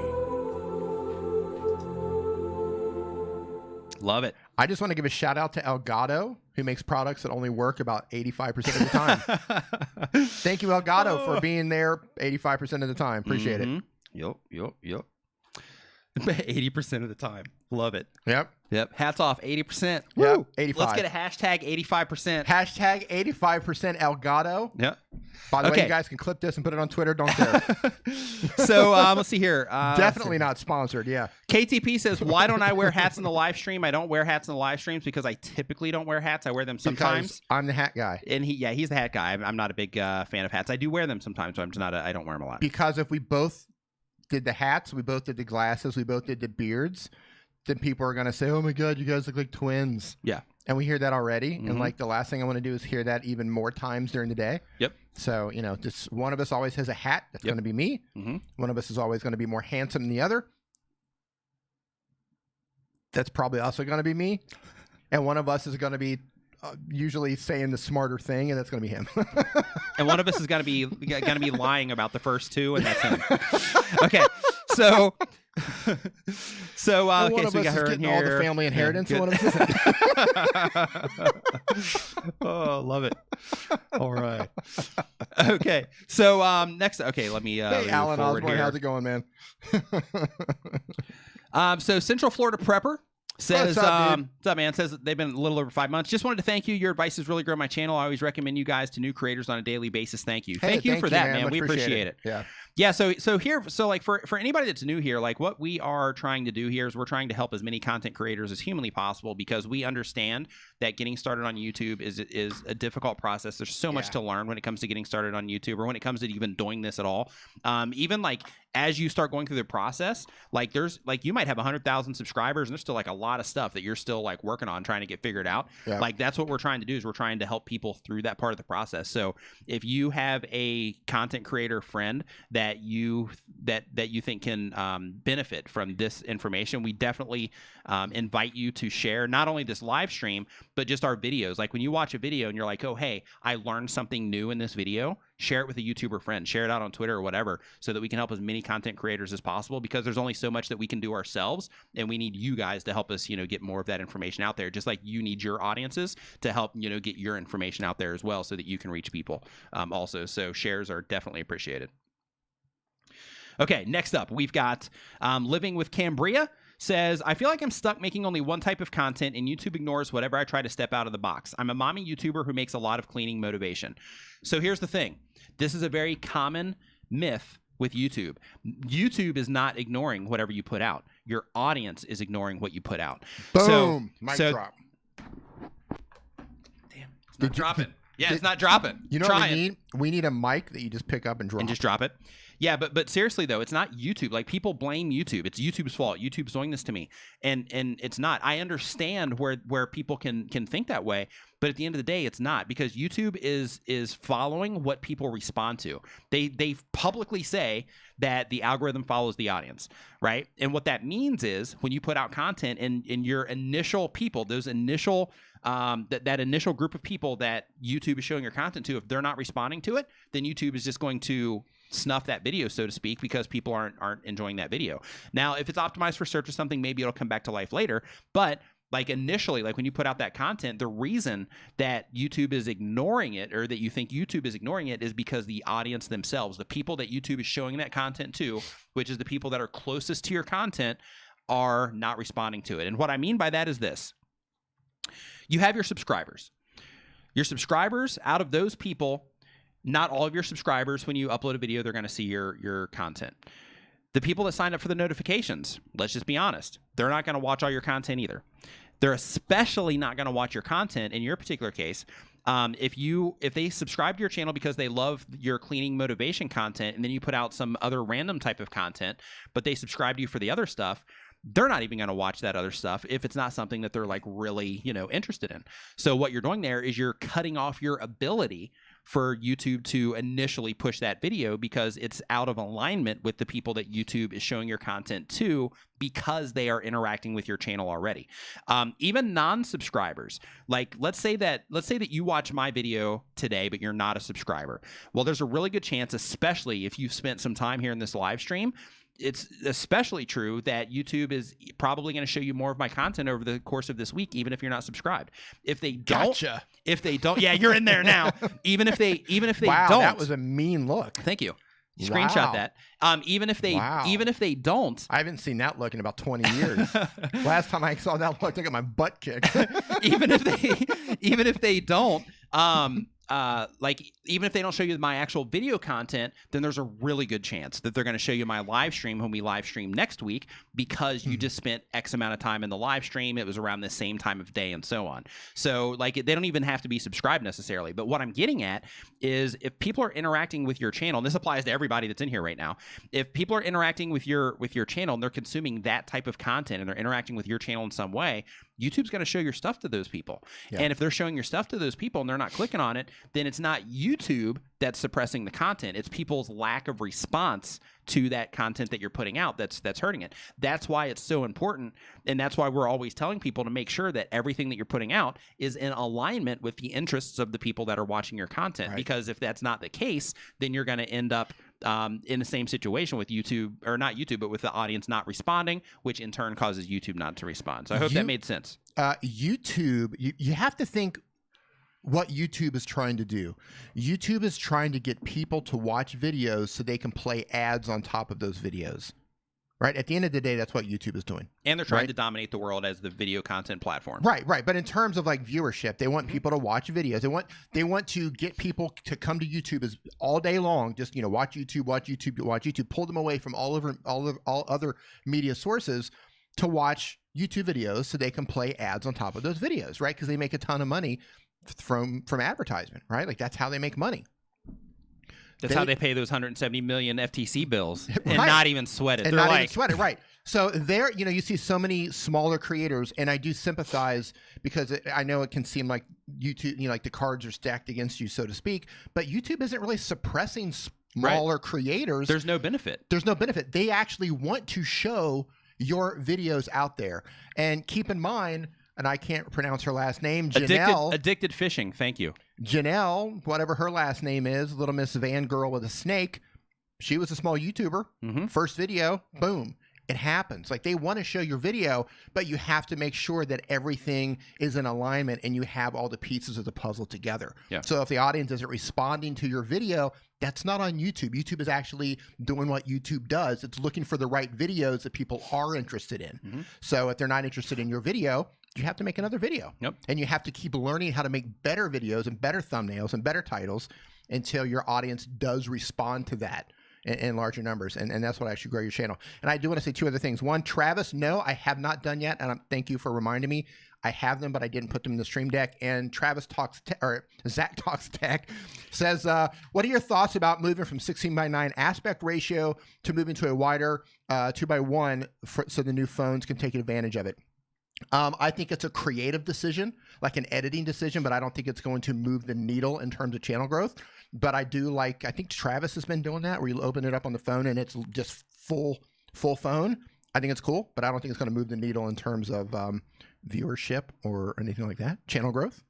Yeah, and I think I do. It's a creative decision, I think. Yeah, I think cool. Yeah, I think if you're like, hey, this looks cool, and I want to do it because it looks cool, and for the people that can take advantage of it, this is going to be cool for them. Right. Yeah, go for it. As long as it doesn't, in my opinion, as long as it doesn't take away from the experience on the other devices. And of course, you can see in your stats, who's watching on what. Right. But like, as long as it's not going to create a negative experience anywhere, then absolutely, man, making that to where it's like for those people to where they're like, oh, what a great step this was. This is so cool, and they're able to, take advantage of that. I think it's a good call. Yeah, personally.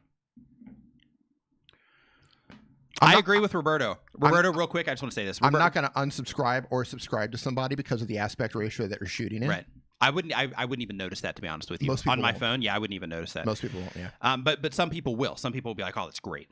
So Roberto says that everybody who thinks Chanel's an industry plant is full of it. She got a shout out and made good content. My bro's being promoted to everyone who watches Mr. Beast, all Mr. Bro, and the algorithm isn't rigged. Yeah, totally. And one thing that really bothered me, Roberto, and for everybody in the chat, because you guys got all caught up in the whole buzz with her also, like everybody that's watching this right now.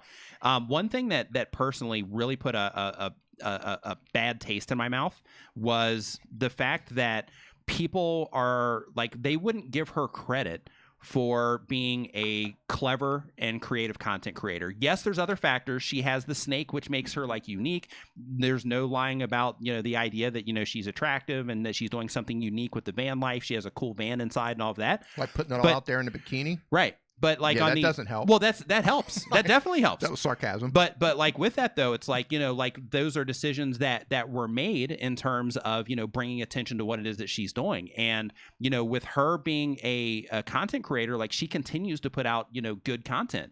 And the thing that really put a sour taste in my mouth was that everybody's making these videos on, like these theories on why they think that, she did well and all this stuff. And a lot of people are like, well, maybe she had, like a marketing team behind her, or maybe, XYZ fill in whatever blank that is. But like at the end of the day, nobody was saying, wow, this girl, like these are really good videos. Like I can watch these like all day long. Like this is there was actually people that were like, hey, I watched her videos for like a long period of time, but nobody would give her credit for it. And at the end of the day, like just in my opinion, it's like, one, we don't know what happened. Everybody's just making theories about what happened. Two is she does make good content. Like her stuff is good. Like if you watch it, it's good content.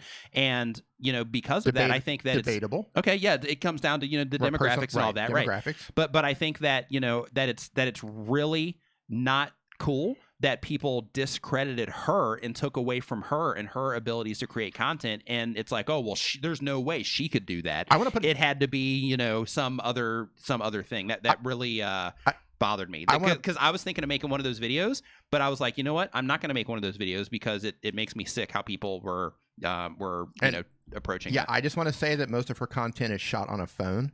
So 2 million subscribers on a phone. Oh, interesting. I didn't know that. Yeah, that's good. I want to say this about her too. Like a lot of people are saying, well, maybe she had a marketing team, or maybe nothing's stopping you from doing that. Right. Maybe she does. Yeah, maybe she does. Maybe she hired some company to put her in this position. And if that's the case, good for her, because it worked. And nothing is stopping you from researching that and finding the right companies and the right coaches or whatever you have to do that as well. Right. Or maybe it's just all that. I mean, who knows? But whatever she did. Or maybe she's just really good at what she does. Yep. And maybe it's something that she's, or maybe if she would have uploaded on a Wednesday instead of a Monday, it would have been different. It would have been different. Right. You just don't know. Right. Absolutely. Right. So, the fact that they take that away from her really bothered me. Yeah. I don't know why, but, it did. Okay. And at the end of the day, hey, Heidi, at the end of the day, doesn't matter. It doesn't matter because she's there. Yeah. Like how she got there. Right. Doesn't matter. She's there. Right. She's there and she's not going away. Right. Unless she stops uploading. Yeah. So. Big J Gaming says, I'm a gaming channel and I have 1,000 subscribers through advertising, Google Ads. Even though I have 1,000 subs, when I put out a video, I may only get 5 to 10 views. So real quick, for everybody that was talking about spending money on Google Ads, just keep this in mind. Is there anything to do to get more viewers or to get noticed on YouTube? I don't talk much in my videos.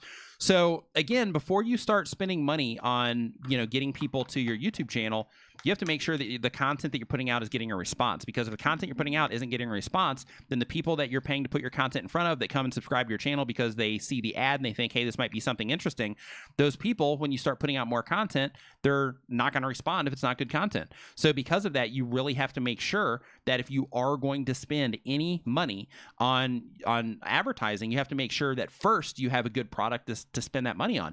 Like I was talking about before, like if I have this cup and I'm selling this cup and I'm running ads on this cup, well, if it's a good cup, then there's a really good chance that after somebody buys this cup, they're going to come and buy another cup from me. If they're like, wow, this is like man, when I put this coffee cup in my hand, it's like, it just feels like a good coffee cup. This is great. I'm going to tell my friends about this. This is awesome.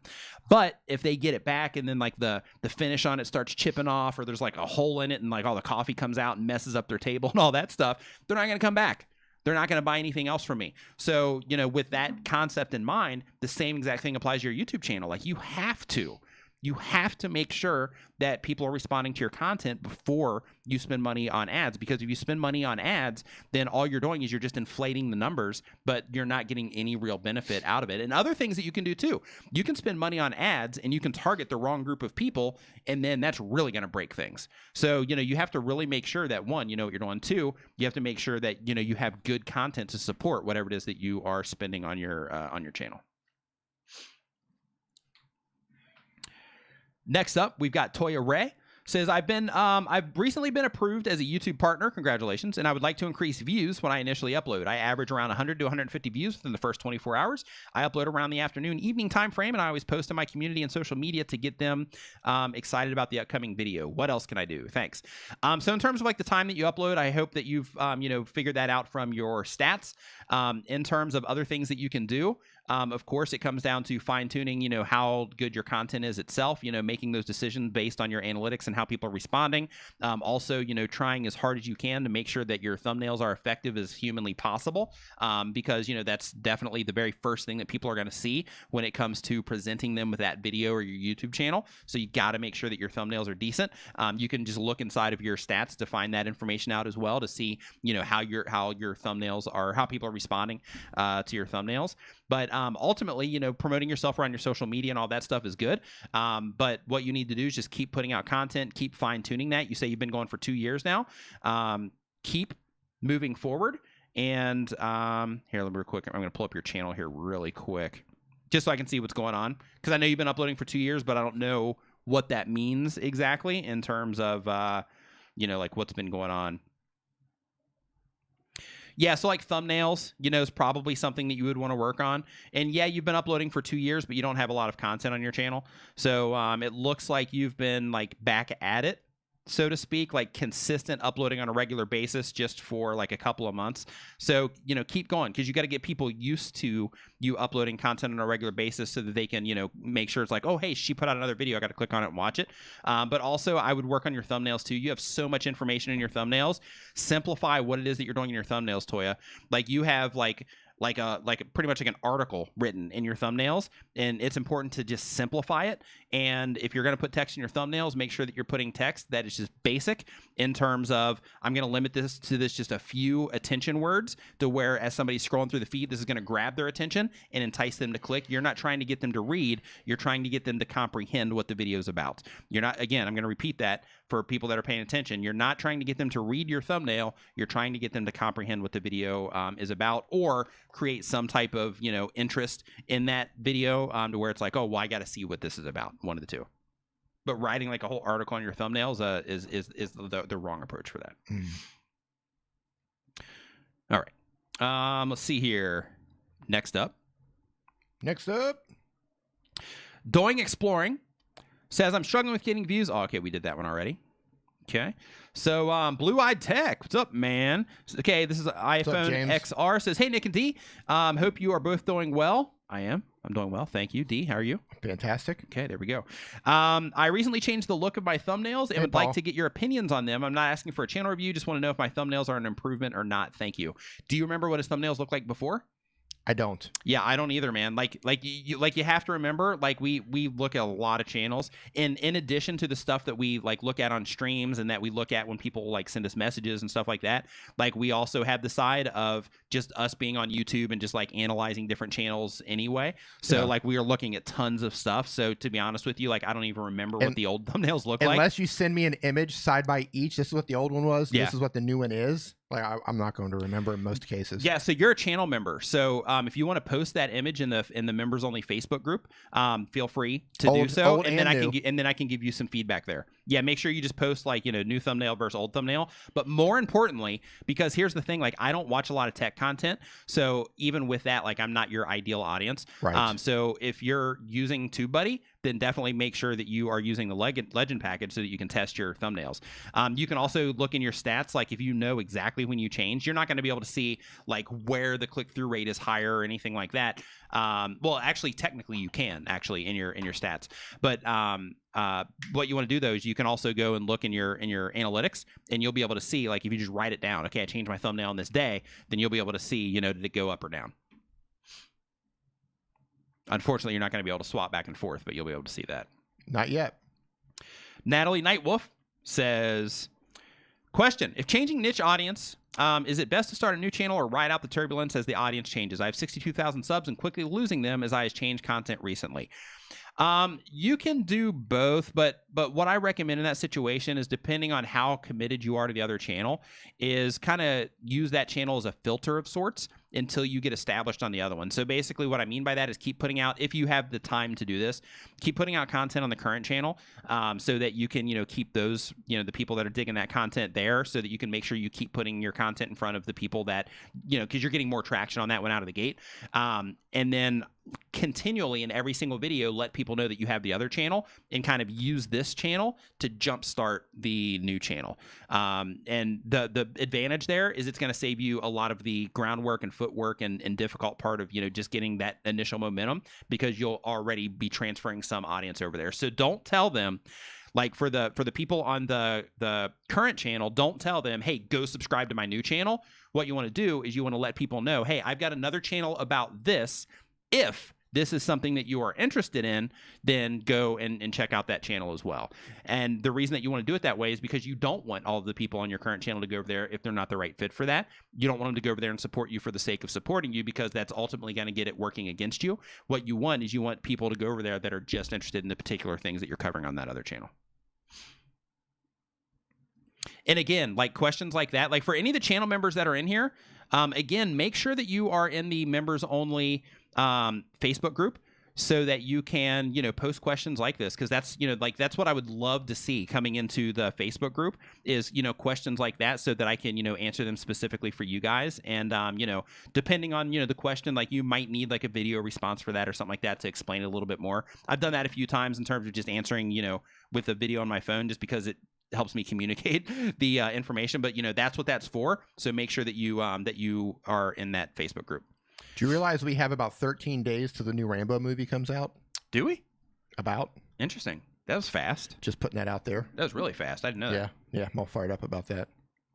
Why are you fired up about that? Kind of a random thought. That just came like left field. Yeah, that's what I'm thinking. While you're over there talking, I'm just hearing wah, wah, wah, wah, wah, sure. wah, So you always wah, hear. like Charlie Brown, right? The teacher. And I'm just thinking, what else could I think about to just completely just get him out of my head right now? Yeah. Rambo. Yeah, it's a good John thing. Rambo. Right. That the fucked me out of your head. Yeah, no, what I'm thinking, because this is going to be the last one, like the last one. Like the last one, not like for real the last one. Like the last one. No, this is like the last one. Okay. Yeah. So they're the last one of the last ones. They're putting him to rest after this one. Okay. Yeah, I'm just looking forward to it. Yeah. It looks good. Have you've seen the preview? Yeah. Have you seen the new preview? It does. The extended, the new one that's coming out? I saw it in the theater actually. Recently? Yep. Oh, they're playing that in the theater. Oh, but that's good. Yep. Yeah, I'm fired up for that. Yep. Indy, Najila, if you just keep scrolling down, it's in there. Chris King YT says, I have good watch time and views, but I'm not getting the subscribers. What that means is that people are coming in, they're watching your content, but they don't see any current reason to subscribe to your YouTube channel. Or maybe you're not reminding them to subscribe to your YouTube channel. Or the place where you are reminding them to your YouTube channel, maybe with your audience retention, you are not getting them that far in your video. So, wow, we have a lot of Filipinos in here today. Do we? Yeah. Nice. A lot of people chiming in from the Philippines. Filipinos represent. Nice. Yeah, it was actually the Philippines that I saw that. Really? Yeah, that's where I saw it in the theater. Okay. Yeah. Yeah, so I don't know about here, but yeah. So all you Filipinos, I was in Cebu last week. You should have come and hung out. Yeah. I posted on Twitter. Make sure you follow me on Twitter. I was like, hey, anybody here in the Philippines? And I had like one person that was like Ham and Davao. So yeah, make sure you follow me on Twitter. Yeah. D2. So when we are, when we're traveling around. Yeah. Follow us on Twitter. Yeah, because if we travel or whatever, we let people know there. So, we can hang out. Because all I was looking for some people to grab some coffee with and talk about YouTube. Yeah. So that would have been a great opportunity to just like hang out and, pick brains and whatnot. The predictor, we will get back to India one of these days. Mm-hmm. I'm looking forward to it. We need to get you to India. We do. We need to take Daryl to India. That's where he needs to go. Yeah. Instead of coming here, he needs to go to India. Yeah, he should probably come here too, though. Chris and King, then go to India. And then go to India. Yeah. Christing YT says, okay, good watch time views, not getting subscribers. Okay, so yeah, we got derailed on that one. So basically it means that people aren't getting a lot from your content. So what you need to do is you need to think about, okay, I've got the watch time, I've got the views coming in, like I've got that part working for me. Nell says, I wish y'all had come to Memphis, Tennessee. Yeah, we'll be close. We'll be in LA. We'll be close. We'll be in LA. We'll be close. Close. Yep, San Diego next March. Yeah. Close. So yeah, so in terms of people not subscribing, so when people are subscribing to your YouTube channel, they're subscribing because they see value in what you're doing currently. They are supporting you for the sake of just supporting you because they're like, hey, this was a good video. I'm just going to give them that because I think it's important to YouTubers. They're also subscribing because of future value that they think that they're going to get from your channel in terms of, you know, hey, they watched a video, they go to your channel page to see what's going on there. They watch a couple more videos and they're like, oh yeah, this is good. I bet they're going to put out some more good stuff in the future. And they subscribe because of that. And they also subscribe because of your past value, which is basically where they go and they watch a video, they go to your channel, they start watching some other videos and they're like, wow, there's a lot of videos here, loving this stuff. There's no way I have enough time in the day to watch all this because I'm going to work in 8 minutes. And since I'm going to work in 8 minutes, then I need to subscribe to this channel so I can come back and watch more of it later. So basically, like if you're not hitting any of those points, then, you know, it's going to work against you. And that's another thing, like with small creators thinking like, oh, you know, YouTube is having at us. Not just that, it's also the side of, you know, if you've got 4 videos out there, you haven't even shown to anybody that you're going to be consistent on YouTube. You haven't shown anybody yet that there's any like real reason for them to, you know, subscribe to your channel unless you are just making sensational type, or unless you're just making sensational content to where they're like, wow, this is amazing. This is so good that I'm sure they're going to put out more content, right? All right. Right, D? Absolutely. Oh, I thought you were chewing something. I am. Oh, okay. There we go. Okay, Matt Hayes says, let's see here. At what stage on someone's channel would be a good time to release merch? Is it possible to do it too early? I do not think it's too early ever. I talked about that a little bit earlier, and I think that it's important to make sure that you're monetizing in some way, just so that over time, you know, like you might sell one here, one there, one here, one there, and you've got, you know, a handful of things like that, and then over time, that one here, one there turns into 2 here, 3 here, 10 here, 15 here, 20 here, you know, and it starts, you know, adding up over time. But, you know, just having those, you know, little spikes here and there is like, oh, sweet. And with that, it also, and this is kind of like a important thing, is when you start selling stuff early, you know, it might be a little bit more difficult to sell, or you might not get as many sales as you would like, but it starts showing you the reality that it's possible to sell stuff. And knowing that it's possible because you see other people doing it versus I'm doing this myself and it's working is 2 totally different things. And sometimes when people notice and it's like, hey, I'm starting to sell this stuff and I'm selling this stuff online, all of a sudden it becomes like, holy crap, people are going to buy this stuff from me. Right. Yeah. And then it's like, well, what else can I make? Right. Like, what else can I do? What else can I do online? What is possible? Where's this? And then it opens like a whole can of worms because it's been proven to you that you can sell something online. So it just opens a whole can of worms. I think there's an amazing time, like for people who are actually making money online, especially if they're full time for making money online, the moment they realize, whoever that is along their journey. Thanks, Kent. I appreciate that, man. That moment. Hey, Neil, what's going on? That moment where they realize, like, wow, I just made $6 or I just made $12. Like that very first time, for a lot, I know for me, when I first started making money online, I thought to myself, oh my God, like this potentially could be huge. Right. Potentially. Right. Yeah, potentially. But that's what I was keep in mind. This was like 20 years ago, right? Yeah. It's when it was like people aren't even like really on the internet yet. Like AOL was like the rage, right? Yeah. I was thinking, remember how we used to just totally like just annihilate chat rooms? That was so fun. Yeah, back in the day. But like, you know, that was like wow, this has the potential to like make some money. And then like you do it again, you're like, wow, I just doubled my money this month. And I just doubled my wow, I wonder if I do this. What if I do that? And that's kind of how you get that ball rolling. And the more opportunities that you find, then your brain just starts working differently. And then you start looking for them everywhere. And then you start seeing them everywhere. Yeah. And it's like, I can make money here. I can make money there. And then it comes down to what do I have time to do? Yes. And where do I want to put my time? Like what's going to be the best use of my time in order to take advantage of this? Silence. Duty Ron. You know, we're not even at 80% today. We're at like 20%. Welcome to the Nimminati. Duty Ron, welcome. Thank you for becoming a channel member. Make sure you join the Facebook group. So we're gonna say this. First of all, thank you, Travis, for making that awesome soundbite. Yeah, thank you. But I'm also gonna say that every single time I've pressed that button tonight, it didn't work correctly. So it's not even 85% of the time Elgato's working correctly.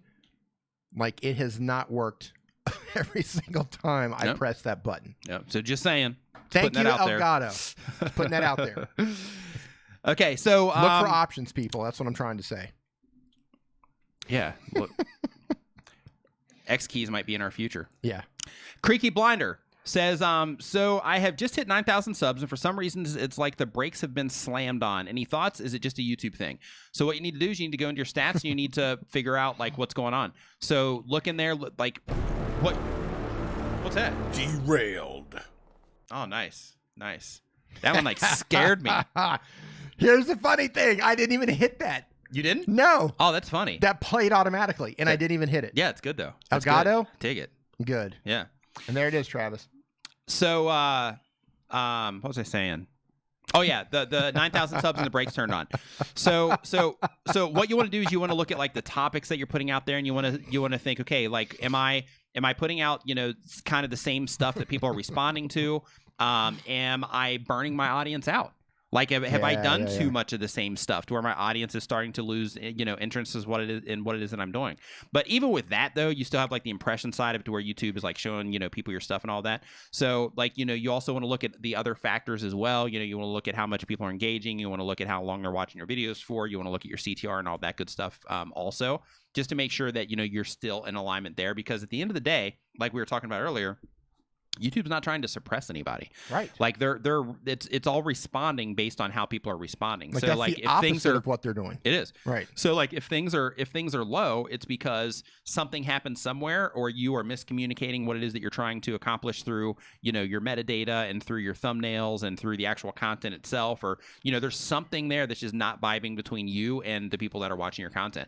A good example of this would be my reaction video, completely tanked because it's not what you guys are there for. Like, I did that because I just wanted to do it, but it was like, like that's not really what you're there for. Some of you that watch my stuff on a regular basis that have been around for a while and stuff like that, like they're it was interesting for for people, but it's just not what you're really here for, because you want to learn about YouTube. You don't really care about my reaction to my first video for the majority, right? Because there's some people that that dug it, but as at scale, the majority I they don't care. Yeah, I liked it too. It was fun. Glad I did it. But that's the thing. You make the.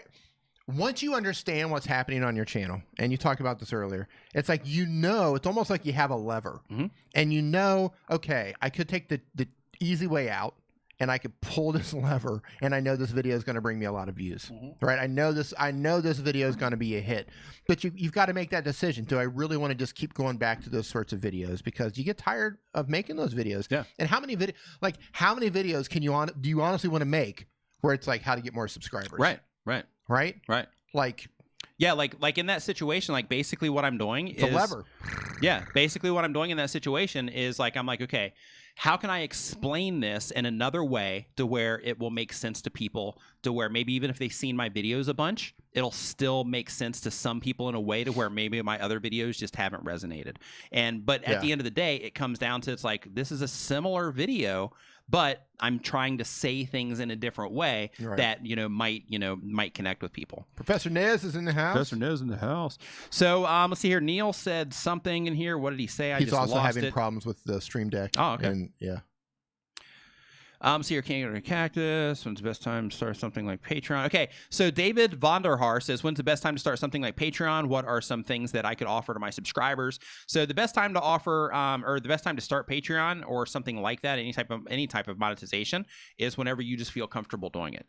So like, some people are going to be like, I don't want to, tell people to go to my Patreon. I'm weird or shy about that. What's up, Justin? So it's like, because of that, it's like, you just got to think, okay, is this, am I going to be telling people to go there? And what reason do they have to actually become a part of it? And in terms of things that you can offer your subs, like, you have to explore that yourself in terms of, your audience better than I do. So you're going to have to, get creative on your end when it comes to that. Right, D? That's right. Big J Gaming. I wasn't chewing that time. I know. Says, I have a job as a bus operator in New York City and trying to do gaming on YouTube. I upload 3 to 4 times a week. How do you balance a job and YouTube? I've been trying to keep keep up with creators. It's not working. As much as I love to upload, I'm exhausted after work, and then I don't upload. Please help. That's the thing. That is the thing there, Big J Gaming, Jay. So like earlier, I'm not sure if you're here for it or not, Jay, but we were talking about burnout on YouTube and just how difficult it is. Like, it's difficult for people in general. Like, but if you have like a job and you have like a social life and you have like kids and, you know, all of that stuff, like it can, you know, it takes time. So depending on the type of content that you have, Q makes it happen. Welcome to the live stream. We got a hashtag new there, but it's like, you know, this stuff takes time. And when you take time to put it on making YouTube content, that time comes from somewhere. Like, you're sacrificing something. You're either sacrificing, you know, time with your family, time with your friends, time with your job, time watching Netflix, time playing games, or whatever it happens to be. Like, that time comes from somewhere because we all have that same amount of time every day. So, you know, what you have to do is you have to say, okay, is the content that I'm making, one, is it worth it? In terms of like what I'm trying to do with my YouTube channel, is it worth it? Why am I putting out this content in the first place? If I had to just stop making my YouTube channel, would it be a big deal? What am I getting in return from the efforts that I'm putting into YouTube? What's the future return that I hope to get from what it is that I'm putting on YouTube? You got to factor in all these things, because at the end of the day, depending on the time that you have and the other things going in your life, it might not be the best thing for you. On the other hand, if you're like, this is my plan, this is what I'm trying to build, this is exactly what I'm trying to accomplish, this is the road that I'm trying to walk, these are the decisions that I have laid out in front of me that I know I'm going to be making because I'm trying to accomplish X, Y, Z. In that case, it's going to be a lot more worth it for you. And those like late nights to where you're like, oh man, I'm just exhausted, but I need to get a video out, that's going to become a much bigger priority at that point in time, because at that point in time, you know what it is that you're after, you know what it is that you're trying to accomplish, and you haven't made it, you haven't accomplished that thing yet, whatever it is. And because of that, you're going to, you know, like, it's going to be more understandable in your brain to have those times where you're exhausted, because you know ultimately what you're trying to accomplish is going to be a big win. But if you're just kind of like putting out content for the sake of putting it out, and, you know, like, you're not really trying to do much with it and all that stuff, you're just kind of doing it for fun, in that case, you really have to weigh it out, man. And you got to think, hey, you know, like, this is starting to get to the point to where it stresses me out. Hobbies are not supposed to stress you out. It's something that you do to get away from stress, right? So you have to look at it, you know, from that perspective and say, you know, am I doing the right things? Is this what I should be doing? Yeah. And if it is, and you do know those things that you're after, then keep going, push through. And that's just part of accomplishing anything, right? Like, I can tell you this, like, when we were doing our stuff. Hey, Brock. What's up, Brock? When we were doing our stuff and I was just coming into YouTube, you know, the same exact thing happened with me, to where literally I woke up, and like, from the time that I woke up till the time that I went to bed, I was either working on our stuff or I was working on YouTube stuff in some capacity. And that period of time, like, it was rough. It was, you know, like, that was a lot of stuff to do. And it took up, you know, a lot of, you know, social time and, you know, time with my, you know, girlfriend and things like that at the time, a girlfriend at the time. And, you know, those were the sacrifices that I was willing to make, because I knew what I was trying to, you know, I knew what I was trying to do, and hoping that, you know, that it would, you know, all eventually work out. But, you know, like, you have to know what it is that you are, what it is you're after. And I also want to say that, you know, if you don't have a lot of time, you're driving a bus and you don't have a lot of time, maybe think about a different type of channel. Or a different type of way to produce that content. Like, if you're on a bus, and maybe you should just do vlogs. Dude, that's what I'm saying. Yeah, like don't do gaming channel. Think of something else. Maybe, yeah, that's what I was going to say, is like, do a different type of channel, different type of content. Yeah. Maybe vlog. That's a good idea. Yeah, like a behind the scenes life of a bus driver, driving around, and all the different experiences they have and conversations they have and stuff. That'd be pretty interesting. Yeah. Because if gaming isn't working for you because you don't have that time to play the game and research and that sort of thing, yeah, maybe take a different approach where you can make content. Yeah. Something that doesn't take up as much time. Kiwi Gamer says, should a first video be good quality? What length should it be? Should I spend a lot of time on editing and making the thumbnail? Okay, so, and it's about gaming videos. So Green Zebra Gardening says, I would totally watch a bus driver vlog channel. Me too. That'd be interesting. Right? Yeah, they're probably out there. Like those pilot channels, those are interesting. Yeah. Just because it's something that's like out of the ordinary. Like everybody, not everybody, but a lot of people will go and sit in an office, or they'll go sit in like a cubicle somewhere. They'll go do something like that. But like, you know, like the bus driver thing, even though there's a lot of those too, it's still something that's like a unique perspective you get to peek into. No matter how boring you think your life is, it's still out of the like normal. Like if you're not doing that job, like it's fascinating. Yeah. Like, driving a bus. That's fascinating to me. Being a police officer, fascinating. Yeah. A scrap and pallet man drives around. Yeah, that's good stuff. Yeah. He picks up, people's garbage. Fascinating stuff. And he's like over 50,000 subscribers. Mm-hmm. Like there's, to you might think, oh, I've just got some ordinary. No, like you have a unique story to tell. Mm-hmm. You just have to learn how to tell it. And you start by just documenting what you're doing. Yep. Yeah. Yeah. Yeah. So on the question here from Kiwi Gamer, should a first video be good quality? Make it as good as you can. You can't expect like I wouldn't go and try to make Star Wars, right? Because that's just not where I'm at. I'm about right? to throw something at you. You need to settle down. So, but it's like, you Settle have down. to look at where you're at and say, okay, well, this is what I can do right now. So, just do what you can. In terms of like how long should it be and things like that, just do what you want to do and then start using your stats to start giving you the answers that you're looking for. When you are just starting out, don't get too caught up in the should I. Yeah. Like, how long does this have to be? What should my time? Just make a video. Yeah. It's more important that you create the habit of making videos than it is to get too caught up in what you should be making it about or how long it should be or how I should just make the video. Just make the video and put it online because it's going to be terrible. Right. So you got to get through all of your terrible videos. You have to learn how to make the videos. So just get that out of the way and just start making content. Right. Yeah, and part of that too is like in addition to just making the content is like it's really easy to just get caught up in like all of that stuff that doesn't matter. Yeah. To the point to where it's like, I'm so caught up in like all of this stuff that doesn't even matter right now that it's clouding my vision to see what is most important, and that is the learning process. Like if you're just getting started, the most important part is embracing the learning process and learning how to do all this stuff. And I know that's why you're asking that question in the first place, but Welcome to the Nimminati. welcome Natsu Uchaha. Hope I'm saying that right. Close. To the channel membership. Close enough. Make sure you check the community feed. There's a video there for you. It's pretty far down now, but make sure you check that out. Also, make sure that you hop on Facebook and you look for the Nimminati VIP Facebook group, and make sure you answer all the questions on the way in because that's how I verify that you, the people coming in are channel members.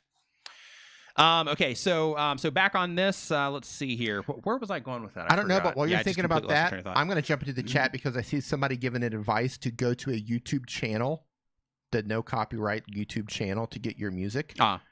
Careful with that. Yeah. Do your research on that. Go to Google, type in whatever channel name that you're thinking about getting music from, type in that channel name and type like copyright problem or something like that. Yeah. And you're probably going to get hit with a bunch of results where people are having problems with particular music from certain channels. They're not all safe. Yeah. Due diligence here. Yes. Okay. Josephine says, "Hey Nick and D, happy to see you." Thank you, Josephine. Hey. I liked your video that you made, by the way. I just saw like a little clip of it on YouTube. She put together like a music video, which is cool because that's different than like the normal content that she makes. So that's pretty cool. I've completely blocked her. I don't know what she's doing. Oh, poor Josephine. That's funny. Okay, so she says happy to see us. Well, happy to see me since D blocked you apparently. That's right. Says you mentioned people won't notice when you take a break, but how about YouTube? I wouldn't dare take a break because I think YouTube will promote my videos less because of lack of consistency, but maybe it's a coincidence.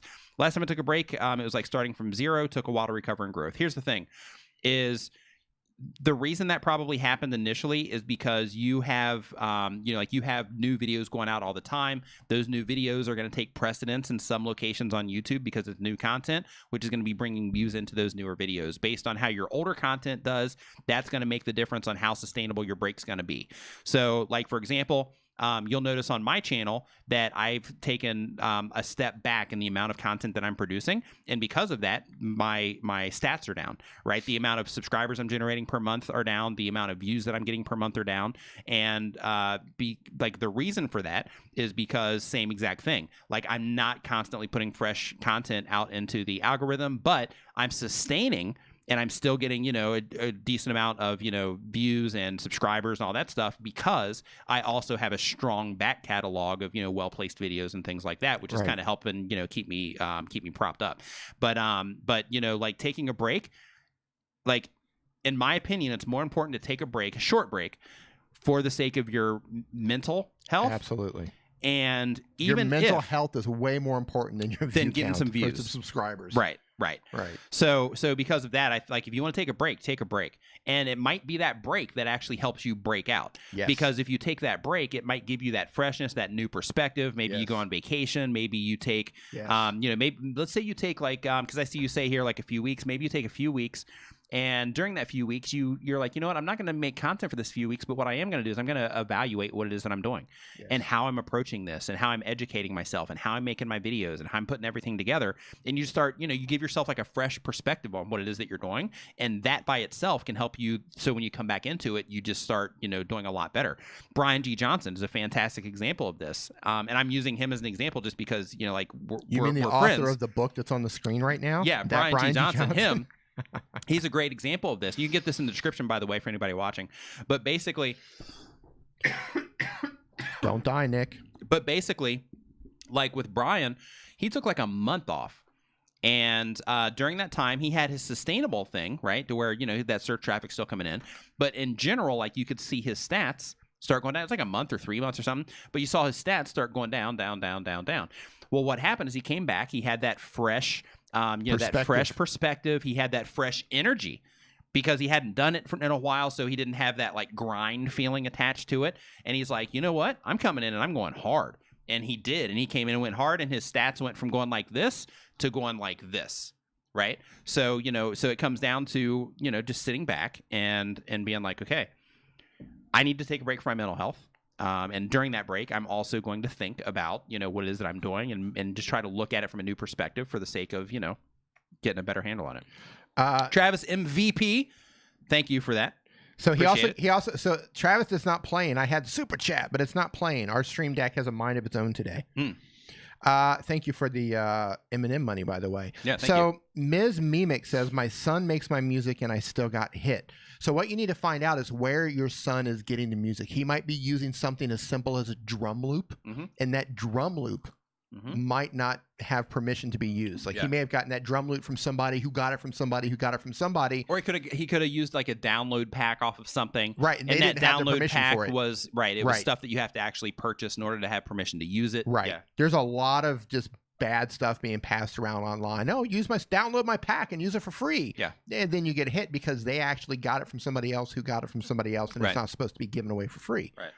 Graphics, the same thing can happen with graphics and all that. Yep. Gotta be careful where you get all of your assets. 30-day review says, how do you convince a company it's worth them investing or supporting a smaller channel with product or money than they normally would? Thanks, guys. So in order to convince somebody, first, I wouldn't be trying to, like if it was me. You want to know what I do? Yeah. My little secret? Yeah. Sure. I shave off some chest hair and I put in an envelope with a note, and it says, support me or you'll get my back hair. Oh. And then I send it to them. Okay, well, that's not true. But in addition to Dee's advanced method, no, I'm just kidding. But like it works 2% of the time. More than the Stream Deck. Yeah. So with your I had to. Elgato doesn't work. Can I just? Yeah, we need like driver updates or something. They're gonna send us viruses through their thing. I'm gonna make a video of me smashing this with a hammer. Yeah. Right. It's not that bad. We're just giving them a hard time. There was like an update going on or something, and it's just with screwball. Normally it's fine. Yeah. It's just screwball this time. Yeah. But we're just joking. But in terms of convincing, like me personally, like I'll send like proposals to people or whatever. But I'm not a big fan of like, convincing them. Like if they don't want to work with me, then it's like, okay, fine, not a big deal. I'll just, there's like 1,000 other companies. I'll try to work with somebody else. And I don't even do that a lot because I just try to focus on my own stuff. But like, in your particular case, like, okay, let's just say like in my previous life when I was doing more sales stuff, like in that situation, like what I had to do in order to convince people to do stuff they didn't necessarily want to do was I had to frame, explain to them why they should. And in your particular case, I would do that by looking at like your view counts and looking at like the cost of their products and looking at basically telling them, like how often you're putting out content and that sort of things. If you have anybody in your space or anybody that you've worked with in another way to where you can get any type of data that you can share with them. So like, for example, let's say that you have something that you promoted as an affiliate. This is a great thing to get started. If you like haven't worked with brands yet, but you're like, hey, I need need I need to show them that I can convert people, is work with somebody as an affiliate or just promote anything as an affiliate. And then you can actually start showing companies that, hey, I promoted this company as an affiliate and I was able to drive them X amount of sales. Or you don't even have to say as an affiliate. You can say I made this particular video, and through this video I was able to drive X amount of sales in X amount of a time period. And by doing that, what you're doing is you're actually giving them hard data, which is what a company wants. Like, a company doesn't care what you think. They don't care the value that you think you have. What they want to know is this going to help spread awareness about what we have? Is this going to drive direct sales about what we have, or whatever? So being able to give somebody that real information in terms of data, like I was able to send people to this, which is similar to your product. I was able to convert XYZ out of this. Give them data on what it is that you're doing. And don't worry, don't chase them. Right. Like, like if you send them a proposal or something like that, or they ask you for your rates, keep following up. Hit them with another one from time to time. Right. Keep reaching out. Right. Follow up, but don't chase them. Right. Like if it's just not, maybe they'll come back later, or maybe they're just like, nah, lost interest. Yeah. I had a brand reach out to me, a mobile specific brand. They want to coming up with a new gimbal. I don't have enough gimbals over there. We came up with a new gimbal. Like, oh, we really want the gimbal. We really want to put the gimbal on your channel. It's a perfect fit. And they were all fired up. Send us your rates, and I sent it ghosted. They didn't even reply. Now I'll follow up in about a week. Sure. But it was just like they were ready to go, and it's like, here's my price, and it just like, right, because and here's the Right. thing, and this really bothers me is it ain't free, man. Sorry. exactly. They're Yeah. like, hey, let's do this for like super cheap, or we'll just give you our thing. Yeah. And it's like, well, here, how about you put some skin in the game? And like, whoa, wait a minute. Well, yeah. You're wanting us to actually put some skin in the Right. game? Are Hold you crazy? on. We're going to send you this $100 thing here. Right. Right. Like, And for that $100 thing, you got to come up with a video idea. You have to negotiate back and forth with them, and all the time that takes. You have to sign a contract, and Lord knows what that contract is going to have in it in terms of their use of the content. You have to set up the lights. You have the wear and tear on your camera. You have the wear and tear on your computer. You have the time for editing the video in the first place. Wear and tear on your audio recorder and all of that stuff. The air conditioning, the bill for the amount of time that you are in the room, and the air conditioning that comes from that. Like, you have all of these different things that add up to way more than $100 plus your time for that. If it was something that you used and you're like, hey, I want that, totally different. Yeah, I was just going to say, they're like, I'm working on a video right now. I'm not charging them for it because I like it. I think it's cool. And I think it's something that people should check out. Right.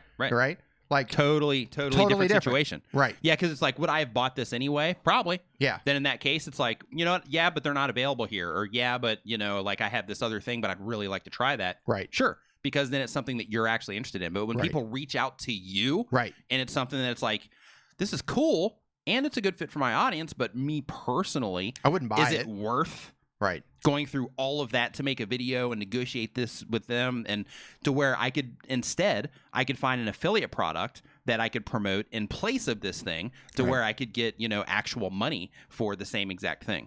Even sending them to Amazon for that same gimbal, as an example. Instead of doing that $100 gimbal for free, you can put out a video on that same gimbal, optimize that video for search, possibly show up in search results for that specific thing, and end up making thousands of dollars on that gimbal instead of just getting a free gimbal that you're only going to use a handful of times.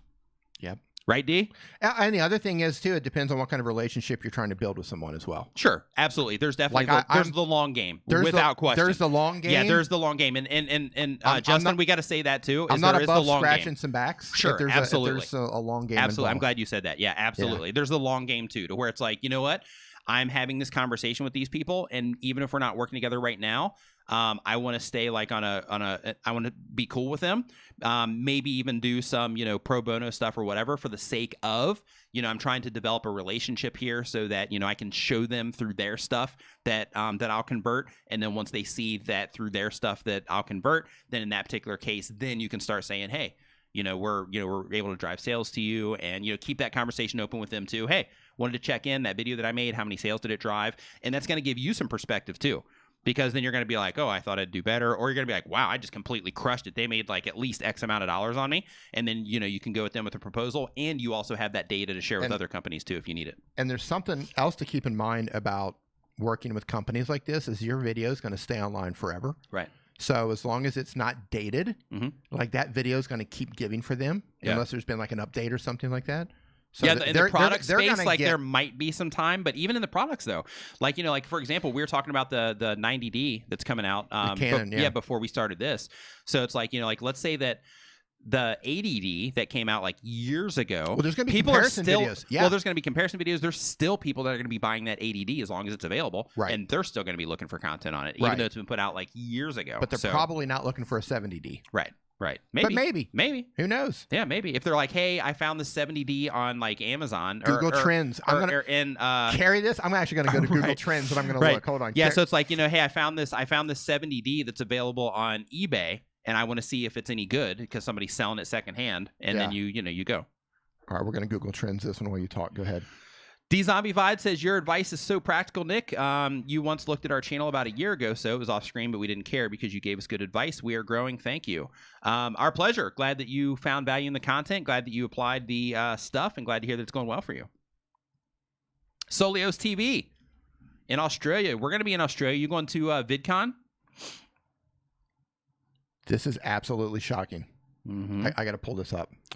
No. 30-day reviews. If they do not want to send you the product, I wouldn't buy it. Heck no. No way. Definitely wouldn't buy it. What I would do instead is I would find something comparable, and I would promote that as an affiliate instead. Yes. So when you promote it as an affiliate, you can do this in a bunch of different ways. So so you can do things like actually making a review of it. You can also do it as, you know, hey, I have this specific thing that I really like and that I really think that people should use, and it's a good fit for the people that are watching my videos, and that's an important part of it. This is a good fit for the people that are watching my videos, and it's a good quality product. So I'm actually going to make a small little video bumper on this, and I'm going to promote this like on a regular basis on my YouTube channel, and this is going to be like my thing, and I'm going to promote this like, you know, in a lot of videos. So, you know, you can do that, and then that's another thing that can help get you that data. Duty Ron, thank you. Duty Ron says, Nick and D, have a great weekend. The missus, a.k.a. the boss, wants to get out Saturday going. Thanks for all that you guys do. Good day to all in the chat. Thank you for that, Duty Ron. We appreciate it. Thank you, sir. Enjoy your weekend, sir. I got to pull this up. You ready for this? Yep. Is this a 70D? You're not going to believe this. Ready? Yep. Boom. Look at this. The 70D is actually outperforming the 90D. Yeah, not recently. Not recently. Yeah, look at that spike, though. There's spike recently, but only because they've been talking about it the past week or so. Sure. But look at that, though. Previously. Because it, well, I mean, it just came out, though. So it's just kind of like the anticipation. But people are still searching for the 70D, though. Yeah. Like, that's the surprising part. They're still looking for it. Mm-hmm. I didn't expect that at all. I totally expected that just to be, like, flat. Data for the win. Data for the win. That's just right. So data always wins. If I would have made a video right there based on my assumption of what was going on instead of using actual data, I would have missed out. Yep. Right? So using data. Way to go, D. You would have missed out. Yeah. That's why I actually use data when I put my videos together, and I usually still miss out. Oh. Speaking of missing out, you're getting ready to cross 50,000 subscribers, man. You're in like the home stretch. Where am I at? Where are you at right now? I don't even know. I stopped looking. Hold on. Yeah, D. Let's go ahead and put his thing up here. Keep my thing off of there. Oh, actually, it doesn't work over here. Yeah, they stopped doing it. Oh, yeah. Oh, yeah, my buttons don't work. 40. Really? Yep. Interesting. Yeah, my music. How bizarre. Check. I got about 800 more. All right. 800 more. Yeah, D's got like he's got 800 more, and he's at 50,000 subscribers. Probably about 5 days, maybe. 5 days, yeah. Woo. Yeah. Woo. Blowing up. D's blowing up. And then about 6 months to 100,000. Yep. I want that play button, baby. I'm gonna cut it open. Hey, did you see the new diamond, the new red diamond thing that they did for PewDiePie and T-Series? I saw them. The video? That's been a thing. I haven't actually seen the video. They showed the video of them like making it. Oh, nice. Oh, it's gorgeous. Nice. It's beautiful. I bet. The importance of data. Yeah, it's pretty That's cool. right. You got it. Imagine how much money he's made them. Holy cow. Yeah. He probably paid for part of that. They that should FTC send bill. them like a bag of diamonds. They should. That'd be awesome. And a sack of eggs. Yeah. Okay. Wendell Live says, what are your suggestions for beginning to learn about YouTube tags and SEO? I'm not 50,000 yet. Hold your congratulations, people. Yeah, he'll probably go live for that one, I'm guessing. About 5 more days, maybe 4 or 5. So my thoughts on beginning to learn about YouTube tags and SEO is to focus more on the SEO part because that's the most important part. Don't spend too much time focusing on like learning about tags, and the reason for that is because like SEO as a whole is going to cover that. So, just going and looking for stuff about tags isn't going to do you much. Where learning about search engine optimization, which is what SEO means if you're not familiar with that term, if you're watching this, learning about SEO is going to include that. So just spend all of your time just learning about SEO in general. So what you want to do is you want to watch videos that are current. You want to watch videos that have been made within the last like 6 months to a year. You want to watch, I'm pretty sure that Brian Dean has some videos on that recently. What's up, Andy? Pretty sure that Roberto Blake has some videos on that recently. I know TubeBuddy does.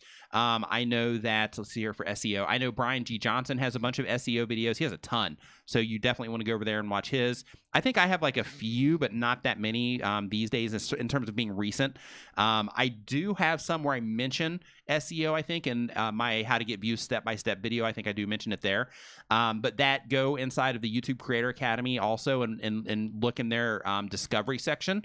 In the discovery section in the YouTube Creator Academy, they have, which is free by the way, they have a section in there to where they basically tell you what they expect out of titles and how to structure titles and that sort of thing.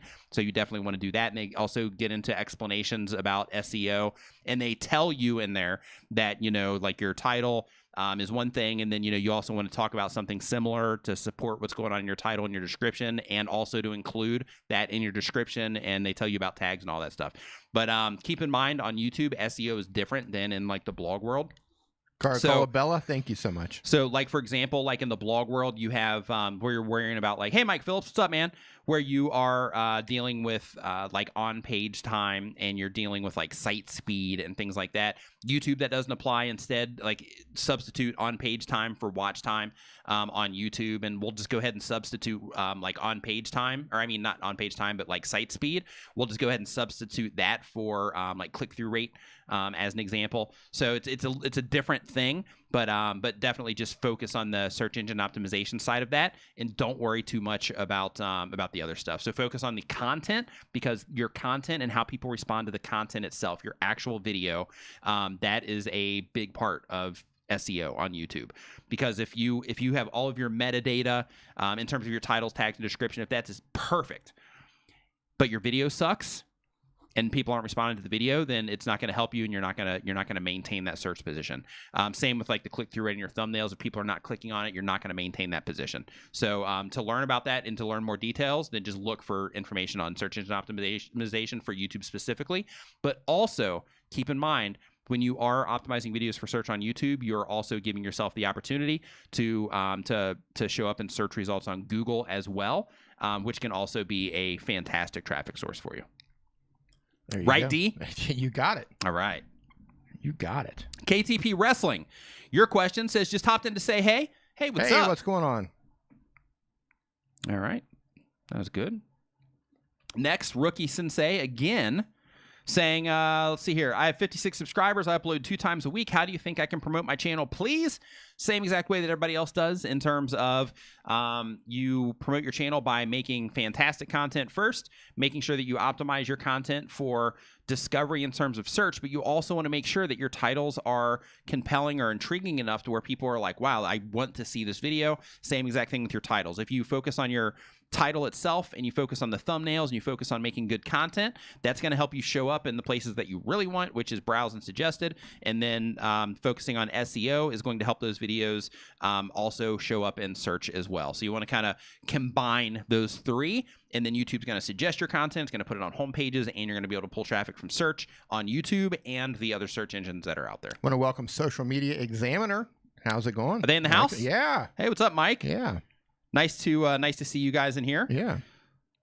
I didn't see him sneak in. Sneaking in here. Yeah, nice to see you guys in here. Hope that you are doing well. I was over here scanning through the chat, and I saw him sneak in here. Yep, sneaking in. He's in there looking around, right? Looking around the chat. Otter Creek Aquatics says, I'm used to using KineMaster Mobile, but I'm currently switching from mobile recording to a Canon M50. Ooh, is there editing software similar to it that I don't have to completely learn a new software? Is there something... So like they're going from mobile to desktop. Okay. Yeah. So basically, what they're wanting to know is if basically instead of editing on their phone, is there something similar to KineMaster on a computer? I don't think there is. On a PC base, or yeah, I think it's a PC. I know if you have a Chromebook, KineMaster will work on a Chromebook. If you're on a really? KineMaster works on Chromebook. I didn't know that. Yeah, it's pretty Okay. cool too. I Nice. saw their interface at VidCon. Nice. Yeah, I didn't know that. it works flawlessly on a Chromebook. Okay. Yeah, but if you're on a PC, I would look at maybe DaVinci Resolve. I think that's pretty good for a PC. If you're on an Apple, iMovie. iMovie's Sure. probably the closest you have to KineMaster. KineMaster has more features, but iMovie's not bad. It's simple. I would pull them away from DaVinci because it's more complicated, I think, than KineMaster. The KineMaster, you think so? Yeah, like just how they structure things. I would go I would pay for something. What do you think's the most basic for PC? For video editing. Paid, I would go with like Filmora or something like that. Filmora 9? Yeah, the latest yeah, one? something like that because it's really easy to use. It's like full featured where you can do all the stuff, add multiple tracks and all that. Right. But it's pretty limited in terms of it's like when you open it up, it's not overwhelming to where like Premiere, as an example, when you open Premiere, it's just like whoa, close it right back down. Right, but with like Filmora, for example, or even like Power Director, like when those open up, it's just kind of like, okay, this looks like it's easy to use, which can kind of help you get past that intimidation. Filmora 9 Yeah, I think on that'd be a par good fit. with KineMaster. Yeah, give or take. But I think Filmora is kind of lagging though in the app department. It is. Yeah. It definitely is. Like it's limited. Yeah. It's limited I think software. It's definitely limited. Without question. It's limited. But I think that just getting started out there, I think it's good. So Mike wants to know what tech we're using for this live broadcast. So okay. So for this, we're using. You whole can lot actually of pull it tech. up. Can you pull it up on the screen? What are we pulling up? The actual We interface. have the whole. Yeah, like your view. Can you pull that up? Yeah, we're gonna go down the rabbit hole though. Since Yeah, I let's hit do it. it. Down the rabbit hole. Here Down the we rabbit go. hole we go. Hold on, everybody. Hold on, everybody. Here we go. Woo! Woo! We're down the rabbit hole. Yeah, so our interface here, Mike, this is Streamlabs OBS. And Streamlabs OBS basically is where we have all the different scenes built in there and all that stuff. You can see over there on the left-hand side, those are all of the different scenes that we have. So basically, as D clicks through each one of those, he actually triggers this on a Stream Deck. And as he goes through each one, it basically changes the scene. And what a scene consists of is if you look over on the right-hand side there, where These he has sources. the mouse now. Yeah, so each scene is broken down into multiple sources, and those sources can be like cropped in on or anything like that. So you can create like a different experience for each different scene, and then you can basically just switch between each one. And so basically for this, we use Streamlabs OBS. And in terms of the hardware, we have Elgato products. We have Elgato Cam Links. We also have Elgato HD 60 Pro. Is that what they are? Which Yes. are PCI slots that go into the PC computer. We're using the Elgato Stream Deck to do the camera switching. So as you see these camera switches like this is happening through the Elgato Stream Deck. And we have a Behringer mixer board down here to my left. Running Procasters. Yes. Yep.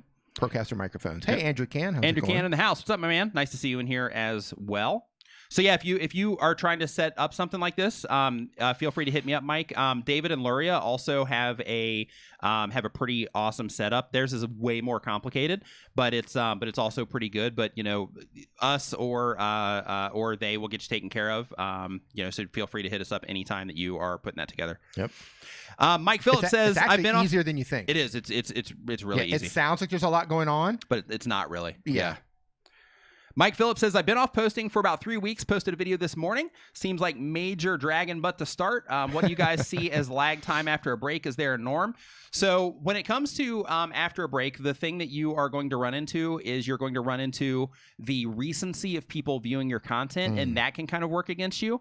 But that video can still pick up momentum later. So if you are kind of dragging right now, don't stress out about it. It may continue that way or it may pick up. But one thing that can happen is YouTube is trying to show content to people that have recently interacted with your content, people that are the most likely to watch it at that particular point in time based on their viewing habits and so on.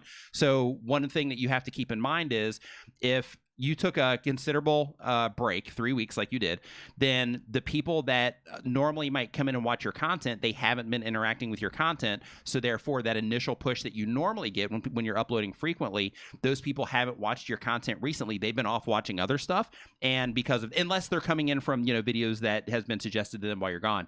But in terms of the new content that typically pulls in that mass viewership initially, then what's happening there is they are basically not getting presented that content right away just because it's not something that they've interacted with recently. So that could be what's happening to your recent video after the break, but you'll be fine. Just keep moving forward. Keep doing your thing, Mike. Keep on trucking. Yeah, just don't stress out about it. I see you in here saying that you're stressed out about it. Yeah. Don't even worry about it. Just keep moving forward. You'll be fine. You just have to, kind of, get back at it, so to speak, so that YouTube can start, showing it to them more.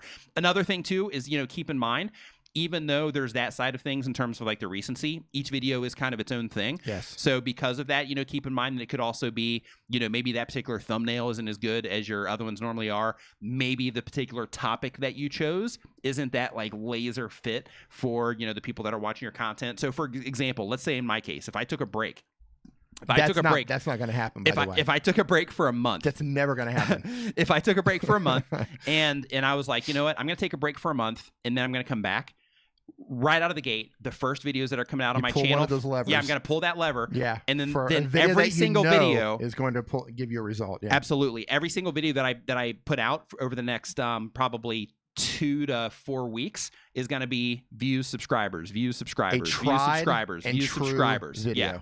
Right. And that's because that's what people respond to. I wouldn't come back in with a, how to find your niche on YouTube, right, as an example. It would all be views, subscribers, views, subscribers, views, subscribers, because that's what people respond to on my channel. Thank you, Heidi, dropping a 20. Says, Thank you happy for that. Saturday. Here's a small contribution towards your coffee and M&M budget. Thank you, Heidi. We appreciate that. Thank you so much. Thank you so much. Always appreciated. Andrew says, force Nick to take a sabbatical. It's not going to happen, Andrew. Yeah, I like doing this stuff too much, man. You can't. Like even when I'm like, I'm gonna take a break, like in terms of like, I'm not gonna do anything, like I'll still, even if it's in my head, I'll be like, you know what, I need to make a video about this, or hey, this would be a good video right. idea, or hey, how can I do this better, or hey, how's this? Oh, let me look at my stats real quick and see how people responded to this so I can do it better next time. Like it's always like, I enjoy it though. Like that's why I get a good response, is because I enjoy, I enjoy doing this stuff. I love it. Now me, on the other hand, I'll no problem taking a break. Dee's going to bed for the next like 4 days. Right. Hey, D, you should take a break. On it. I'm on it. I'll get back to you. Nick, on the other hand, you get, like we'll be having coffee. We'll be at Starbucks having coffee, and he's like looking at his watch. And he's like, "Hey, man, I gotta go. I got videos to make." I'm like, "Slow down, man. I haven't seen you in like 2 weeks. Slow down." No, man, I gotta make a video. Damon Warren says, do you ever pull down a video and re-edit it and repost it? No, man. I'm all about moving forward. Yep, look forward. So even if, like, let's say that I put out a video and it just tanked, and I'm like, you know what, I should have done this particular thing, and this would have helped it be better. Then what I'll do in that situation is I'll just write it back down in the video ideas, or I'll scoot it back into the haven't made yet folder, and then I'll just remake that video in the future. But I'll consider that one. It's like, okay, that's a loss, no big deal. I'll make it up in the next video. Remake it with a little bit of a slight spin. Yeah. But yeah, like for example, I have 2 videos on my channel on how to name your YouTube channel. Pretty much the same video. Yeah. Like they're not exactly the same, but man, they're close. And the one I made, it was like within like my first 5 videos. It might even be my second video. Right. It wasn't how to name your YouTube channel. That was how to name your project, because that's the content I was doing at the time. It was like how to name your next project.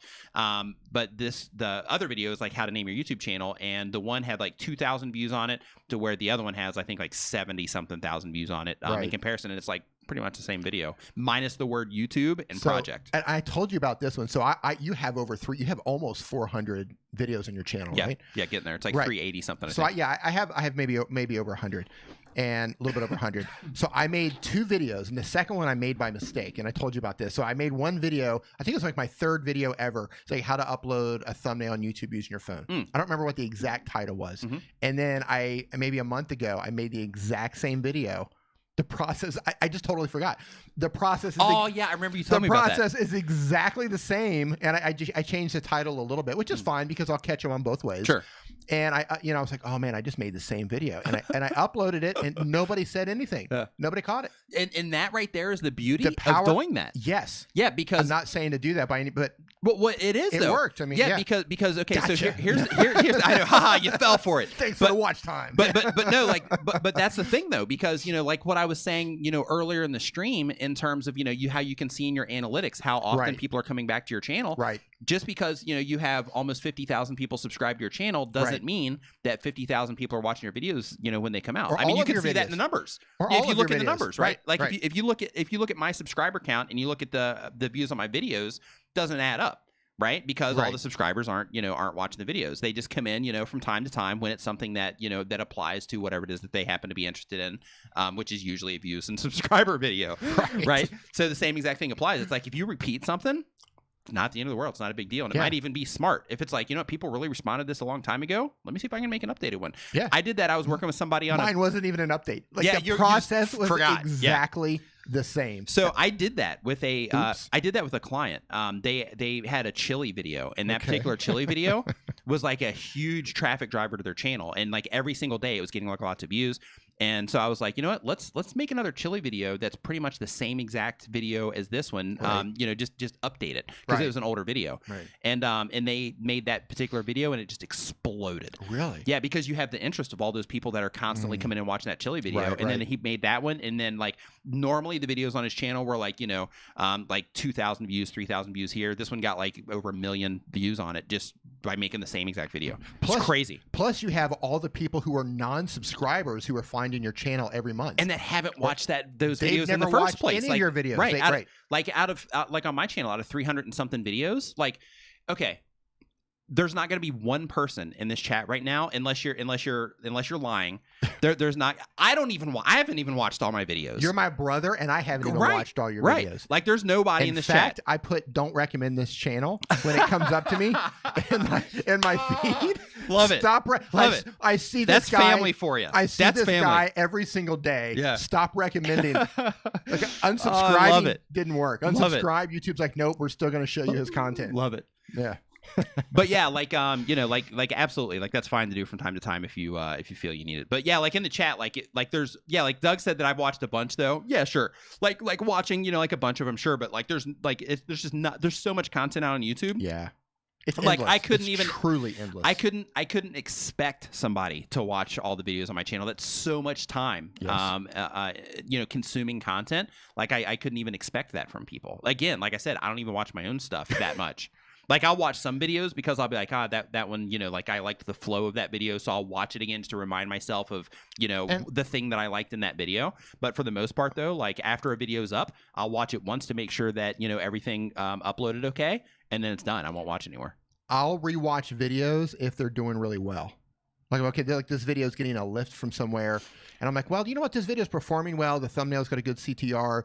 I'm going to go back and I'm going to watch this video to see. Put this on you really quick because sure. I feel a cough coming. That's so right. I need I'll go back and I'll watch a video and say, okay, I'll talk about a video that I'm making right now. So I had a successful video with Streamlabs mobile app, and I think that might be like 100,000 views or something right now, but I'm making another streaming app video, and I thought, okay, well, whatever I did for the Streamlabs video, that worked, that resonated with people, so I want to go back and see how long did it take me to actually get the app open, what kind of things did I talk about, and I went back and I looked at not only watching the video and taking notes during the video, but I also looked at my audience retention to see where those little drop-offs were happening. Okay, what did I say there? What did I do there? What could cause people to lose interest, and what can I do better so that maybe this next live streaming app video can even outperform the Streamlabs video.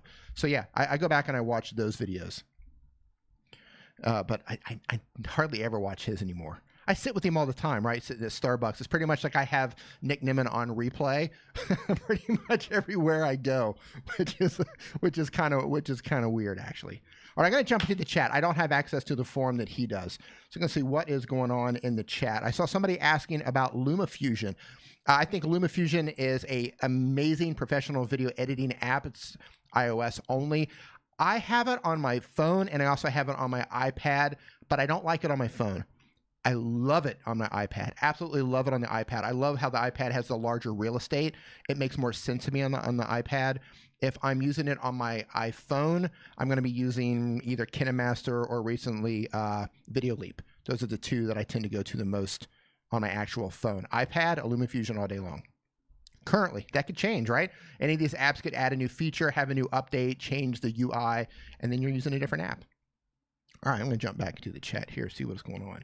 Oh, okay. LumaFusion versus KineMaster. Which one is easy to use on your iPhone or iPad? iPad, I'm going with LumaFusion all day long, like I just said. KineMaster, I like how it's laid out on my phone. I think LumaFusion's a little awkward for my fingers when it comes to my phone. Moving down through the chat here. So what did I miss out here? So you guys are talking about children's channels. Yeah, big news on that. I'm real curious to see how that pans out for a lot of you. Let me see. Going through here. Says I'm going to buy LumaFusion. Okay, Karul says I'm going to buy LumaFusion, but I don't know if it's really easy to use. Or should I just stay with KineMaster? Okay, so if you're already using KineMaster and you're comfortable with KineMaster, I don't think you're going to notice a huge improvement if you upgrade to LumaFusion. I think KineMaster is a great app as is. It does everything you need it to do. The only thing that I think LumaFusion might do better, I think the audio features from LumaFusion are better, but unless you're really trying to fine-tune your audio, I think you can do everything in KineMaster. Now, where LumaFusion really does shine is that it's a one-time price. You buy it once, you have it for life. You get all the updates for life, where KineMaster is an ongoing recurring payment. But both of them are great. You're not going to go wrong with either one of those. G. Michael Jr. says, do you wear your merchandise in your videos and maybe even ask for viewer participation for choosing the next design that goes out? No, actually, I don't ask. I like the idea on people submitting designs. That's cool. I love the idea, but I don't do that. Yeah. Like sometimes I'll wear a Nimminati shirt or one of your add value shirts or something like that, but I never ask people to submit designs. Yeah. I like the concept of that, though. That's pretty cool. too, because it gives people a chance also to like get their artwork out there. Like if they're an artist, that's pretty cool. Yeah, if anybody wants to submit designs to me, feel free. Ask Nimmin@gmail.com. This is an odd one. Hey, check your Skype, please. Nope.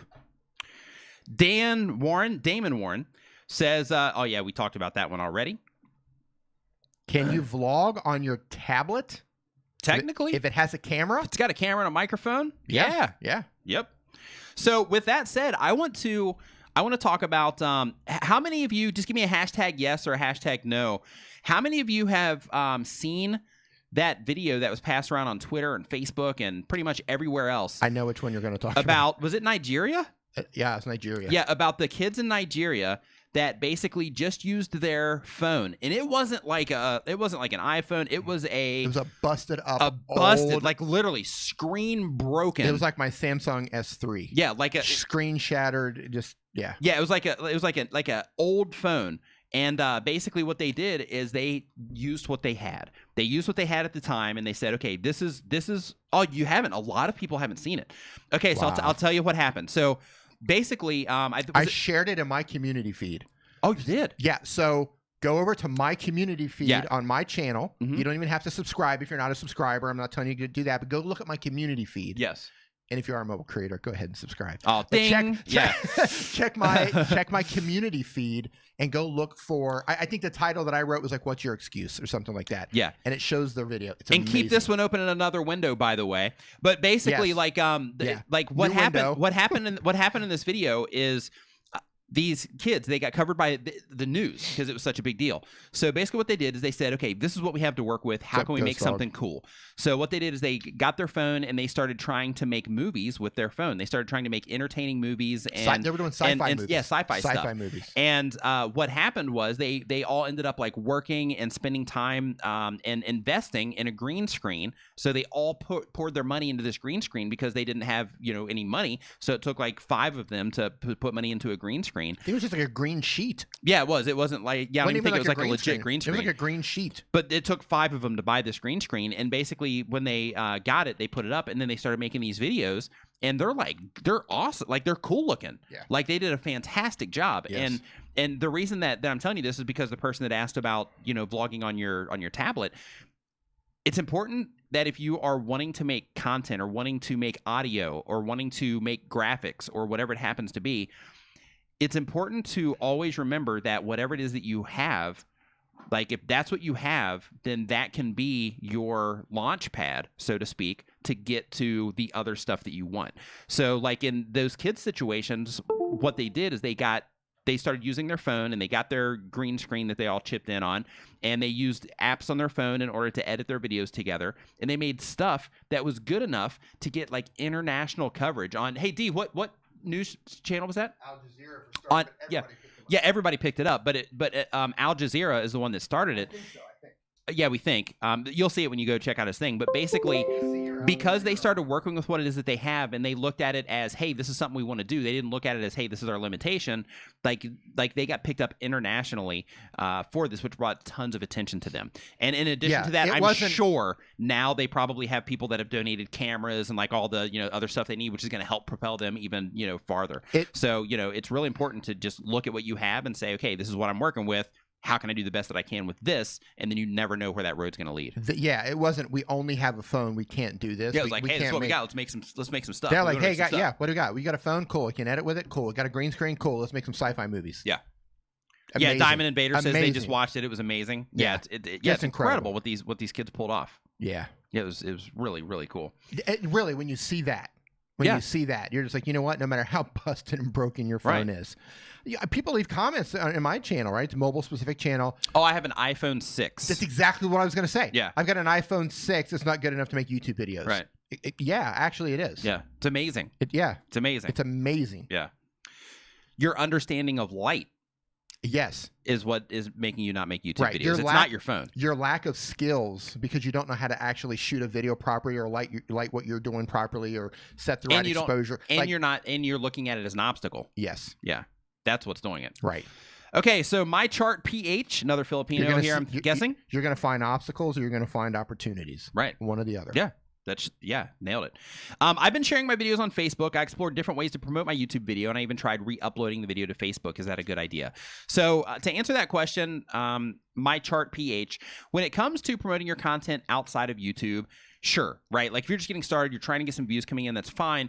But just make sure when you do it, I know a lot of new content creators, they'll go on onto Facebook and they'll start finding like those like help small creators Facebook groups, or they'll find those groups to where people are like sharing content and like trying to watch each other's content and things like that.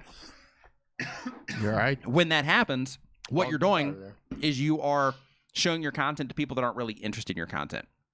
And because of that, it can actually have a negative effect.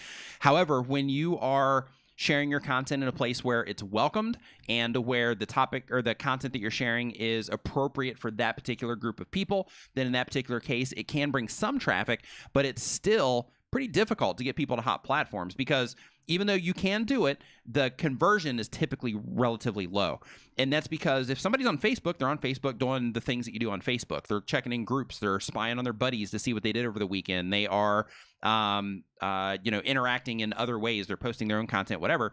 But when they're on YouTube, they're there to watch videos and do all the stuff that you do here on YouTube, watch live streams and all that. When they're on Twitch, they're there to watch live streams and interact in that way. When they're on, Snapchat or TikTok, they're just flipping through watching, the short clips and that kind of stuff.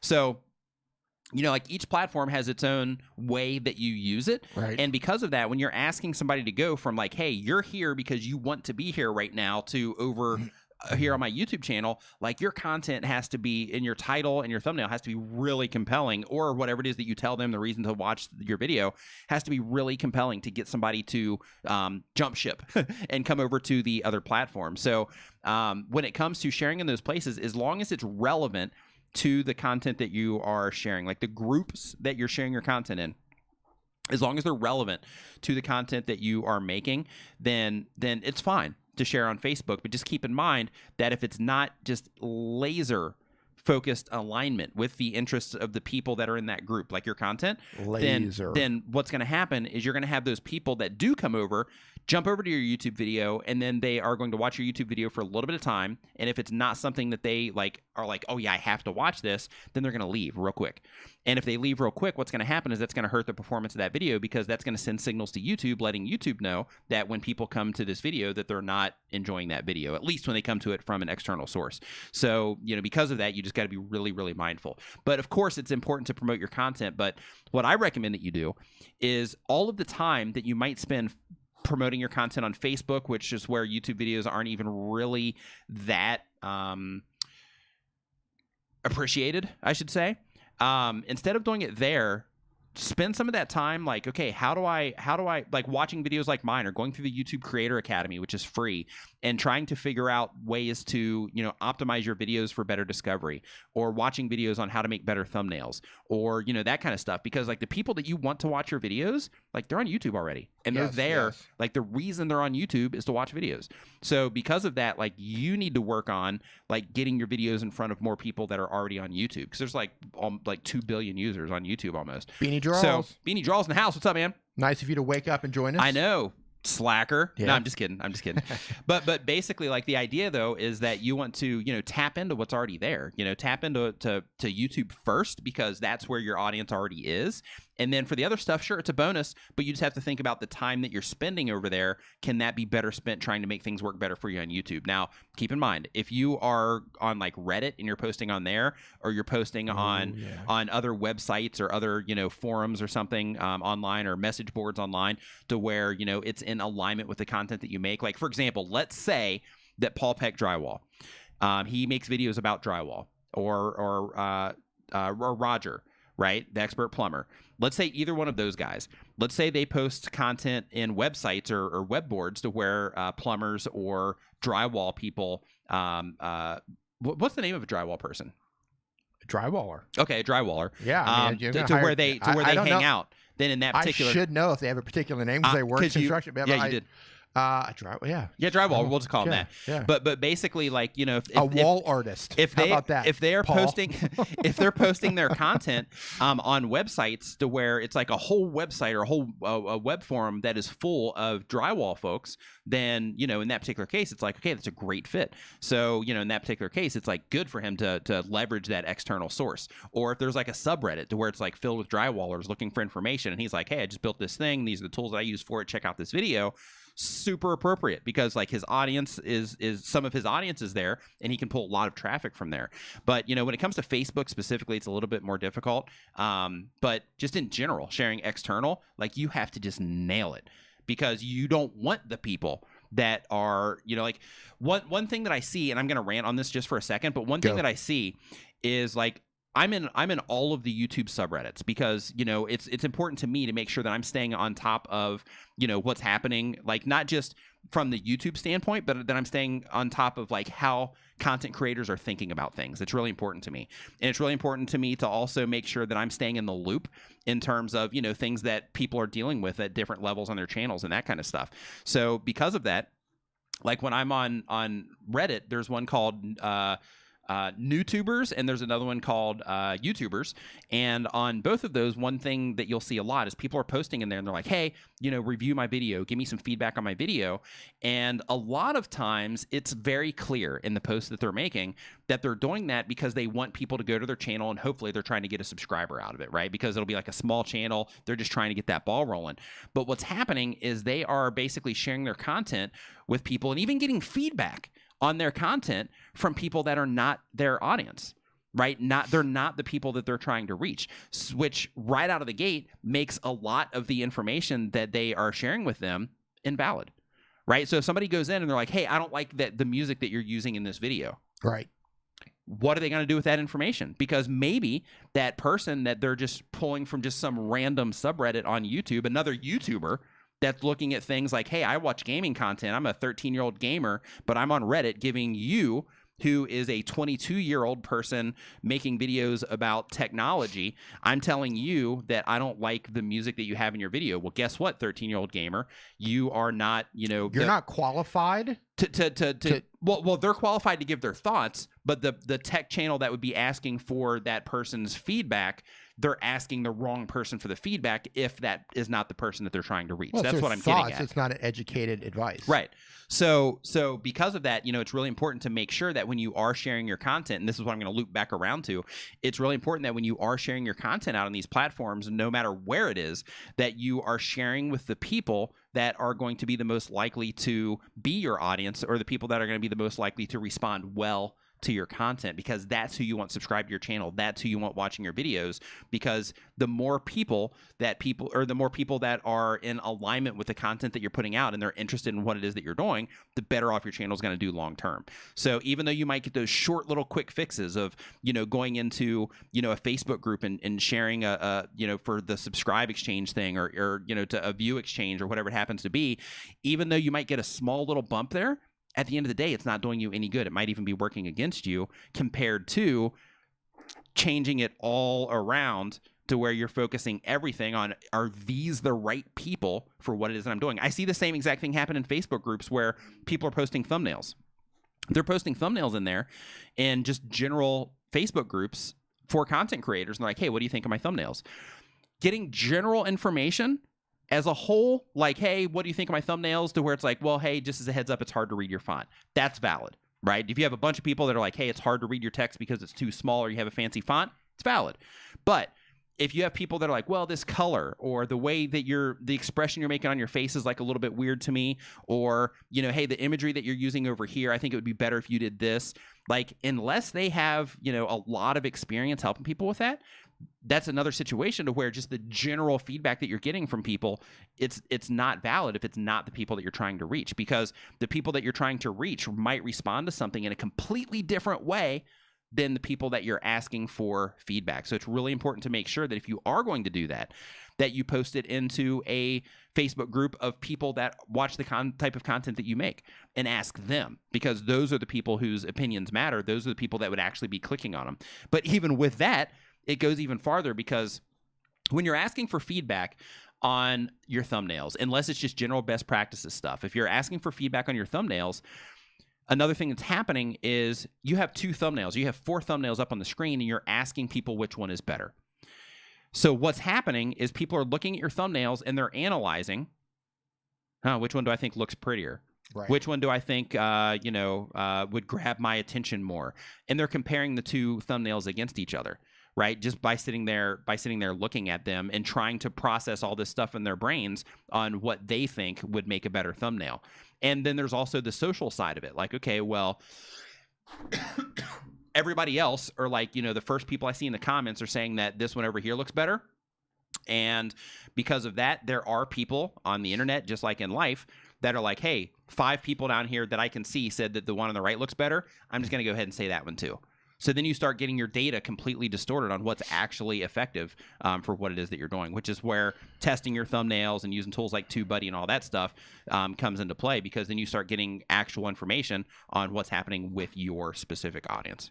And that was like a crazy rant. No, but it's important for people to. Important for people to know. I've considered multiple times pulling the plug on the Discord thumbnail advice thing because of that exact reason. Yeah, because it's like, the only thing that really matters is how your thumb is comparing against the other videos that are competing for attention. Mm-hmm.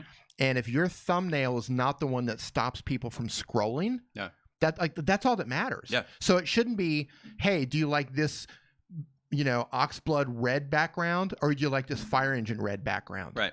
Dude, just put it online and test it and see how it works. How people respond to it. Take a screenshot of all the other videos that are competing for that exact title. Yeah. And then find a color combo that's the exact opposite of what everybody else is doing, so your thumb stands out above everybody else's. Yeah.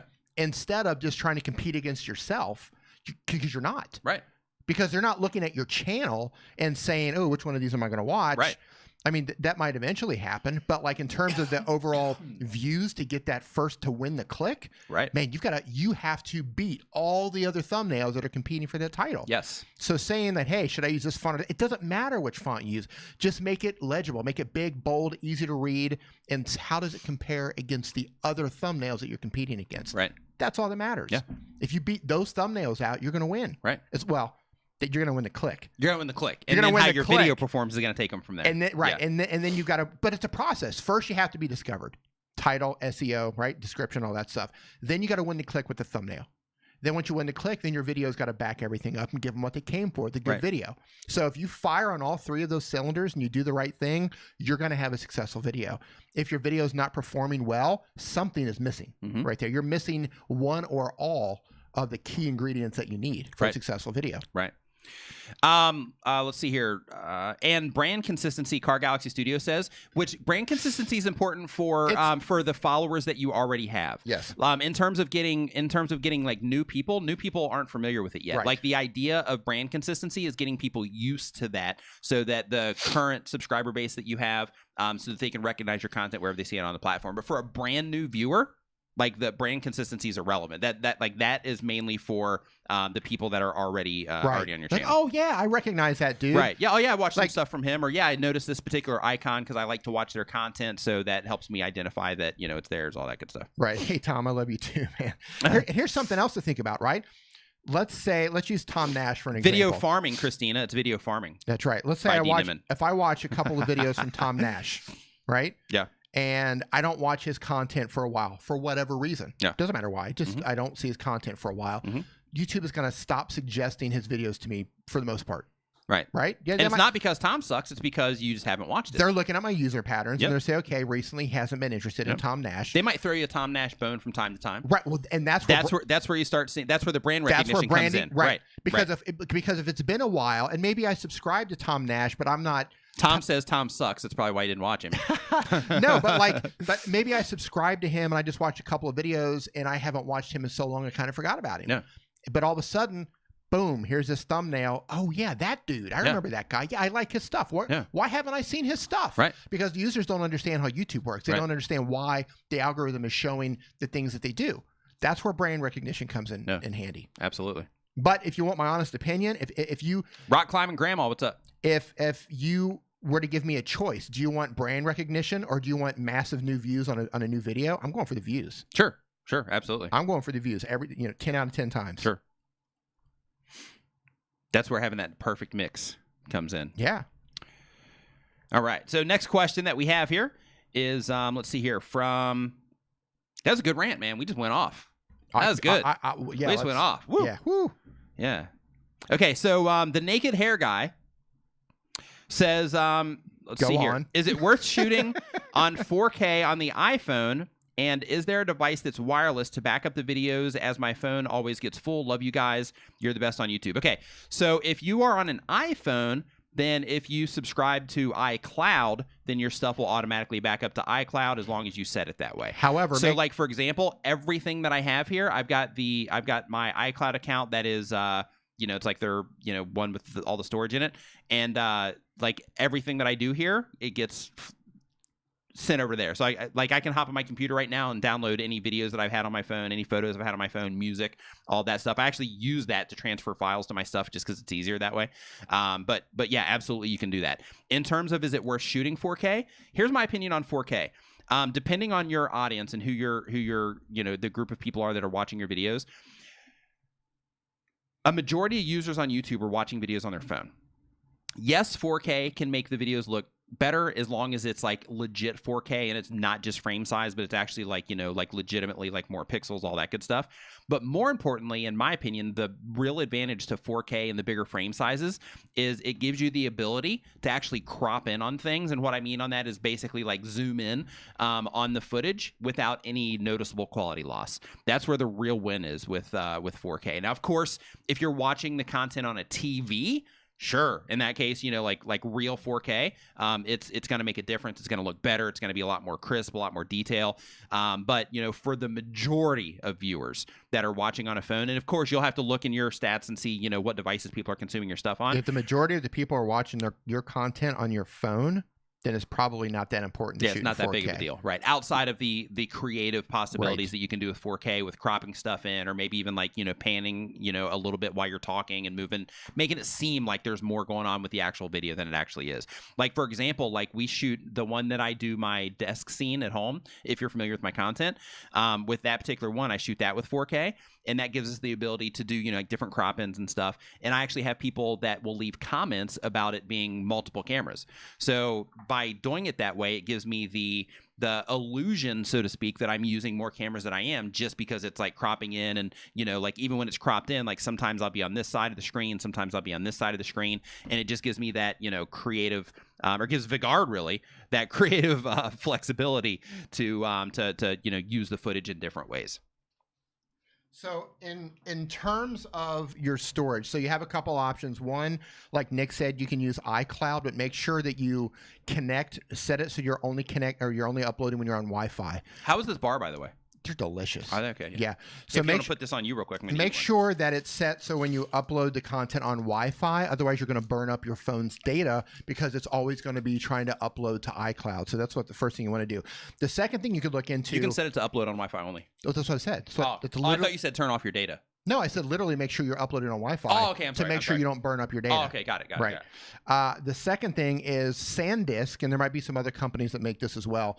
They have a little USB or a little lightning port device. This isn't it, but it kind of looks like this, and it will plug into your lightning port, and you use an app, and it will actually kind of suck your content into this. They work 90% of the time, but it will let you know when it's complete, but they are a little bit buggy. That's one thing to do. And I agree with Nick on 4K. And if you're doing things on your phone, I would also say that I know a lot of the apps can be problematic with 4K footage. So if you find that you're shooting and your app keeps crashing and you're using 4K, it could just be because of the app. You might want to switch apps on an iPhone. The only one I know, LumaFusion chews through 4K.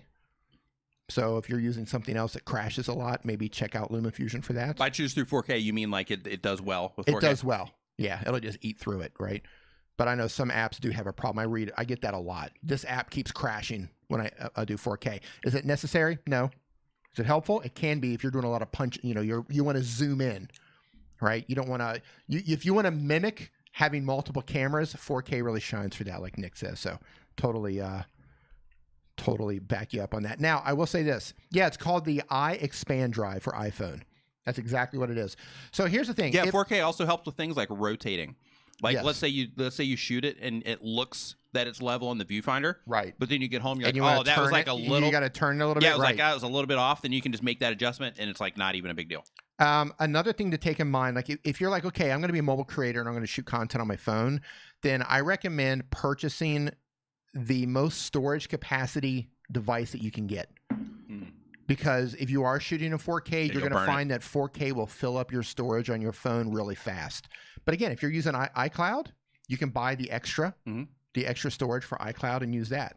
So you're going to pay for it in one way or the other. And if you have multiple phones, and let's say that you are shooting like multiple angles on your phones, then you can get an iCloud family account, and then you'll be able to back up both of them into the same account too. Hey, Kathy Fit. I don't have a name. Says that my channel has 5,000 subscribers, but AdSense is banned. What do I do? You'll need to contact YouTube about that, and if they don't reapprove you, then in that particular case, you are going to be out of being able to use AdSense as one of your ways of monetizing. It's unfortunate, but I'm not sure what type of content that you make, but sometimes they do that in error. So make sure that you reach out to YouTube. You can reach them on Twitter at Team YouTube in order to let them know that you're having this particular situation. But so it might be legitimate, or it could be an error, because that does happen from time to time. So make sure that you do it. All right, next question is from Westside Christian Center, San Bernardino. I don't know why I had trouble with that one just now. What computer are you using right now during this live? So this computer, this is a Dell XPS 15D. What are we using? That one's custom built. Yeah, custom built. So I'm not sure what's in it. Let's see here. Sean and KC on vacay mode. On that vacay. Says, morning, D and Nick. Morning. Thanks for the great tips. We're a cruise and travel channel. With all of your help, we've hit over 300 subs in less than 3 months. Yeah. Question, how can a channel trailer increase traffic to a channel, and why is my view and watch time larger than my subscriber traffic? Why can't my travel channel retain subs? Okay, so this is like several questions here, so I'm gonna work through them. So in terms of the channel trailer to increase traffic to a channel, the purpose of a channel trailer is not to increase traffic to your channel. It is to inform the people that are coming to your YouTube channel, and then they're going to your channel page to see what's up with your channel and what type of content you offer and things like that. It's a way to communicate with those people, what it is that you're actually doing on your channel, how often you upload, why you're making content in the first place, the type of content they can expect from you, when they can expect it, that kind of stuff. Maybe even some like quick examples. And you put that in the specific channel trailer spot that is on your channel page so that they can see that when they go to your channel page. Now, in terms of when you publish that, you don't even have to make it public. You can make it unlisted, which is what you should do. You can make it unlisted, and then you can put it in that spot, and then people are still going to be able to see it, and then it's not going to go out to subscribers or anything like that. You can also uncheck the box that says to notify subscribers of that particular video so that it only goes out to those people. But personally, I recommend that you keep it unlisted, and the reason for that is so it doesn't just come up on your channel in random places. Also, so it doesn't, get suggested anywhere or anything like that. In addition to that, your watch time being larger than your subscriber traffic, that's relatively normal depending on what you have going on. You'll see channels with like millions of subscribers that will get like several 100,000 views per video, as an example. Look at my channel. I've got 400 and whatever. I've got a lot of subscribers, and on my channel, like I have views on some videos that people just didn't respond to, and that's just it happens. So in terms of like your subscriber base, don't expect all of your subscribers to watch all of your videos. You can actually see inside of your analytics how often people come back to your channel page. So or how often people come back to your channel, and how much they keep coming back and watching videos. Keep in mind that's averaged out. So when you are looking at that information, one thing that you are going to see is you're going to see that the number that is in there, that is how often people come back. But another factor there is if you have a lot of people that are coming into your channel, a lot of new people, then of course that's going to help pull that down. So let's say that you have over the course of, just for the sake of numbers, let's say over the course of the month you have like 1,000 new people that are exposed to your content. Out of those 1,000 new people that are exposed to your content, only, let's say 100 of those people come back. Well, that number is going to reflect that if they only come back and watch one video over the next, like 30 days, as an example, or 28 days. All right. BNSF 1982 says, I've done a lot of tag research, and I've watched almost all of your guys' videos. What would you recommend for tags that have a bad or very bad overall, no matter what the tag is? Hold on. That have a bad or very bad overall. Okay, with you, buddy. For what my videos are about. If it's bad or very bad, and by tag, I don't know if you mean the actual term itself, but if it's the actual keyword or the keyword phrase that you're trying to target your video for, and it gives you a bad or bad overall, I would just not make that video. Or I would look at it and I would say, okay, what is it I'm trying to do with this video? And like, am I going to share this video somewhere? Am I going to only rely on search for this particular video? Because like one thing that you have to factor in is like with all the tools, they'll like Nick, don't die. With all the tools, thank you. Thanks for your concern, D. Yeah. But with all the tools, like they're gonna tell you like like your chances of like ranking in search. Wow, man. So he's Nimmin down. We got a Nimmin down over here. So he told me before we started streaming, he's like, yeah, we're not going to stream very long today. And we're like creeping up on 4 hours right now. So that obviously didn't go the way you thought it was going to go. Yeah, it never does. So I didn't realize we were. Yeah, I'm like roughing it right now too. But yeah, so basically in terms of the score that it gives you, like that's only for search. That doesn't mean that you're not going to get browse traffic. That doesn't mean you're not going to get suggested traffic. That's specifically for search. So just keep that in mind as well. And you got to think about like, what is it I'm trying to accomplish here? Where is it that I'm trying to get this video? And then you have to make your decision based on that. Because just because it says that, hey, this one isn't going to like, do well in search, if that's not the only thing you're targeting, then in that particular case, it's like, well, I'm still going to make this video because I'm not just going to rely on search for this particular video, as an example. So, all right. So with that said, I am going to go ahead and wrap this up just so I can go home and go to bed and just kind of take it easy a little bit. So thank you, everybody, for hanging out. I hope that you had a good time. I hope that you learned something from this video today. Smash this like button on the way out. Yeah, make sure you give us a thumbs up on this video if you enjoyed yourself. You're gonna like a croak over there. Yeah, I'm like roughing it. But yeah, so make sure you give this video a thumbs up. Thank you so much for hanging out. Mods, thank you for all that you do. And make sure that you check the description for all types of different like tools and different like things that content creators need. And thank you so much for watching. Yeah, Mods, thanks for all you do. Everybody, thanks for hanging out today. Awesome live stream. Can we get a hashtag get well? Aw, for Nick. Look at that. Hashtag look at get that. well. Let's give him a bunch of good positive vibes. Yeah. So I don't Definitely get take sick those because I vibes. don't want to I'll get take sick. those vibes. I'll take No, those not vibes. for you. Oh, for you. Positive vibes so I don't get sick. Get you well. So Thanks, I don't guys. get sick. That's all it really comes Yeah. down to. Thank you. So thanks so much. I'll be streaming live on my channel tomorrow.